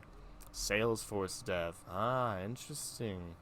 I don't really have much Salesforce experience myself, but yeah, I've seen the stuff, you know. Wow, yeah, that's a lot of different links. The top one is what we're working on at the moment. How do I expect headers? This is how I expect headers.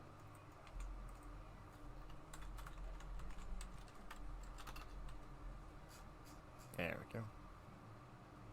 It's kind of a cult. I mean, you could say that about any language, right? I mean, TypeScript's a cult, you know. Any language, any. Although I guess when you're talking about like specific tech, I guess it sounds more like a lot of vendor lock-in, which is the nice way of saying cult, right, folks? It's not a cult. You're just locked into that vendor or locked into that technology now, forever and ever. But yeah, but when you get into like niche stuff like that, it really solves the problem like a snap, you know. That's the advantage of that. So yeah, we wrote the test. Spare time larval TypeScript. Nice. I know a little PHP. Been a while since I touched it. I was back in the PHP 5 days. I know, terrifying, but never really got into the Laravel and stuff. Kind of did more vanilla PHP stuff. Get LG. What did I do? Fixed front end count. What did this do? This was a test for it. So amend. Lovely. Now that our tests are working, run test. I say as the test is gonna fail. There we go. npm run dev or git push. Hey, I know a few languages, mainly JavaScript and TypeScript, but I also know Python, Java, the C's, not Rust or Go or Ruby though. I've been meaning to learn either Rust or Go. That's gonna be my next language, though. I don't know. It's gonna be Rust or Go. I feel like it's gonna be Rust with like, you know, it getting in Linux and all that stuff now. Like, I don't think Rust is going anywhere. So I think my next would be Rust. But yeah, mainly JavaScript, TypeScript, do some Python fun stuff. I know PHP, C, the C's, and Java.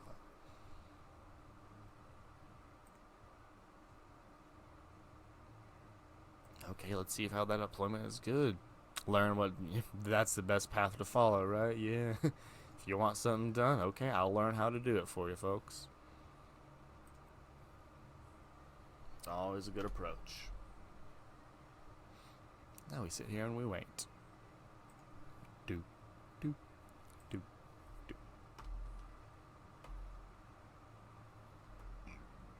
We're waiting for Heroku to update this deployment. Any moment now. Oh, here it comes. Nope, that wasn't it. Well, what commit are we looking for? ECC444D. Man, that is what an interesting shortened commit hash there. All the C's and all the 4's. There we go. We got the update. So, oh, that is looking good. So now I can show it off. So, like The Office, for example, had the funny quote, "Sometimes I'll start a sentence, I don't even know where it's going." So you can search for sometimes, and then you can find out the season number, episode number, and the exact time it happened. And this was kind of inspired by the opposite, like seeing in yearbooks and other people sharing, like season 5, episode 11, 10:34, and being like, you have to go there to find out what it said. But now you can just be like, I want to find a quote, and it'll tell you where it was. And yeah, we got little next and previous buttons that work. Kinda. The more impressive thing is that this is all OpenAPI compliant. So Swagger UI, Postman imports, all the fun API stuff automatically just available to you in the amazing way that OpenAPI loves. And yeah, with that, that timer is when I'm supposed to be taking my break, aka 24 minutes ago. So I will be taking that break now. When we get back, we'll probably be doing some more quote stuff. And of course, be sure to stretch, hydrate, and relax if you can. I will catch y'all at the end of the break.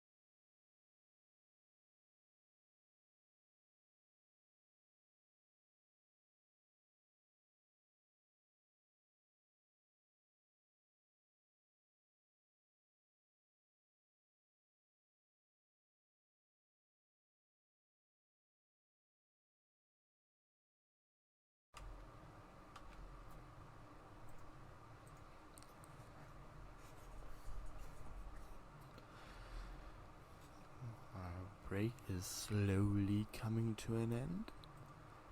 Feel free to slowly make your way on back.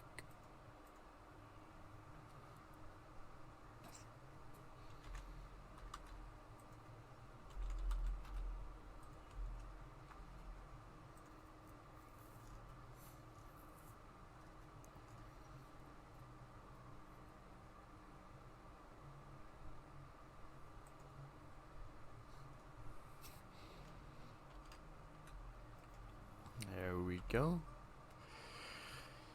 So, of course, as always, we're going to be starting off with a Code Wars real quick. Let's see if we can knock this one out. Sum of array averages. And yeah, Ryan J, I'm glad you found me too.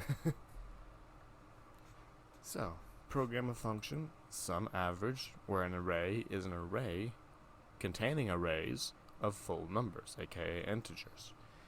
Determine the average of each array, and then sum all of the averages.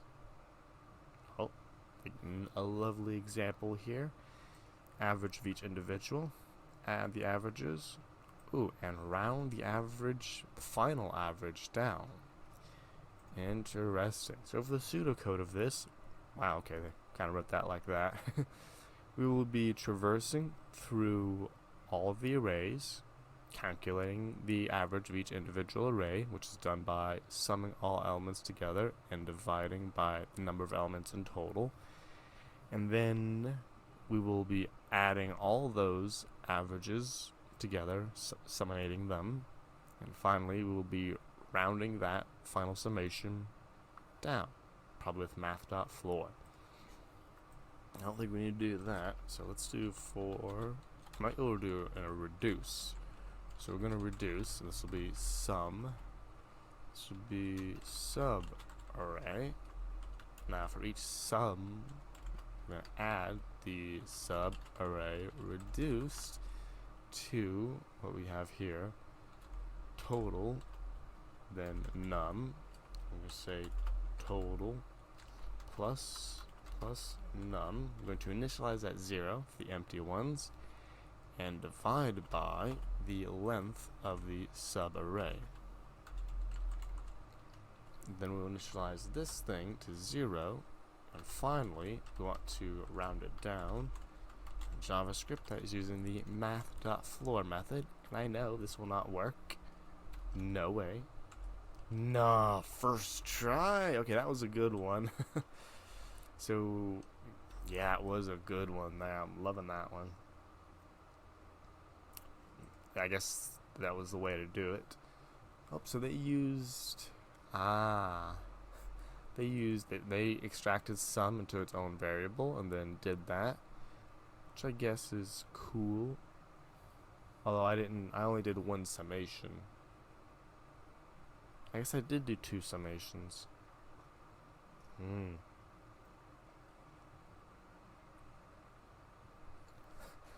That's pretty nice.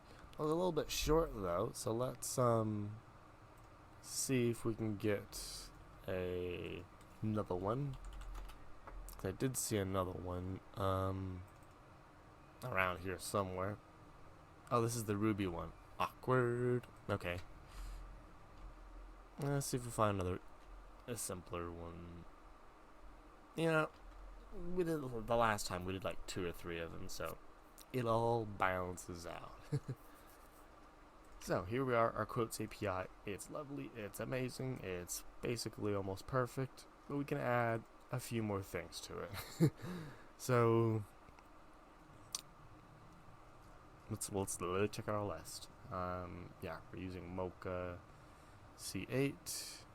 Yep, I am doing Pomodoro for time management, Ryan J. That was a smaller Pomodoro just for the Code Wars, but usually we're doing, I mean, it's not exactly Pomodoro because it's more 44 minutes than like 25, but that's just because I'm easily distractible, so it usually rounds down to being like an actual 30 minutes of work. But yeah, Ryan J, Pomodoro, it works.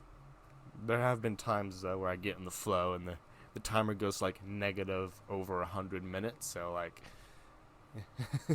It's just if I don't get in the flow. Okay, so I think I'll add a little bit of front-end testing. Now, my goldfish memory ain't working. Hashtag don't expose me like that, Ryan. Ryan K, yeah, it happens. I think the highest of like negative 200 minutes was like 3 something hours.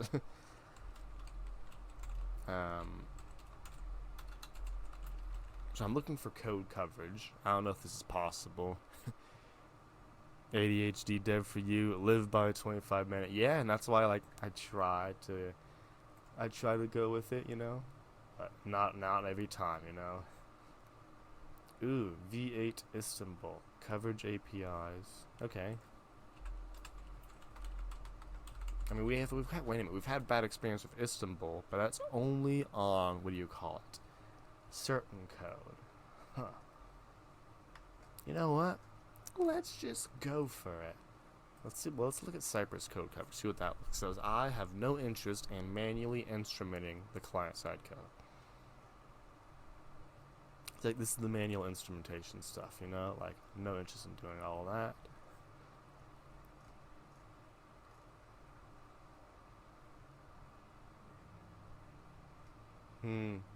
Yeah, I'm not interested. Let's go for playwright. Okay, so let's probably go for the actual start by the beginning of the docs. I think just need to what npm I playwright after I spell things correctly. Wow. Brought to you by Spectrum Slow Internet. I'm just gonna install it. I assume this is correct. Let's open a whole new tab because this thing is not worth it. Yikes, internet. Let's see how Cypress does it. Well, all kinds of. So at least that's client-side code, right? There we go. Import, test, expect. Okay, so they get their own library. Now we'll call this. What do we call this? Frontend.js. Oh, they have their own test. Sure. Hopefully Mocha doesn't freak out about this. Page loads. This is gonna be real awkward. So if we, async page. Oh yeah, because it does that weird automatical loading. Okay, I see what this is for. I might have to skip it if Mocha ain't cool. Let's see what happens. npm run test.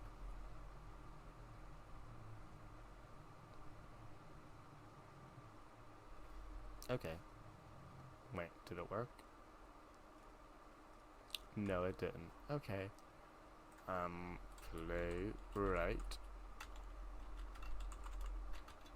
Mocha, it's a popular library. I'm sure they already have documented way to do this. Let's look at the code coverage one more time while that loads slowly. Okay, so we have to start, stop, converter, source, entry source, apply coverage. So it seems to be all very much in itself. There we go. Mocha and playwright testing. So there's a thing, and there's a bunch of tutorial guides. Let's see how bad Cypress is.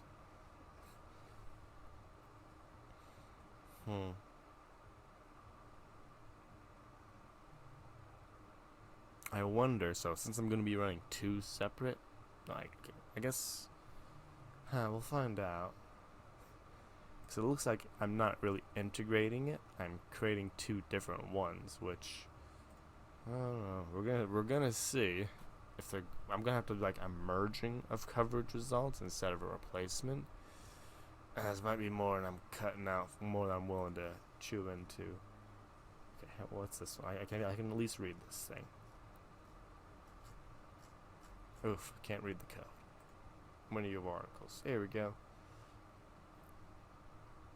Oh, so it literally is just like, use playwright manually, don't use the testing library. I can do that. See, we just want the normal playwright. Test page loads, not async page. It'll be async, but just from this Chromium, because it's what people use. Const browser equals thank you. Const page. Don't I need a context? Yeah, I need a context. There we go. And now, from the context, we create a new page. Then we do the stuff. Isn't this a before? So I need to put this in a describe. Front. Very great naming schema here. And then what's before? For each. We'll do this little bit asynchronously. And this will do a little global variable of let page. Let page equals null, but the type of this is also a page, so there we go. And after each, we also need to close the browser though, so okay, I'm trying to remember this. Mocha pass variable from before each to test. I could have swore that something can be done like that. Maybe that's not how it works. Not possible. It will constrain. Blah blah blah. Okay, so we don't get parameters. That's understandable, I suppose. Let browser equals null. There we go. And we'll just go ahead and do that logic. And wait, browser dot close. That's going to be if browser. And how do we close it here? Because we're losing all my type definitions. Dot close. If. So if there's a browser, which is no reason I shouldn't be, but just for paranoia's sake, there it is. Can we get some types here? Browser or null. So I gotta do an import. Playwright browser. Loving that. Love not being in TypeScript. So this isn't a browser, this is a page. Love me some autocomplete. Browser dot close. B-E-A beautiful. Now this should run. npm run tests. I think it's being headless by default at least. Is this working? It would work if I called it spec.js. It would work if I called it what test files are supposed to be called. Darn it. Okay, this is being angry. Test is not defined. Oh, because it is what Mocha uses. And it needs to be in the block. A whole bunch of things wrong there. Let's do this. Yep, front end, take your time. It zooms, it loads. Expect is not defined. Okay, so import cert from assert. I guess yeah, because I'm using this manual ones. Assert strict equal name. How am I using the other ones? I don't think I am. Oh, d equal. There we go. One more time. Let's do it again. I couldn't tell. Okay, it worked. It was just like angry because it took time. Okay, so this is working so far. We kind of need to do, what is it, setup? I mean, we're just going to go to the URL and see what happens, right? So, localhost 1337. And just for debugging's sake, I want this headless.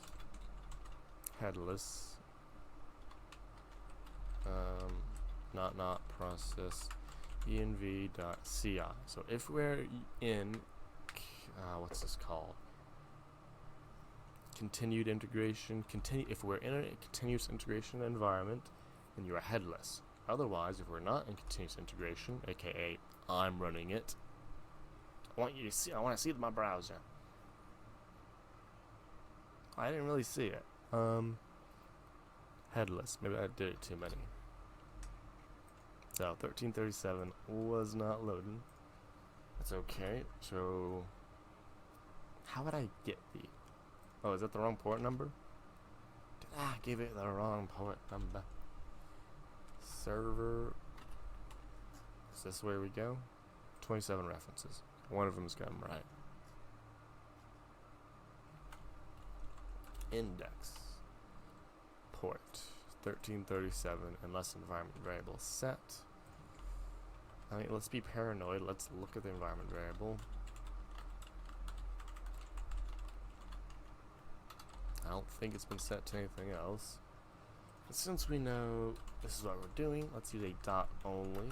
So we only care about these tests.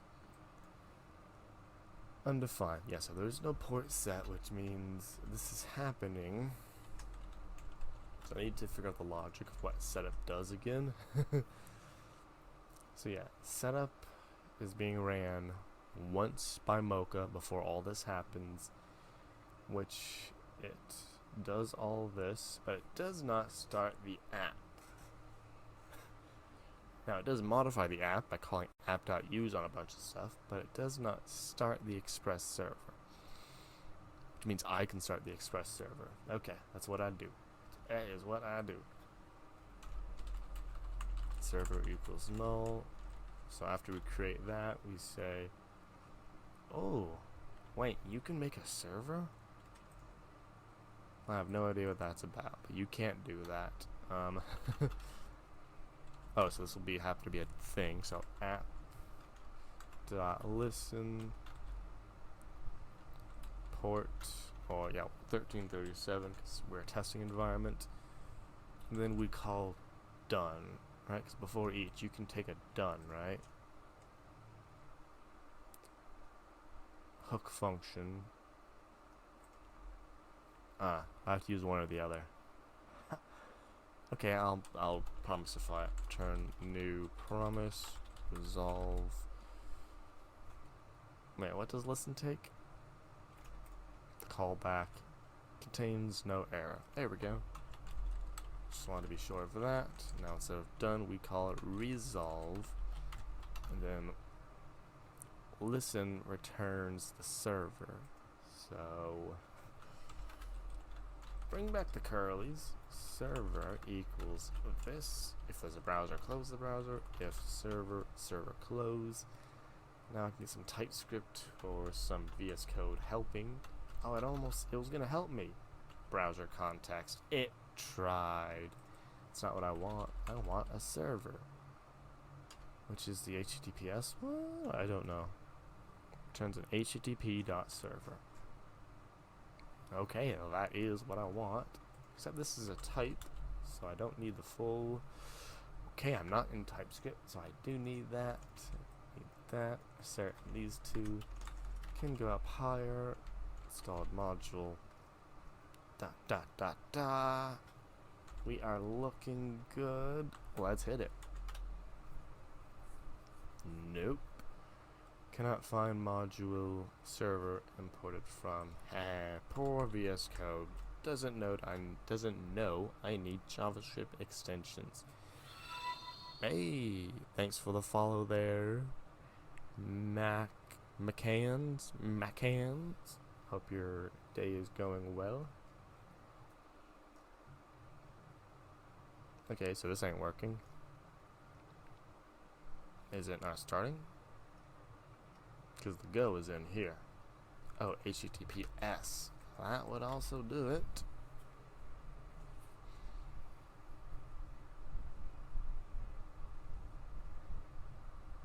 There we no. So these things need to have like a lot more timeout. How do I do more timeout? Mocha. Set timeout MS. Now I don't want to change the default timeout. I want to Okay, so if I don't use the arrow function, I have access to the this context, which is probably what we need to do. This dot timeout. There we go. Set timeout. Nope. Timeout. Well, this gets timeout. I want to set timeout. Oh, that's not just a getter.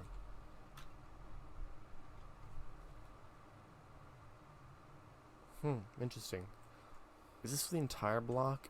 We're about to find out. So you got 10 whole seconds. Now, the fact is I'm not actually seeing what's going on here, which is a problem. Timeout of 10 milliseconds. Okay, so I can't see what's going on. Headless. False. Headless is the property, right? Yeah, false. I want to see what's going on. There we go. Oh, it works. Why is it angry? Oh, I'm query selecting for a navbar title. Okay, query selector H1. Page. I'm guessing I'm asking for title, right? And wait. Yeah, so make sure that the title equals something, and this will fail as I want, and then I can correct it to not fail. There we go. Quotes API. Quote search API. There we go. So page loads successfully. I'm going to leave this commented out for now until I see that I need it, because I don't know if I need that big timeout. Okay, so that's part of it. Now for the coverage. The thing that's probably not going to work. So V8 to Istanbul.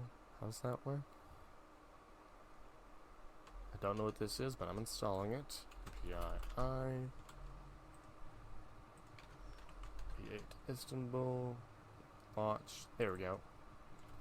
Await page coverage start. So I guess this is technically another one. But let's go ahead and yeah, so this will be what do we call API URL is absolute. We'll do some oh wow, you about to do that for me, CodePen or Copilot?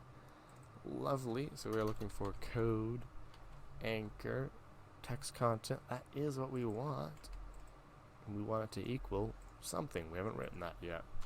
So test only, because don't want to run all of this, because that is time consuming. So I installed the thing. How do I set the coverage? Oh, this is it. Maybe I start before. There we go. Then I stop the coverage. I guess I'm just going to console log it, like Larry's example. Ooh, there's CSS coverage. I don't know what that is. I've got to try that out. Okay, let's see what happens. Not installing it again. Unexpected reserved word.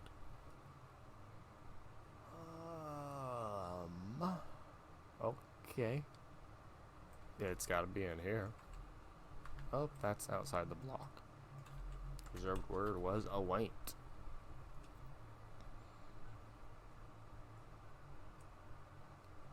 Okay, the thing fails, obviously, because that's not there. We expect it to be like so. Let's see what happens. V8 decimal is not defined. You're not wrong. Now it is, though.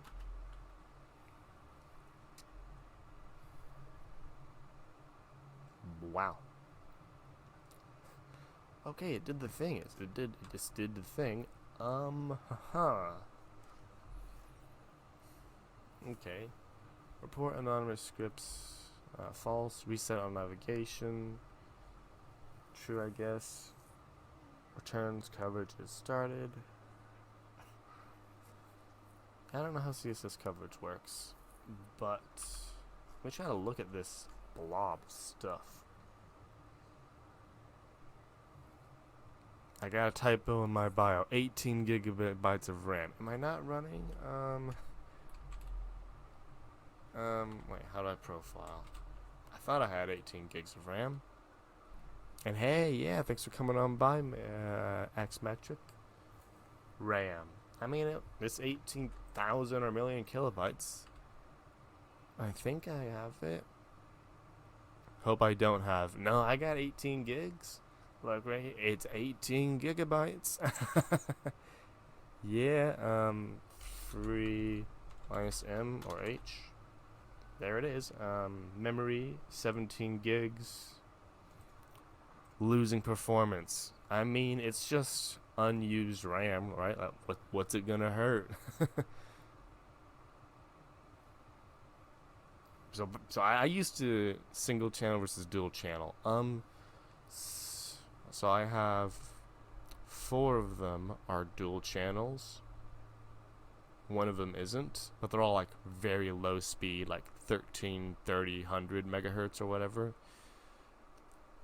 30 to 50% performance hit. I mean, that might be. I mean, I don't know. Maybe I will take some out. But back in the day, like, I used to run Android Studio, which is a RAM eater and stuff. I'd rip it out.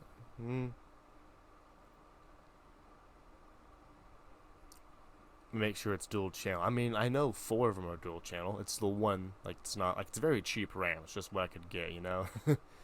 Yes, I know 2 of them, and then another 2 are dual channel. It's just the 5th one that's single. I think it's like a 2 gig stick anyway, so it wouldn't really hurt. All RAM will default to lowest speed. Oh.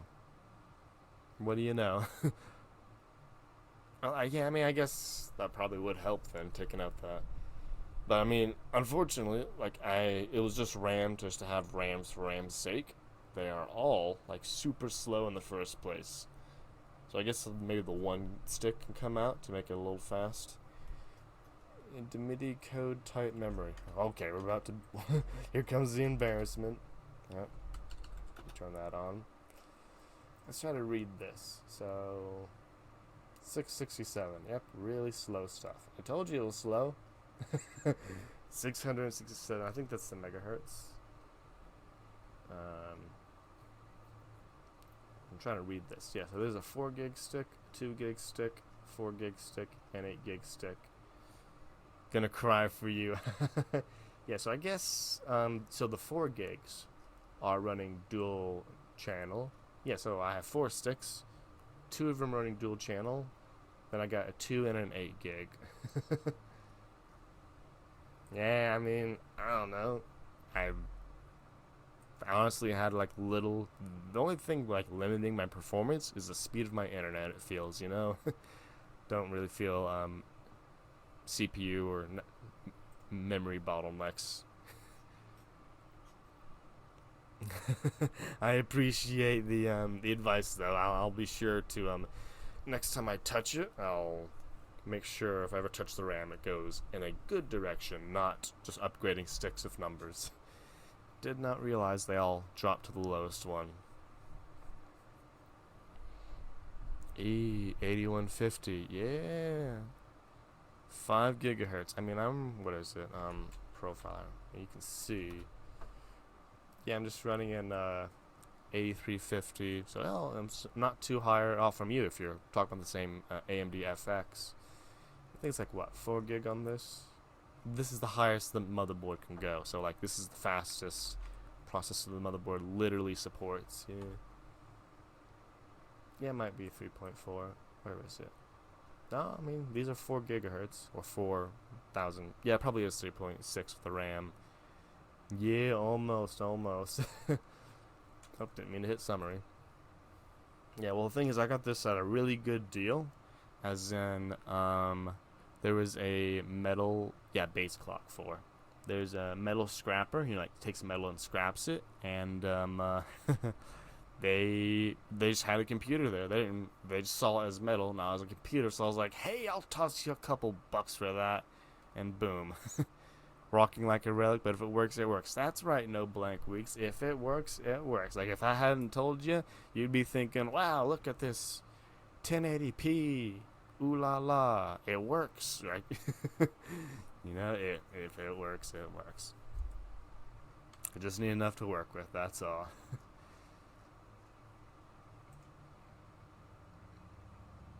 Coverage map data. For sure. So I'm trying to figure out what I'm supposed to do with this coverage map data. Yeah, so V8. So I'll look at the library. That'll tell me. I mean, yeah, once you start topping it off, that's when you need to upgrade, right?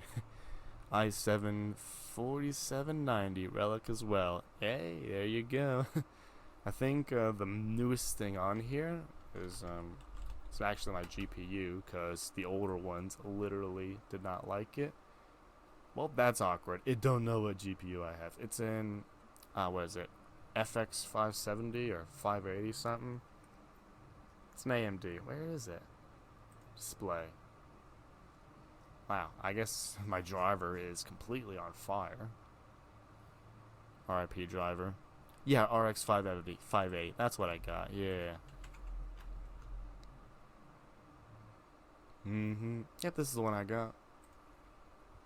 It was better than I was running a Quadro, a NVIDIA Quadro way back. That was what it was before this, but half of the software, like Blender or OBS, were like, you're too old.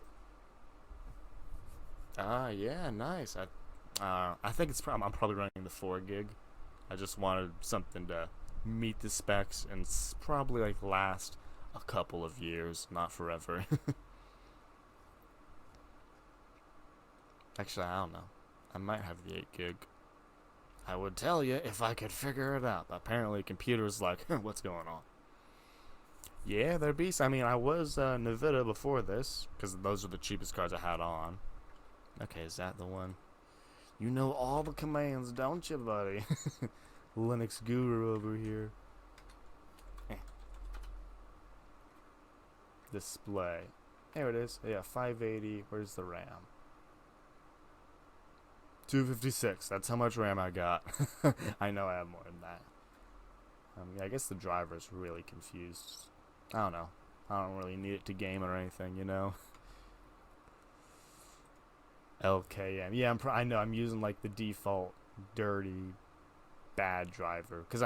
So I'm running Pop OS, which is like gives you the drivers for free or whatever. So I'm like, just show me the screen. Make sure both of my monitors can plug in and show colors. That's all I really need, right? Yeah. On Windows, that's where I actually game. Where obviously, I have the drivers on Windows, so that's where I really game, and that's when the fan turns on, and it's like, oh yeah, I get to hear the fan turning on. Fan never turns on Linux. V8 to Istanbul. I need to figure this library out, because I was like, this library is cool. I don't know what this thing does for me. Yeah. Yeah. I mean, I did a little Blender like in the bit. I mainly upgraded for like OBS, because OBS was like, we're not running on your NVIDIA Quadro like super old thing anymore. And now you're not interrupting at all. It's no interruptions at all. Istanbul's coverage format. And yeah, I mean, I don't really know what I'm doing anyway. I'm just trying to figure out how to spit this out. Oh, this is it. Coverage.json. So, is there a JSON file lying around here? I still spit it out. Let me see. So, import FS. Yeah, I'm just over here writing some boring old test. FS from FS. So let's see. We have reporters here. Do I have a pack? But I'm not outputting as JSON. Reporter. There we go. If we just add another one, be like, haha, report more stuff. JSON npm run test. And that should spit out JSON.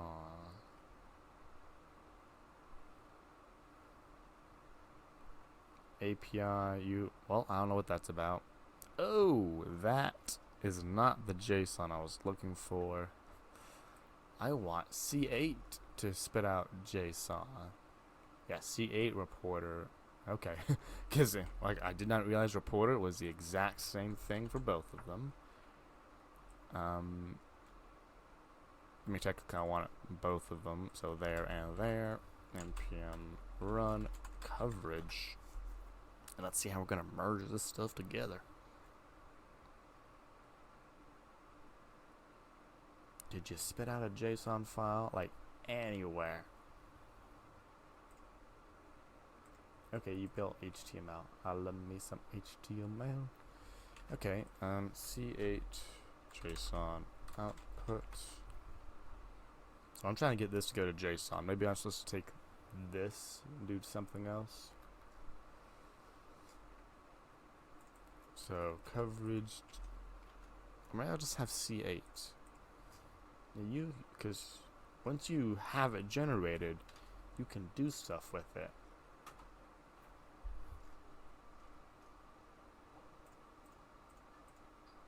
Not there.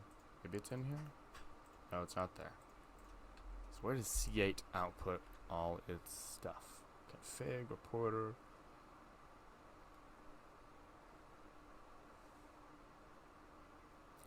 Oh, here it is. Node V8 coverage. So node, what's that? Don't exist. So if I just like npx C8, just report, will this work? Okay, so stuff's being stored somewhere. So if I delete coverage, will this work? Aha! So it's in that folder. Ooh, coverage temp. Found it. Which is probably where my super secret JSON file is. Show me the stuff. Probably help if I ran the rest of the test. There we go. Coverage temp. Boom! These are the files. So this is a big file. Can I read this appropriately? So we have path. Lots of stuff going on here. Node path. Paths to real path. Lots of path talking.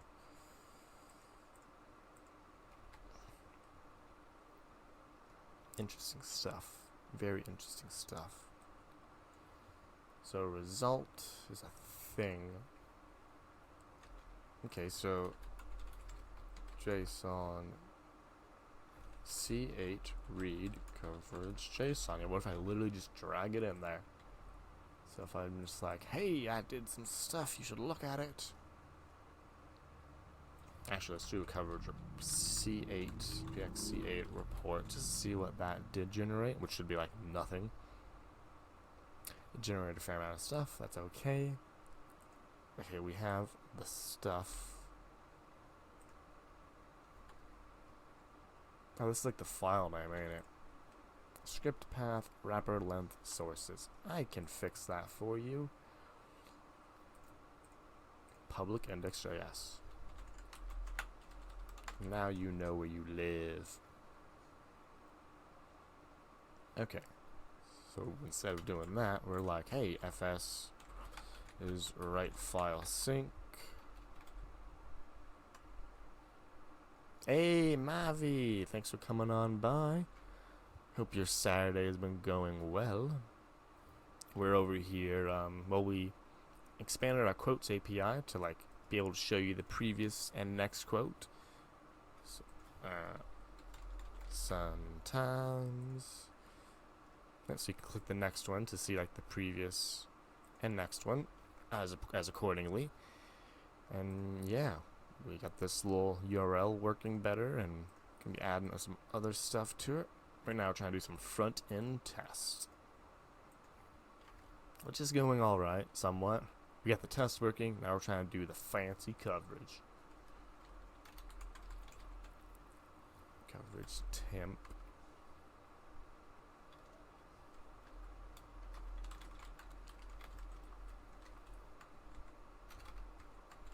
.json. So I guess we could do coverage. I don't know. Well, I won't add numbers. See how that looks. And then the content is this stuff.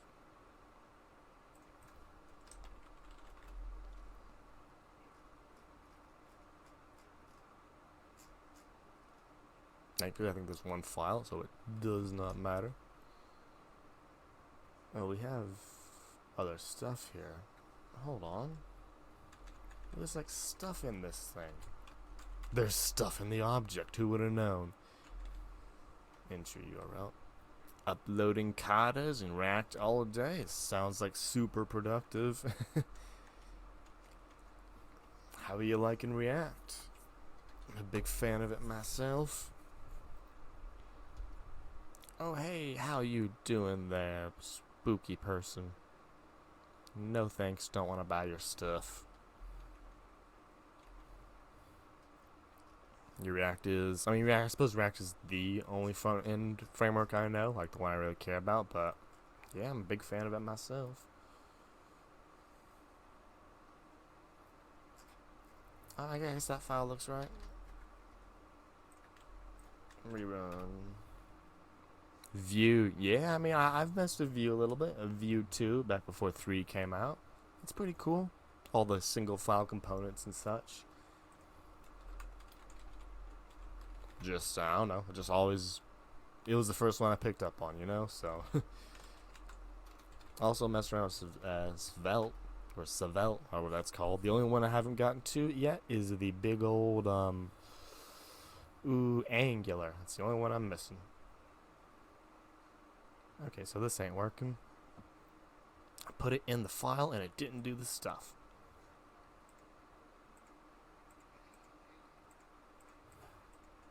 Yep, Angular's the last one I haven't gotten around to yet. Oh yeah, that Scrimba. I mean, I hear it gets you through. I hear it's really good though, you know. So as dense as it is, I hear it gets you through all of it pretty well. Yeah, Xmetrics. That's kinda why I haven't gotten around to it yet. Don't feel like I'm missing much. V8 to Istanbul. Okay, let's try to figure this fancy library. Like, what does this library do?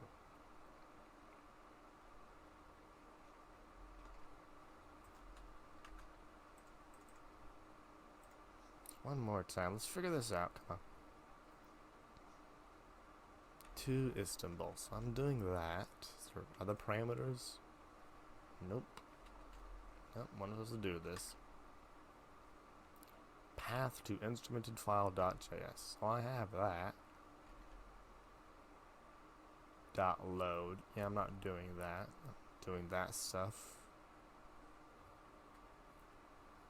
Load, apply coverage. It's doing all the stuff. I'm console logging it. Interesting. So it's doing it right.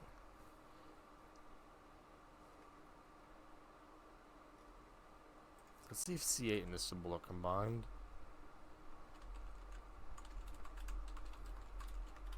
Trying to speed it up to 2x, it still makes you sleepy. Yeah, I mean, I don't know. That's a tough one for sure. Yeah, you're right. It is quite verbose. The good thing is that most people are able to get it with that verbosity, you know? C8.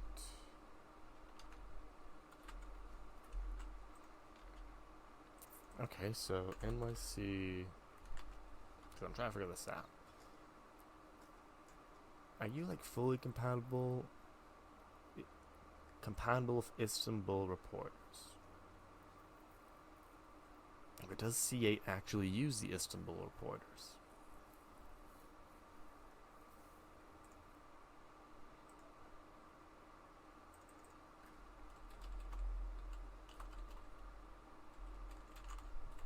I don't think it does. It says compatible. What does that mean? Okay, so what if I'm just like, we're gonna move coverage temp, gonna take this file and be like, it's gone. Will you update? Okay, you will update. So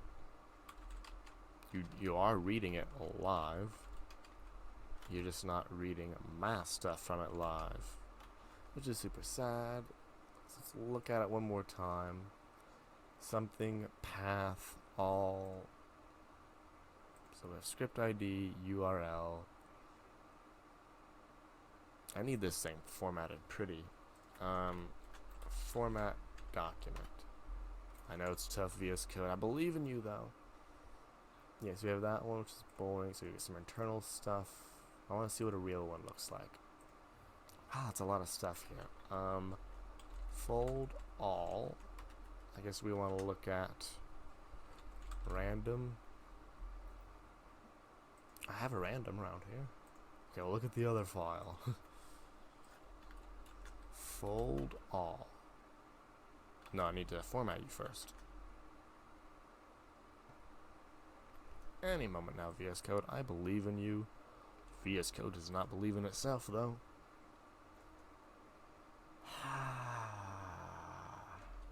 There we go. We made it. Okay. K1. K1. Fold all. Now we find random. Okay. Base random. Random. Query random. Crypto random. Okay, lots of randoms. Thankfully, there are only 39 of them. Oh, it's random.js, so ain't it? There we go. Okay, so this is the way it works. Script ID, URL, functions. Now what I have is format document. What are my start offset and end offset? I'm not sure of what you're referring to. My start and end offset of what? Oh, this thing right here.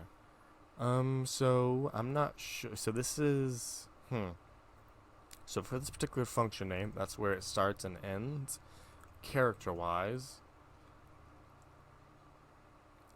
Yeah, so that's the starting and ending of the function characters.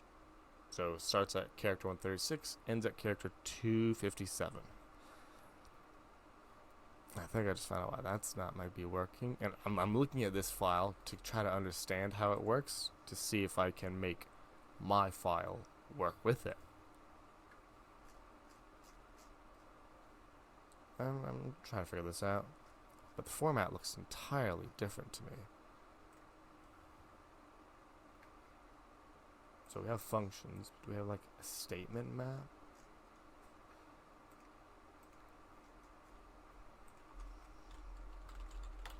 No, we don't. They seem completely incompatible. Okay, so coverage JSON to C8.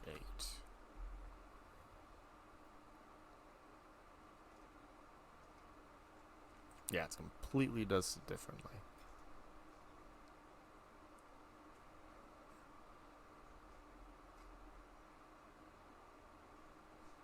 Thing is, I don't really know what I'm exactly asking for. I just know that I want it to work.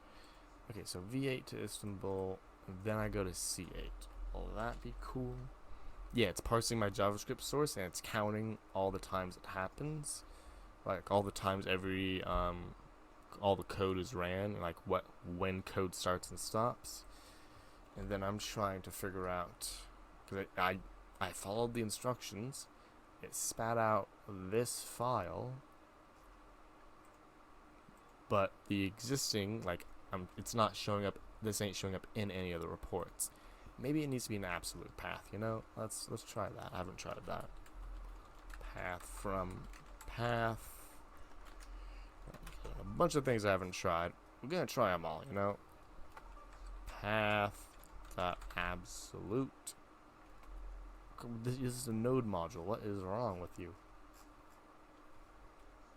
Okay, I write the code myself. VS Code.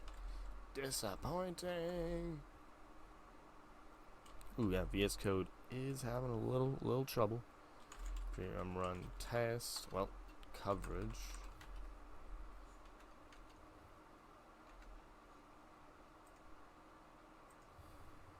Well, it would help if I named things correctly, eh, folks?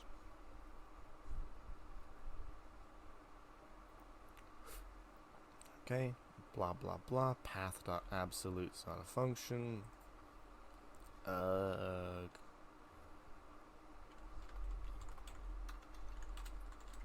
Is it called resolve? Is that it?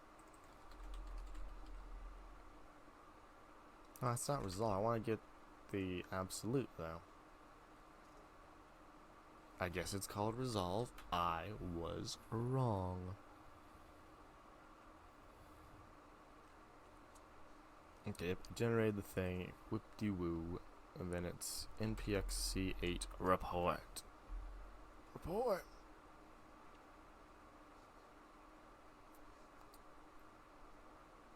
Nope. Did the file look a little better though? It does look a lot better. Now the thing being all absoluted. Hey, thanks for the posture and the hydrate there, Jim.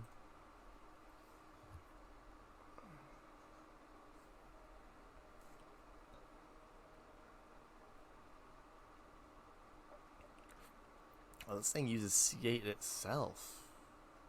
Dang. Oh, wait, it supports the, Interesting. Yeah, Jim, I mean, I've been thinking, like, I've been trying to get unique things going up, just, I don't know, I'm getting around to it, you know? Breakout ain't coming in soon. Trivia wager. I mean, yeah, lots of good ideas. Just, yeah, you know, maybe I might have to start like developing these things for the stream on the stream. There you go, metric. Get it on the board. Get it on the board. Lots of chores there. Let's check out the issues.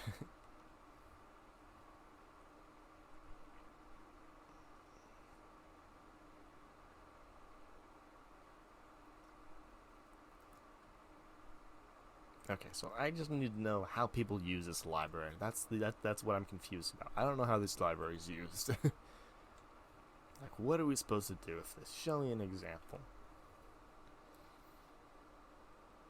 In a way that can be consumed by Istanbul. How?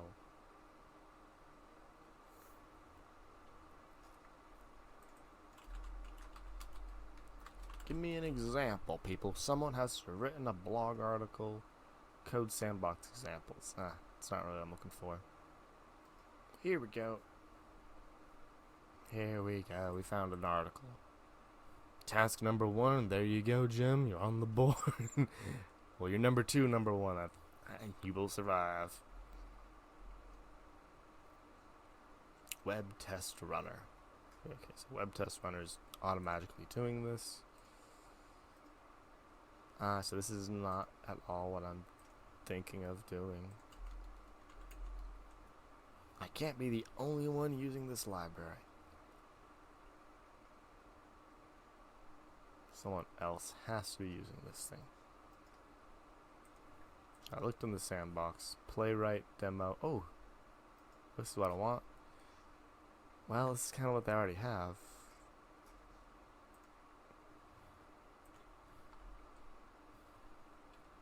Nope, don't know what went wrong there.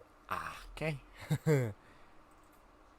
I guess there's a little bug. So, yeah, there's a little bug apparently that RIPs the thing when an unauthorized person, I don't know, let me delete. We'll see what happens. Delete task. Oh. Okay, so specifically when an unauthorized person goes to delete a task. Remove a white screen of death. Yeah, I think we got that one, Jim. Boom, delete task. Okay, let's look at the dev tools. Cannot read properties of null broadcaster. Oh, so flags is a thing that apparently everyone does not get. You know what? Let's go ahead and let's go fix that like right now.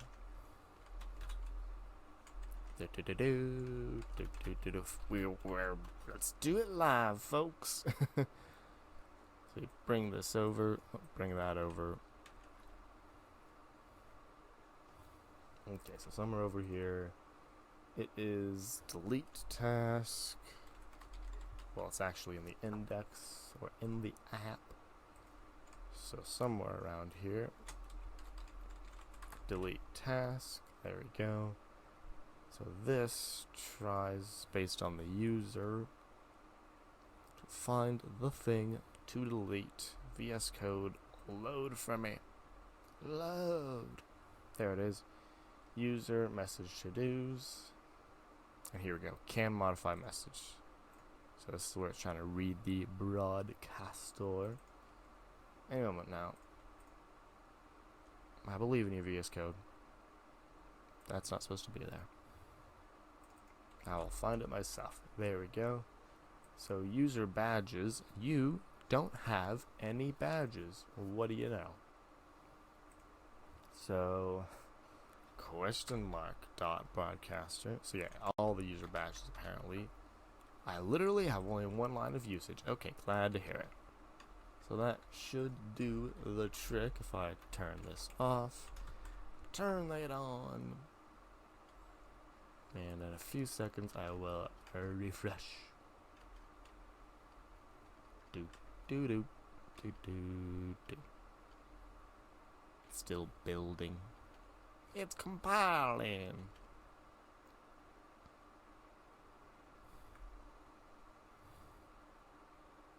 Do do do do do do do. There we go. It has updated, and now you can go ahead and try and delete your task one more time if you would be so kind. We'll see what happens. Instead of if number, try and equal. Huh. If number. Oh, interesting. Yeah, that's a good one, Mog Suite, or Mog Software Engineer. I did not realize that was a thing you could do. Yay, there you go, X metric, it is working, I think. Yeah, it did, delete task 3. It changes as the number change, there you go, yep. It's all working now.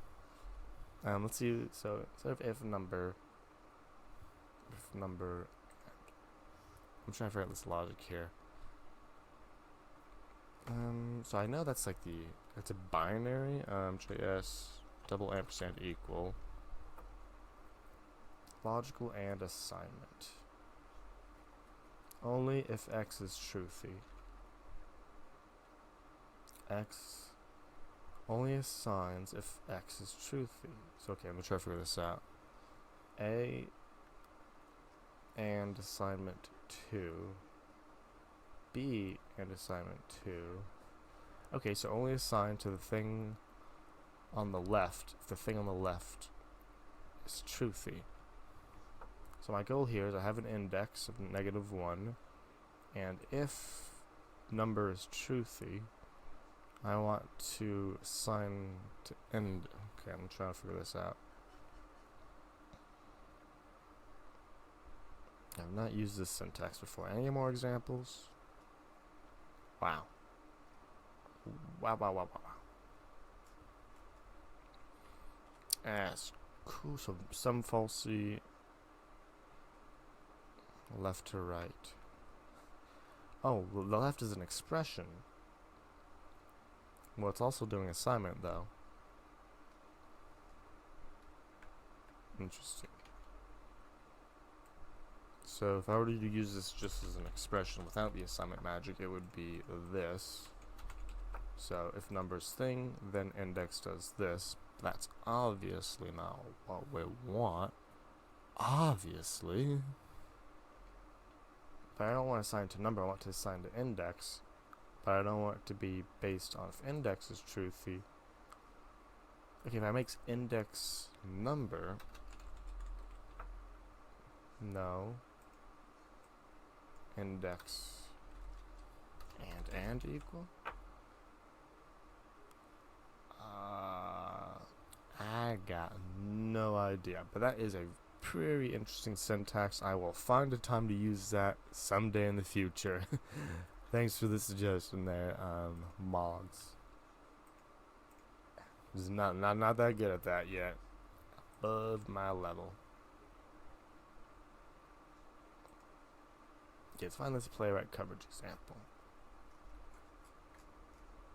So it spits out coverage. I just need an example.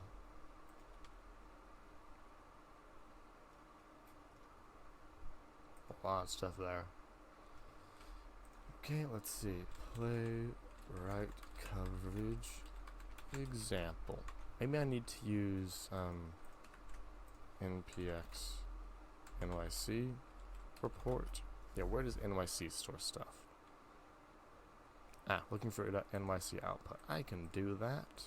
Don't know what this file is, but I'm gonna ignore it. .nyc output. Okay, I can drag stuff around. Can you figure stuff out now? No such file or directory. .nyc underscore output. Understood. Hey, there it is. Okay, it's... Okay, nyc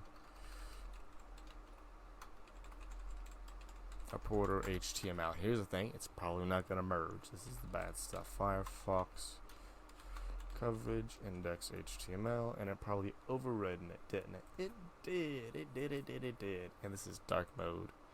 Can't read that, but hey, look at it. We got coverage. We just need to figure out how to merge it.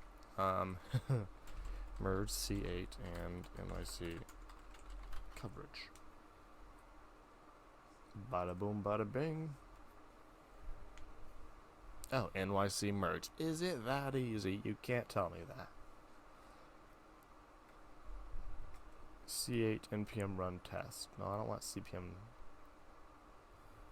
Interesting. NYC merge. NYC npx NYC merge. How does that work? Merge together reports in, out, and output at coverage JSON. Okay, so if I point to coverage temp, and I say also merge from .nyc that, so if you just merge them, thing.json, they're different formats though. Can you handle it? Too many options. Okay, they all need to be merge from out to coverage JSON. Oh, all the reports in, out. Directory containing multiple coverage files. Oh, it's temp. So if I rerun test, test npx c8 merge, it's gotta have a thing.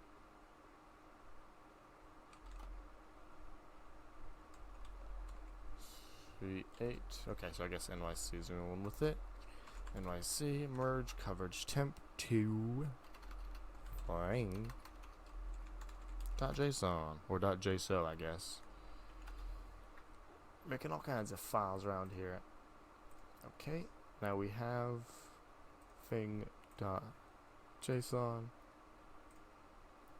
It's an empty file.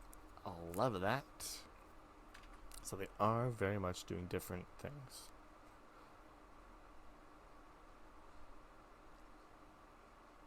But it's close. We are closer than we were before.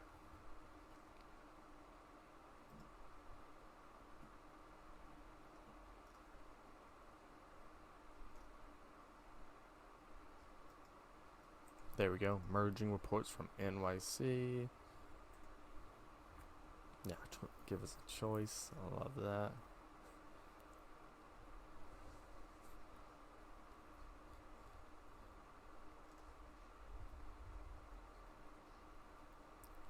Ooh, different. Nope, that's a different thing. Interesting.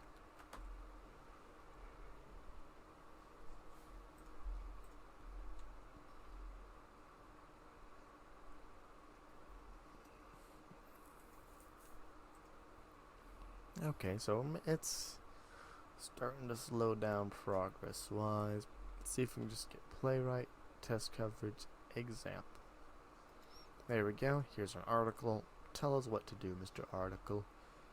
You are our only hope.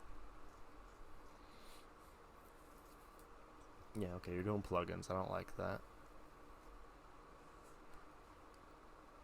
And that's just running NYC with the report. Great. Okay, C8. Wait a minute, C8 to Istanbul. It's already doing that. Interesting, I bet. Let's look at the coverage. Coverage functions. I have them. I have it already. Yeah, Jim, we're going 6 hours. We got like 30 minutes left before I gotta step out. But we're gonna get this working. Don't worry.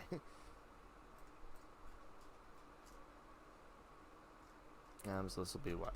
After. And this will convert. So, okay, I figured it out. So I'm converting it to Istanbul, but I don't need to convert it to Istanbul. I just need to save it. I don't need to convert it. I was going crazy. So yeah, we're just gonna write the entry. Watch how easy this gets, folks. I swear, if this is how easy it is. Run test. This is what you get for not understanding the tools you're using. C8 port. No. Okay, that went really wrong.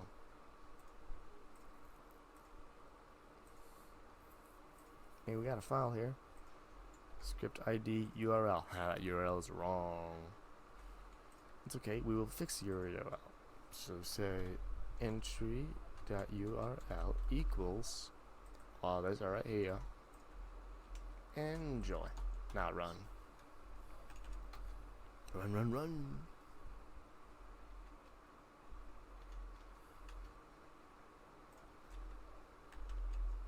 Report. No. No, no, no. Okay, so I see one issue here. I'm not running the rest of the coverage anymore. npm run coverage. So that's one problem. Okay, so that deletes that. 11 the deletion. And now here we have what it looks like. Result is an array of these objects. I'm not giving this. Okay, one more time. We're getting real close now. Result is an array of these objects. Do you love me now, please? We're almost there. And report time. Time for the report card. Are them A's and B's? Oh, there we go. Okay, this is it. Firefox coverage index HTML. We have front end coverage. You can't read it, but it is here, folks. Whew, we did it. It took a while for me to wrap my head around what it is I'm actually doing. C8 and Istanbul are different coverage formats. I was already using C8, and Playwright natively collects C8, and I was converting it to Istanbul because I was blindly following some tutorial. That's what I get.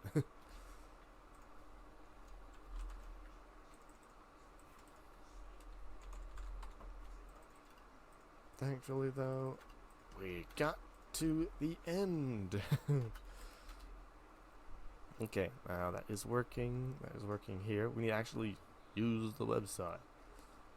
So we can go ahead and uninstall this npm uninstall, and we can use. So we go to index.js. One of these public index. We can turn on our coverage gutters. Tell it to watch. And that would help if I ran npm run coverage watch, which I hope has the command in it. I'm gonna check right now. Package JSON. Wrong package JSON. importer both. Thankfully, we do not need JSON. JSON doesn't help at all. Boom. Don't know how that got there. Remove that.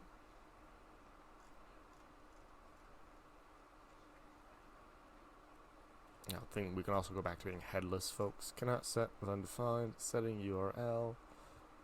Ah, I love that. So I guess we do need a for loop over this. Entry of.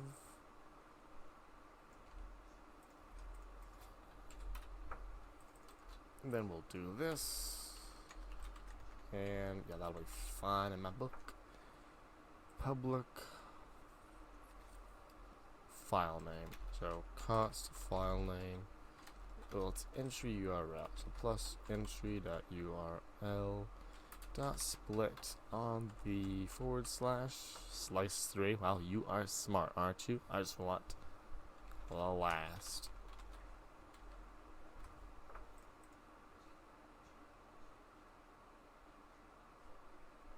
I can also turn that off. Headless equals processed env.ci. So convert to a boolean.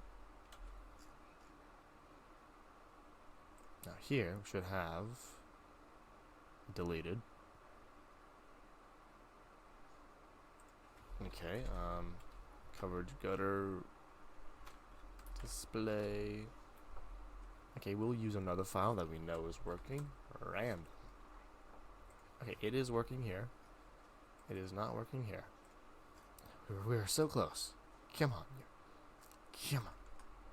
So let's see if the C8 just didn't. C8 report.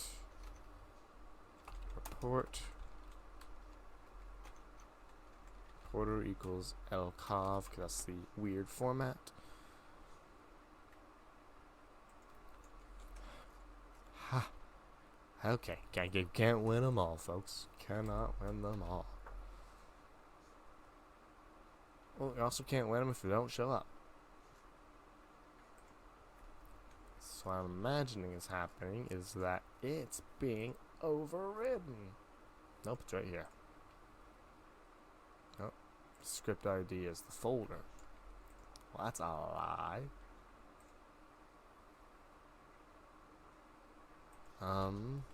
Console log entry.url. Don't know where you got lost at, but we'll find it.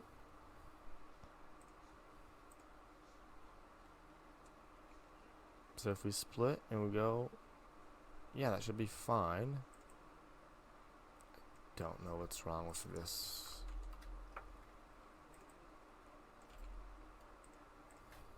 One of these things will tell us what's going on. There we go.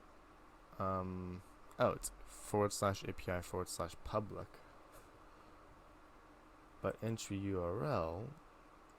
Oh, it's being self-referential or something. Don't know how, but it's being weird. File name equals this.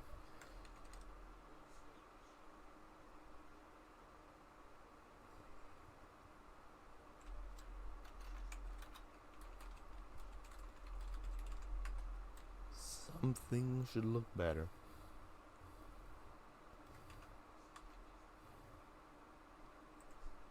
Well, where's my console log? Oh, there it is. API public. Oh.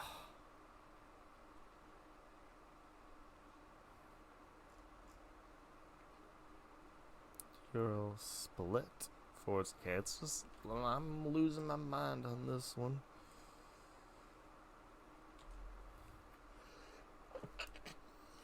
Show me something. Yes, which means this.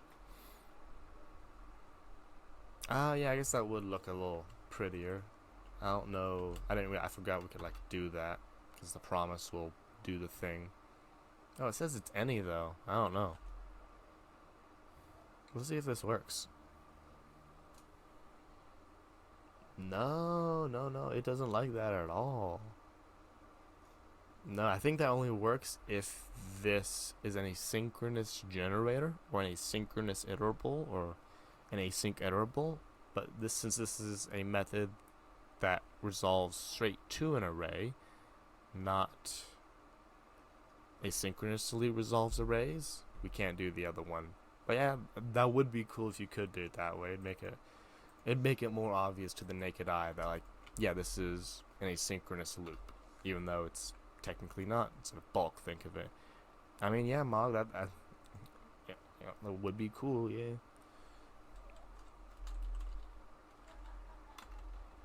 Come on, file name. No, no, stop auto completing. File name at -1. Show me what you got. Okay, there it is. Index.js. Maybe I was doing this wrong. What was I doing? Oh, I forgot the -1. My goodness. That was it. It's -1, not 1. That's how you get the last of a thing. Or last of an array, rather. And watch. Now it's going to automatically work. Oh, look at that. It's working. Who would have thought? Okay, this is working. So, yeah, so it loads the page. I'm going to slowly start adding tests to make this thing do its job. So this logic here, where we're essentially saving the coverage of each thing, needs to happen at the end of every thing. Yeah, so after each, you could say. So after each, we might as well do it before each, right? We'll put the coverage starting in our before each. So before each, we start the page. We say, page, start covering stuff. Okay, so this should result in the identical thing. Yeah, Jim. So I'm using Mocha. That's the test runner. It runs the test. But what I was just getting working is Playwright, that launches a web browser, and you can, like, programmatically control it. And one of the things you can do with that is to make sure that tests are working. And what I was just fighting with for like 20 minutes was the fact that coverage reports weren't being, like, I didn't know how to get coverage working on this. So coverage basically means that I can go here, see this little thing, and it shows you, like, how much of the code is being ran by your test. So right now it's like all the code is being ran by my test. But in this file, we can see that some lines are being ran by the browser or by JavaScript, but a lot of lines are not being ran by my test. Yeah, it's also similar to Cypress or Selenium. They're all basically doing the same thing. And yeah, with this you can see what lines of code are and aren't being ran, and just do testing in general. But I was fighting with the coverage because I got confused.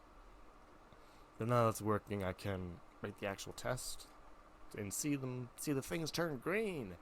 That's what we're all here for, right? Things turning green. Okay, so yeah, we're just gonna test, like, literally start going through this. The relative quotes. That seems like an easy one to test. Describe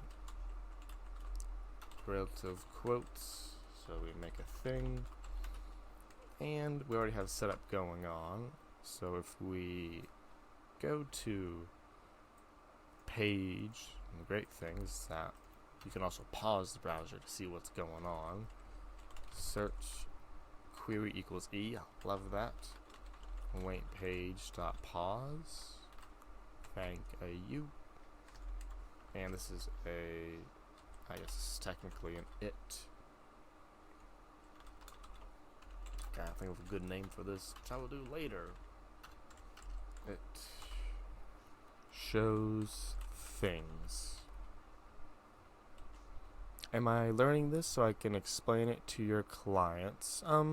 Partially. It's always good to, like, know more stuff, but in this particular instance, it's just because I want, like, I want to make this quotes API polished and, like, show that, like, full coverage and all that fancy stuff. So I'm just making it nice, and it's a thing that I wanted to know.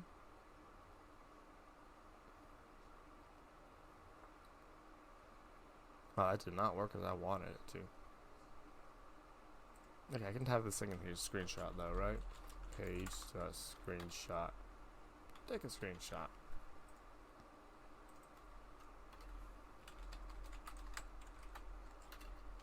It says it didn't want to pause.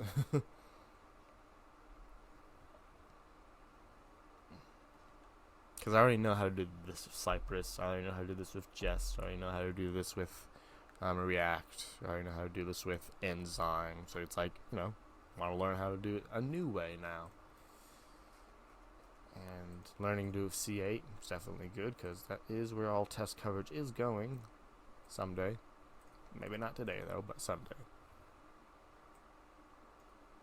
This is the slowest screenshot. There it is. Look at all these quotes. So it's, oh, it's start hard to see this image. Move. Hand. There's my hand. Lovely browser. Took a pretty screenshot. So now we want to verify, abolish test-driven development. Hey. I mean, I wrote one test-driven development today, so I don't know. It wasn't that bad. So, API URL. I don't know. API URL shows updates accordingly. So we want to assert that this is at query equals e. We want to write it wrong, because remember, always write broken test and wait for timeout 1,000. Ah, that might have actually solved the pause thing. Yeah, appreciate it, Xmetrics. Appreciate the follow. Yeah, that's a good point, Mogsby. I was overthinking it. Oh, there we go. Test is broken. Because Playwright has like a built-in pause thing, but the test framework is like, no pausing for you. But yeah, that makes sense in hindsight. That's an easy way to pause it. Okay, it did the thing. The test is passing. Now, I might not actually be able to get through all this stream, but hey, at least this is being ran now. The event listeners are being added. Now, if I'm going to keep abusing this screenshot. So if we search for middle, so yeah, essentially I'm going to perform the same logic, making sure buttons work. So this don't belong in here. API URL updates accordingly. Then let's write a test right here. A, B, C, D, F, G, H, I, J, K, L. No, that's actually the same. What am I writing? There we go. Let's see. Previous is shown. So if I query for middle, I will get one thing. I don't care about that anymore. So how do I page.locator quote previous? It's close. We're looking for previous button. And we want to previous hyphen button. Click this button. And we want to assert that first is on the page. So okay, so assert it exists. Yep, page.click was what I wanted to do. You're right, Mogsby. Oh, I can do click with the selector? Ah. Again, you learn it one way, you never really have to learn another. Oh, I guess that is a little easier, a little much easier to read. Thanks, Mog. It sounds like you're an expert at Playwright or such. Obviously, I've used it a bit less than you.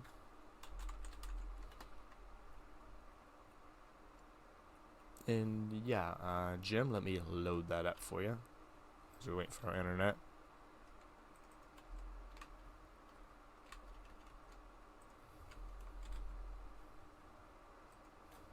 Oh, okay, it's really... I'm turning that headless thing off really quick as soon as this is done. Oh, wow, that's impressive. Wow. Nice. Let me get this signed in. Turn headless. I guess I turn headless off by setting CI to true. Goodbye.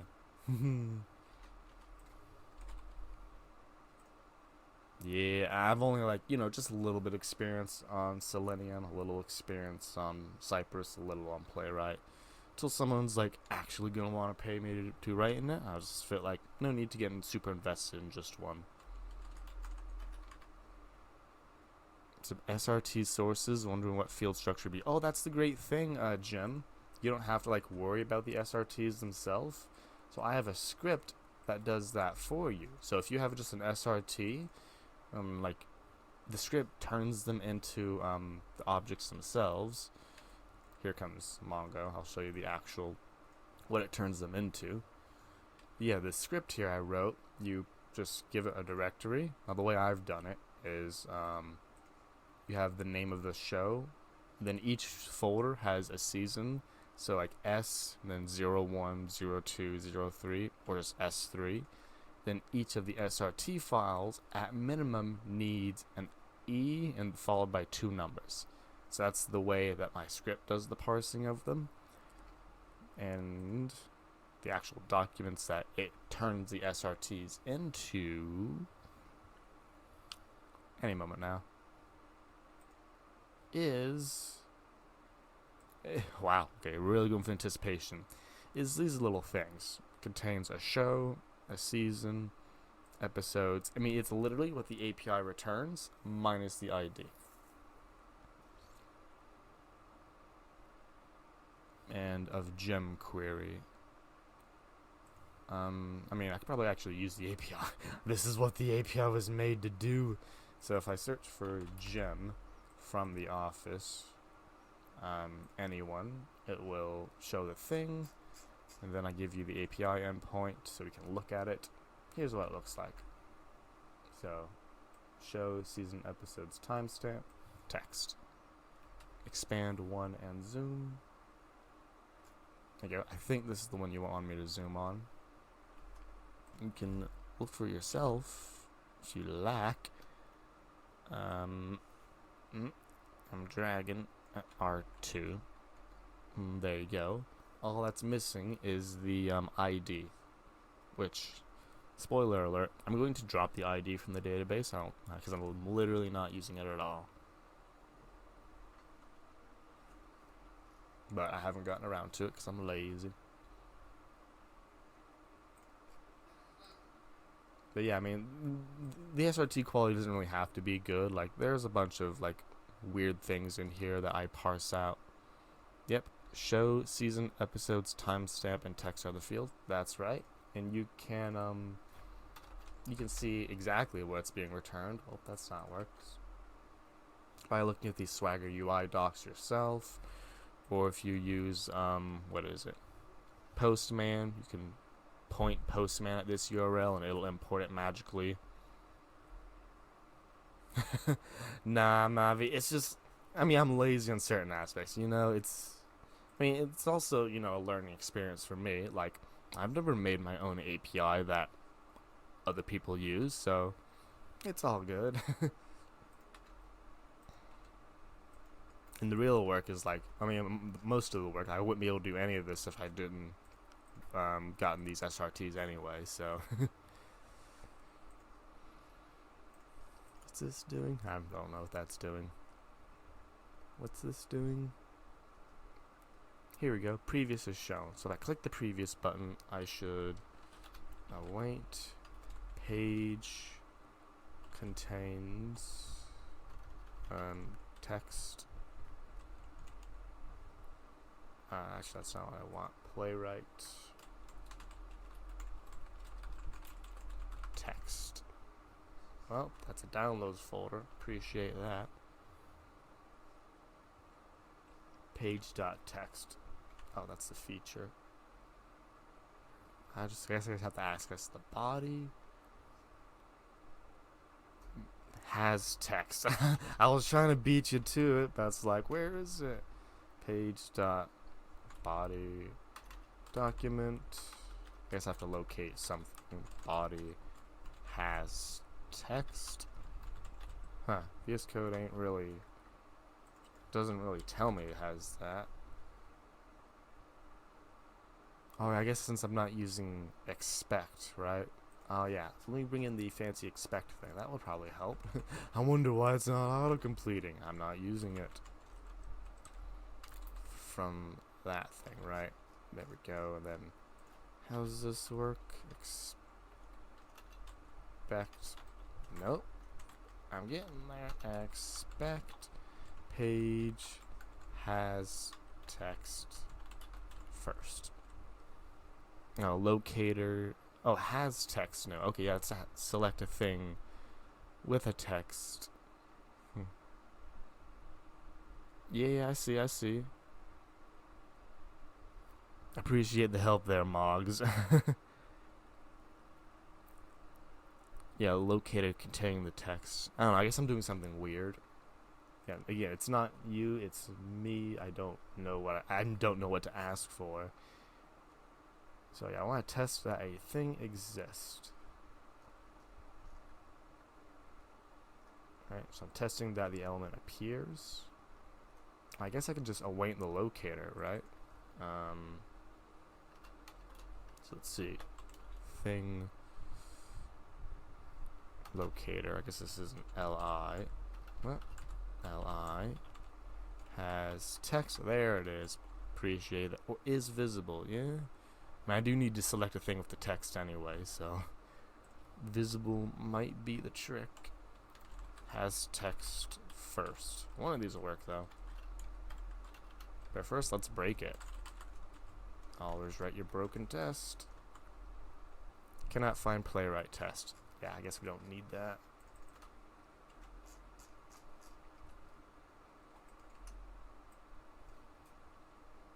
I should probably only this because I do not need to run this every time. Okay, so I pushed the previous button. And was the previous button clicked? It was! Would you look at that? All this code is getting ran and passing. Interesting. Lights. Page screenshot. Yeah, I'm going to abuse the screenshot again.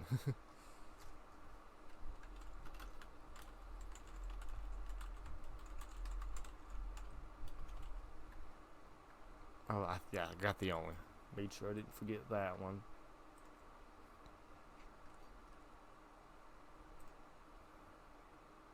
Yep, so it clicked it. It did click the button. I guess the locator resolved to nothing. Yeah, so it clicked it. I can see it right there. It is where I want. That gibberish is not. Oh, is visible. There we go. I literally forgot that part. There we go. Now it's gonna fail. Sorry, Moggs. You wrote it, and I was like, I read it. I'm like, oh, that's nice. Oh, I should probably do something with that. Oh, previous is shown. Okay.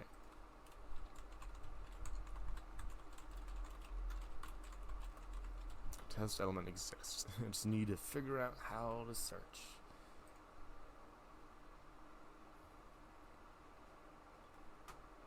Oh, is that the way I do it?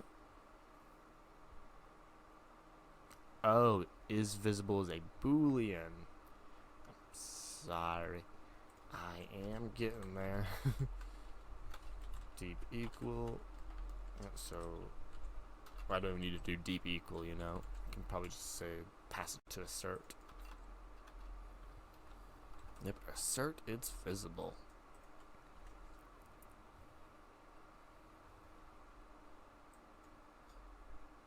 Boom, it fails because it's not visible. But now if I say first, it will succeed.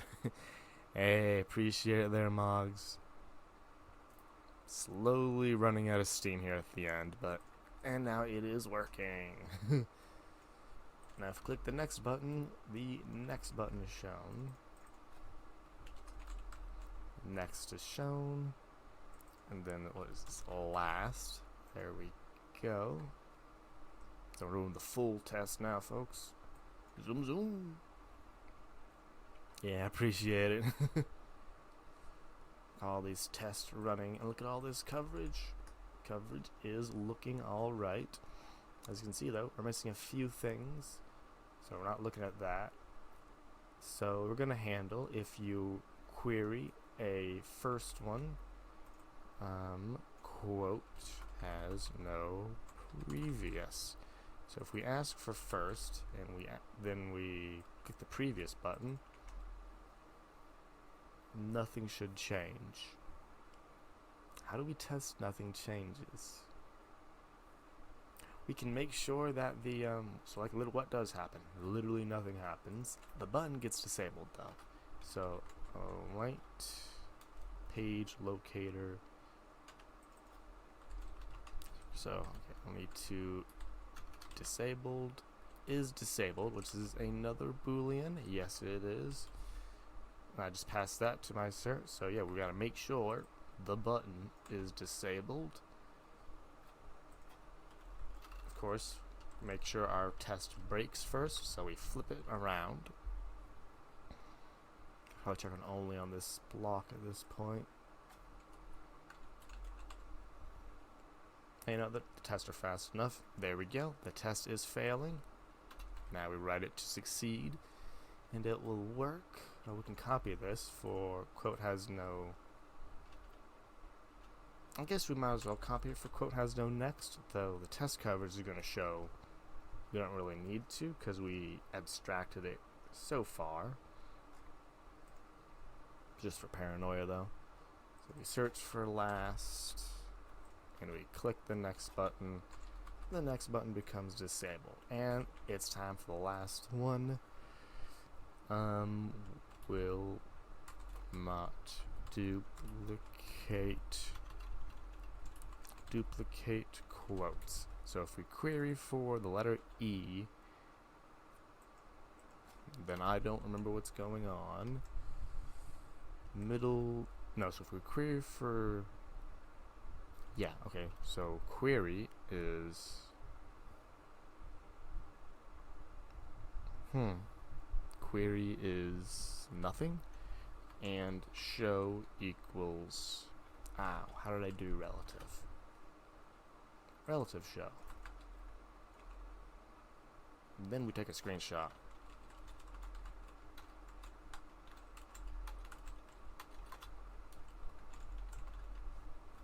Stop putting it in a screenshots folder. I don't have a screenshot folder. And we'll just see what that looks like.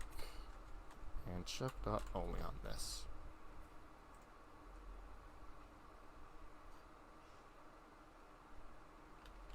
Let's look at the pretty picture. There we go. I don't remember clicking a button though. I didn't click any buttons. It was an old picture. Gotcha. Okay, so if I don't provide a query, we literally don't get anything. Understandable. So I guess I'm just gonna pass it E and see what we get.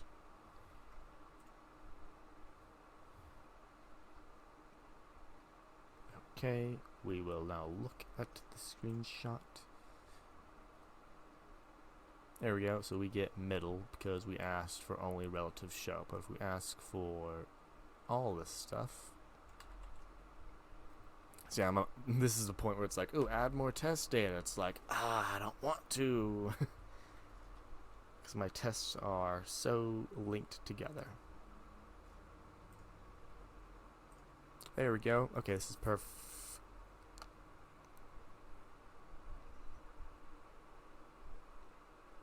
Okay, I literally can't test this with my small set of data. But we tested most of it. That makes me happy. So let's drop this. Drop this.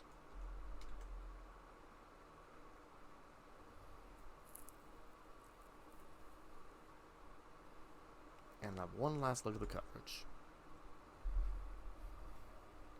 I know, Moggs, it's like, for this little extra time, like, it's getting to that point, you know? Because it's such a small test, and it's literally like 3 lines of coverage, which in reality, it's a 1 statement of coverage. It's like 2 statements of coverage. Like, I don't really need it in these ones. Like, I know I'm not getting to it today.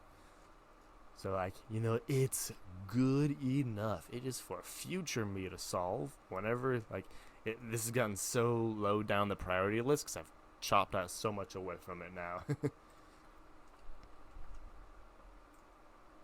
So that's rm/r.nyc. Yeah, don't need that. Goodbye, screenshot. You will be missed. I don't know what dot coverage is doing. You can be gone. Okay. I think this is the final push, folks. I guess we don't need that timeout after all. Love to hear it. I guess we're just doing Chromium because I want the coverage. I don't know /care to get it on Firefox. Okay, yeah, those can be on their own describe block. Let's go ahead and do that. API URL.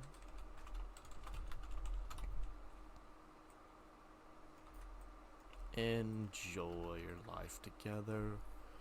Relative quotes. Previous is shown. Quote has no previous. Yeah, these names could all be done better.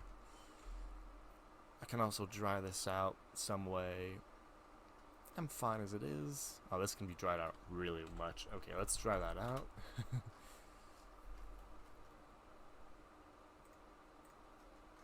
Yeah, a little helper right here. There we go. Cost search equals async query. Yeah, I mean you don't need to be async because we're returning a promise. Return await page go to. I know there's a way to like set the host. That's tomorrow's problem. Search question mark plus query. Well, query params. Loving that. Now instead of doing this, I can just be like, okay, I want to do some multi-cursor magic on this. Let's see if I can pull it off. Await search. Chop, chop, chop, chop, chop. Clump. Ooh, that looks good. Multi-cursor magic.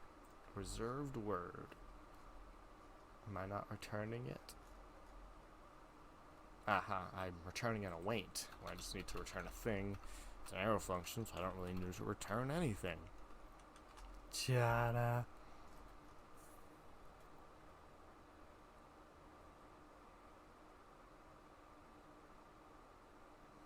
Loving it. Absolutely loving it. You know, I was worried the fact that I'm doing this writing, manual writing to the coverage folder would mess things up because I see it gets deleted, but I guess that's a once per run, not every test, which makes life easy. Okay, let's ditch this. npm run test, one last actual test. We add playwright. Oh, this is gonna show. Yeah, because CI is not set to true. Ooh, cannot read properties of null reading coverage. Right. Okay, line 29. Let's fix that. Page.coverage. Interesting. npm run coverage. So when I'm not running with C8, page.coverage doesn't exist. That is a very fun fact. It's probably in the docs I didn't read.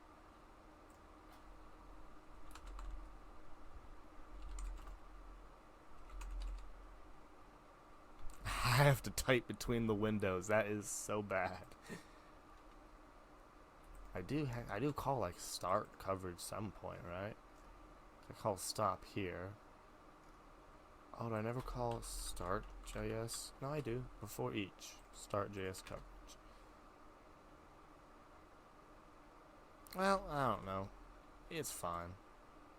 Dot coverage. Only available for Chromium. Okay, so essentially we're just gonna be like, hey, if you got the thing, question mark, or empty doohickey, right? Yeah, so you'll try to do stop.js coverage, or you will fail trying. You will also try or fail. Or you will try, you will fail. That is very descriptive.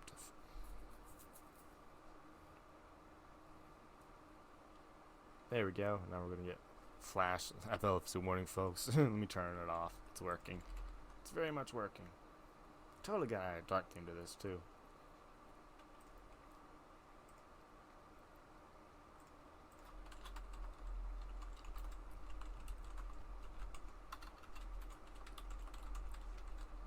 With coverage.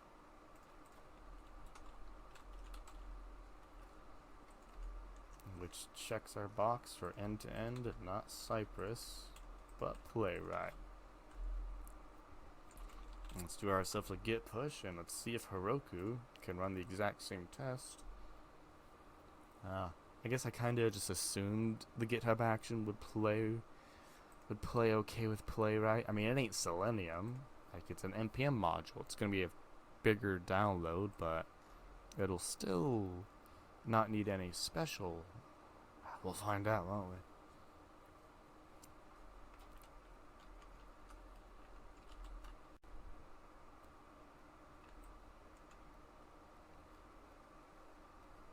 There we go. Wow, man, Playwright's really fast on theirs.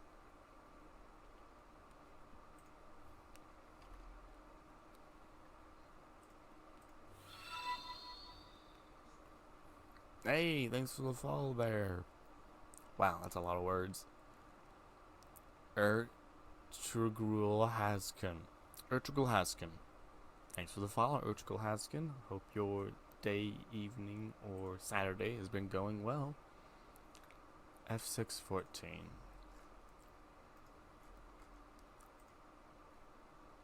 And now we wait. And that does basically conclude the end of the stream. Appreciate everyone for coming on by. Appreciate you, Moggs, for helping me out with your Playwright knowledge at the end here while my brain was slowly turning to mush. It did. I mean, if it weren't for you, I probably wouldn't have been able to at least get this far and get it finished and up with full coverage.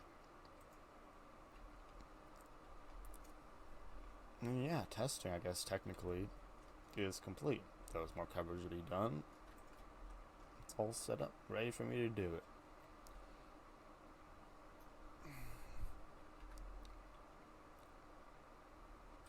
Any moment now. There it is. It exists. Now, we didn't change anything, but it's still here working.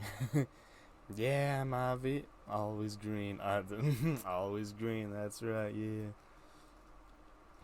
Love the green. NPXC8. Yeah, let's look at the greenness. Actually, yeah, I haven't actually looked at Firefox coverage. Let's actually look at the bars. Ooh, look, it's so close to being green, folks. Next time, we'll get it in the green. Yeah, I think I'm only missing like the top stuff. Yeah, just all that stuff and one line down here. I appreciate it, Mavi, yeah. Hey, Yo Rogue, thanks for the follow. Now let's see if we can find anyone going. Oh, hey! Let me see. Turn this up. Okay, I'm trying to check out who we got to raid on. So, let me see. So actually, Markello Dev SREs, I don't know for those of you who remember them, they rated us literally last stream. They do some DevOps stuffs, and oh great, the stream turned off. I will tell you what they do in 20 seconds as I am watching an ad. But yeah, folks, if y'all want to mess with it yourself,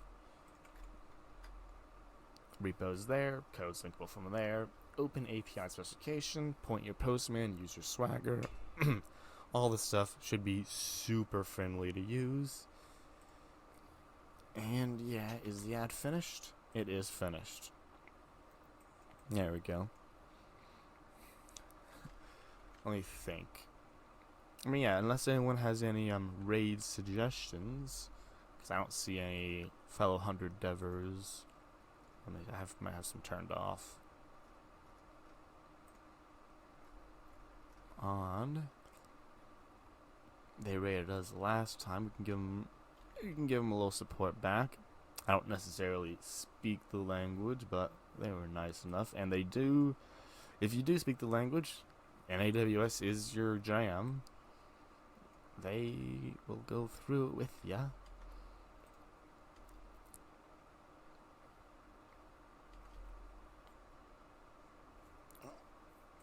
If there are no other suggestions, I'll watch it not work again. Last time I did this, I had to manually use the command.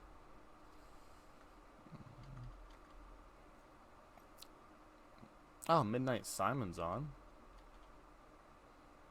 Oh, I don't know why my list wasn't working. Yeah, we got a couple folks on.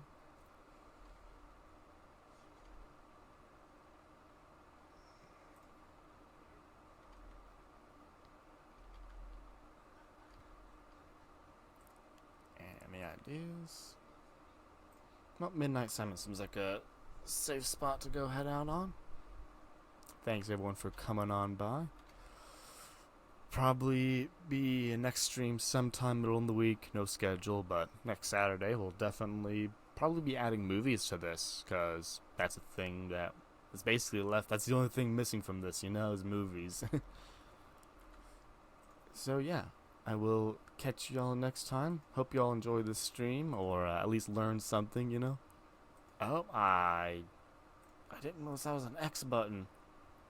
I know what I'm doing. I'm a professional. There we go. Okay, folks, I will catch y'all over there.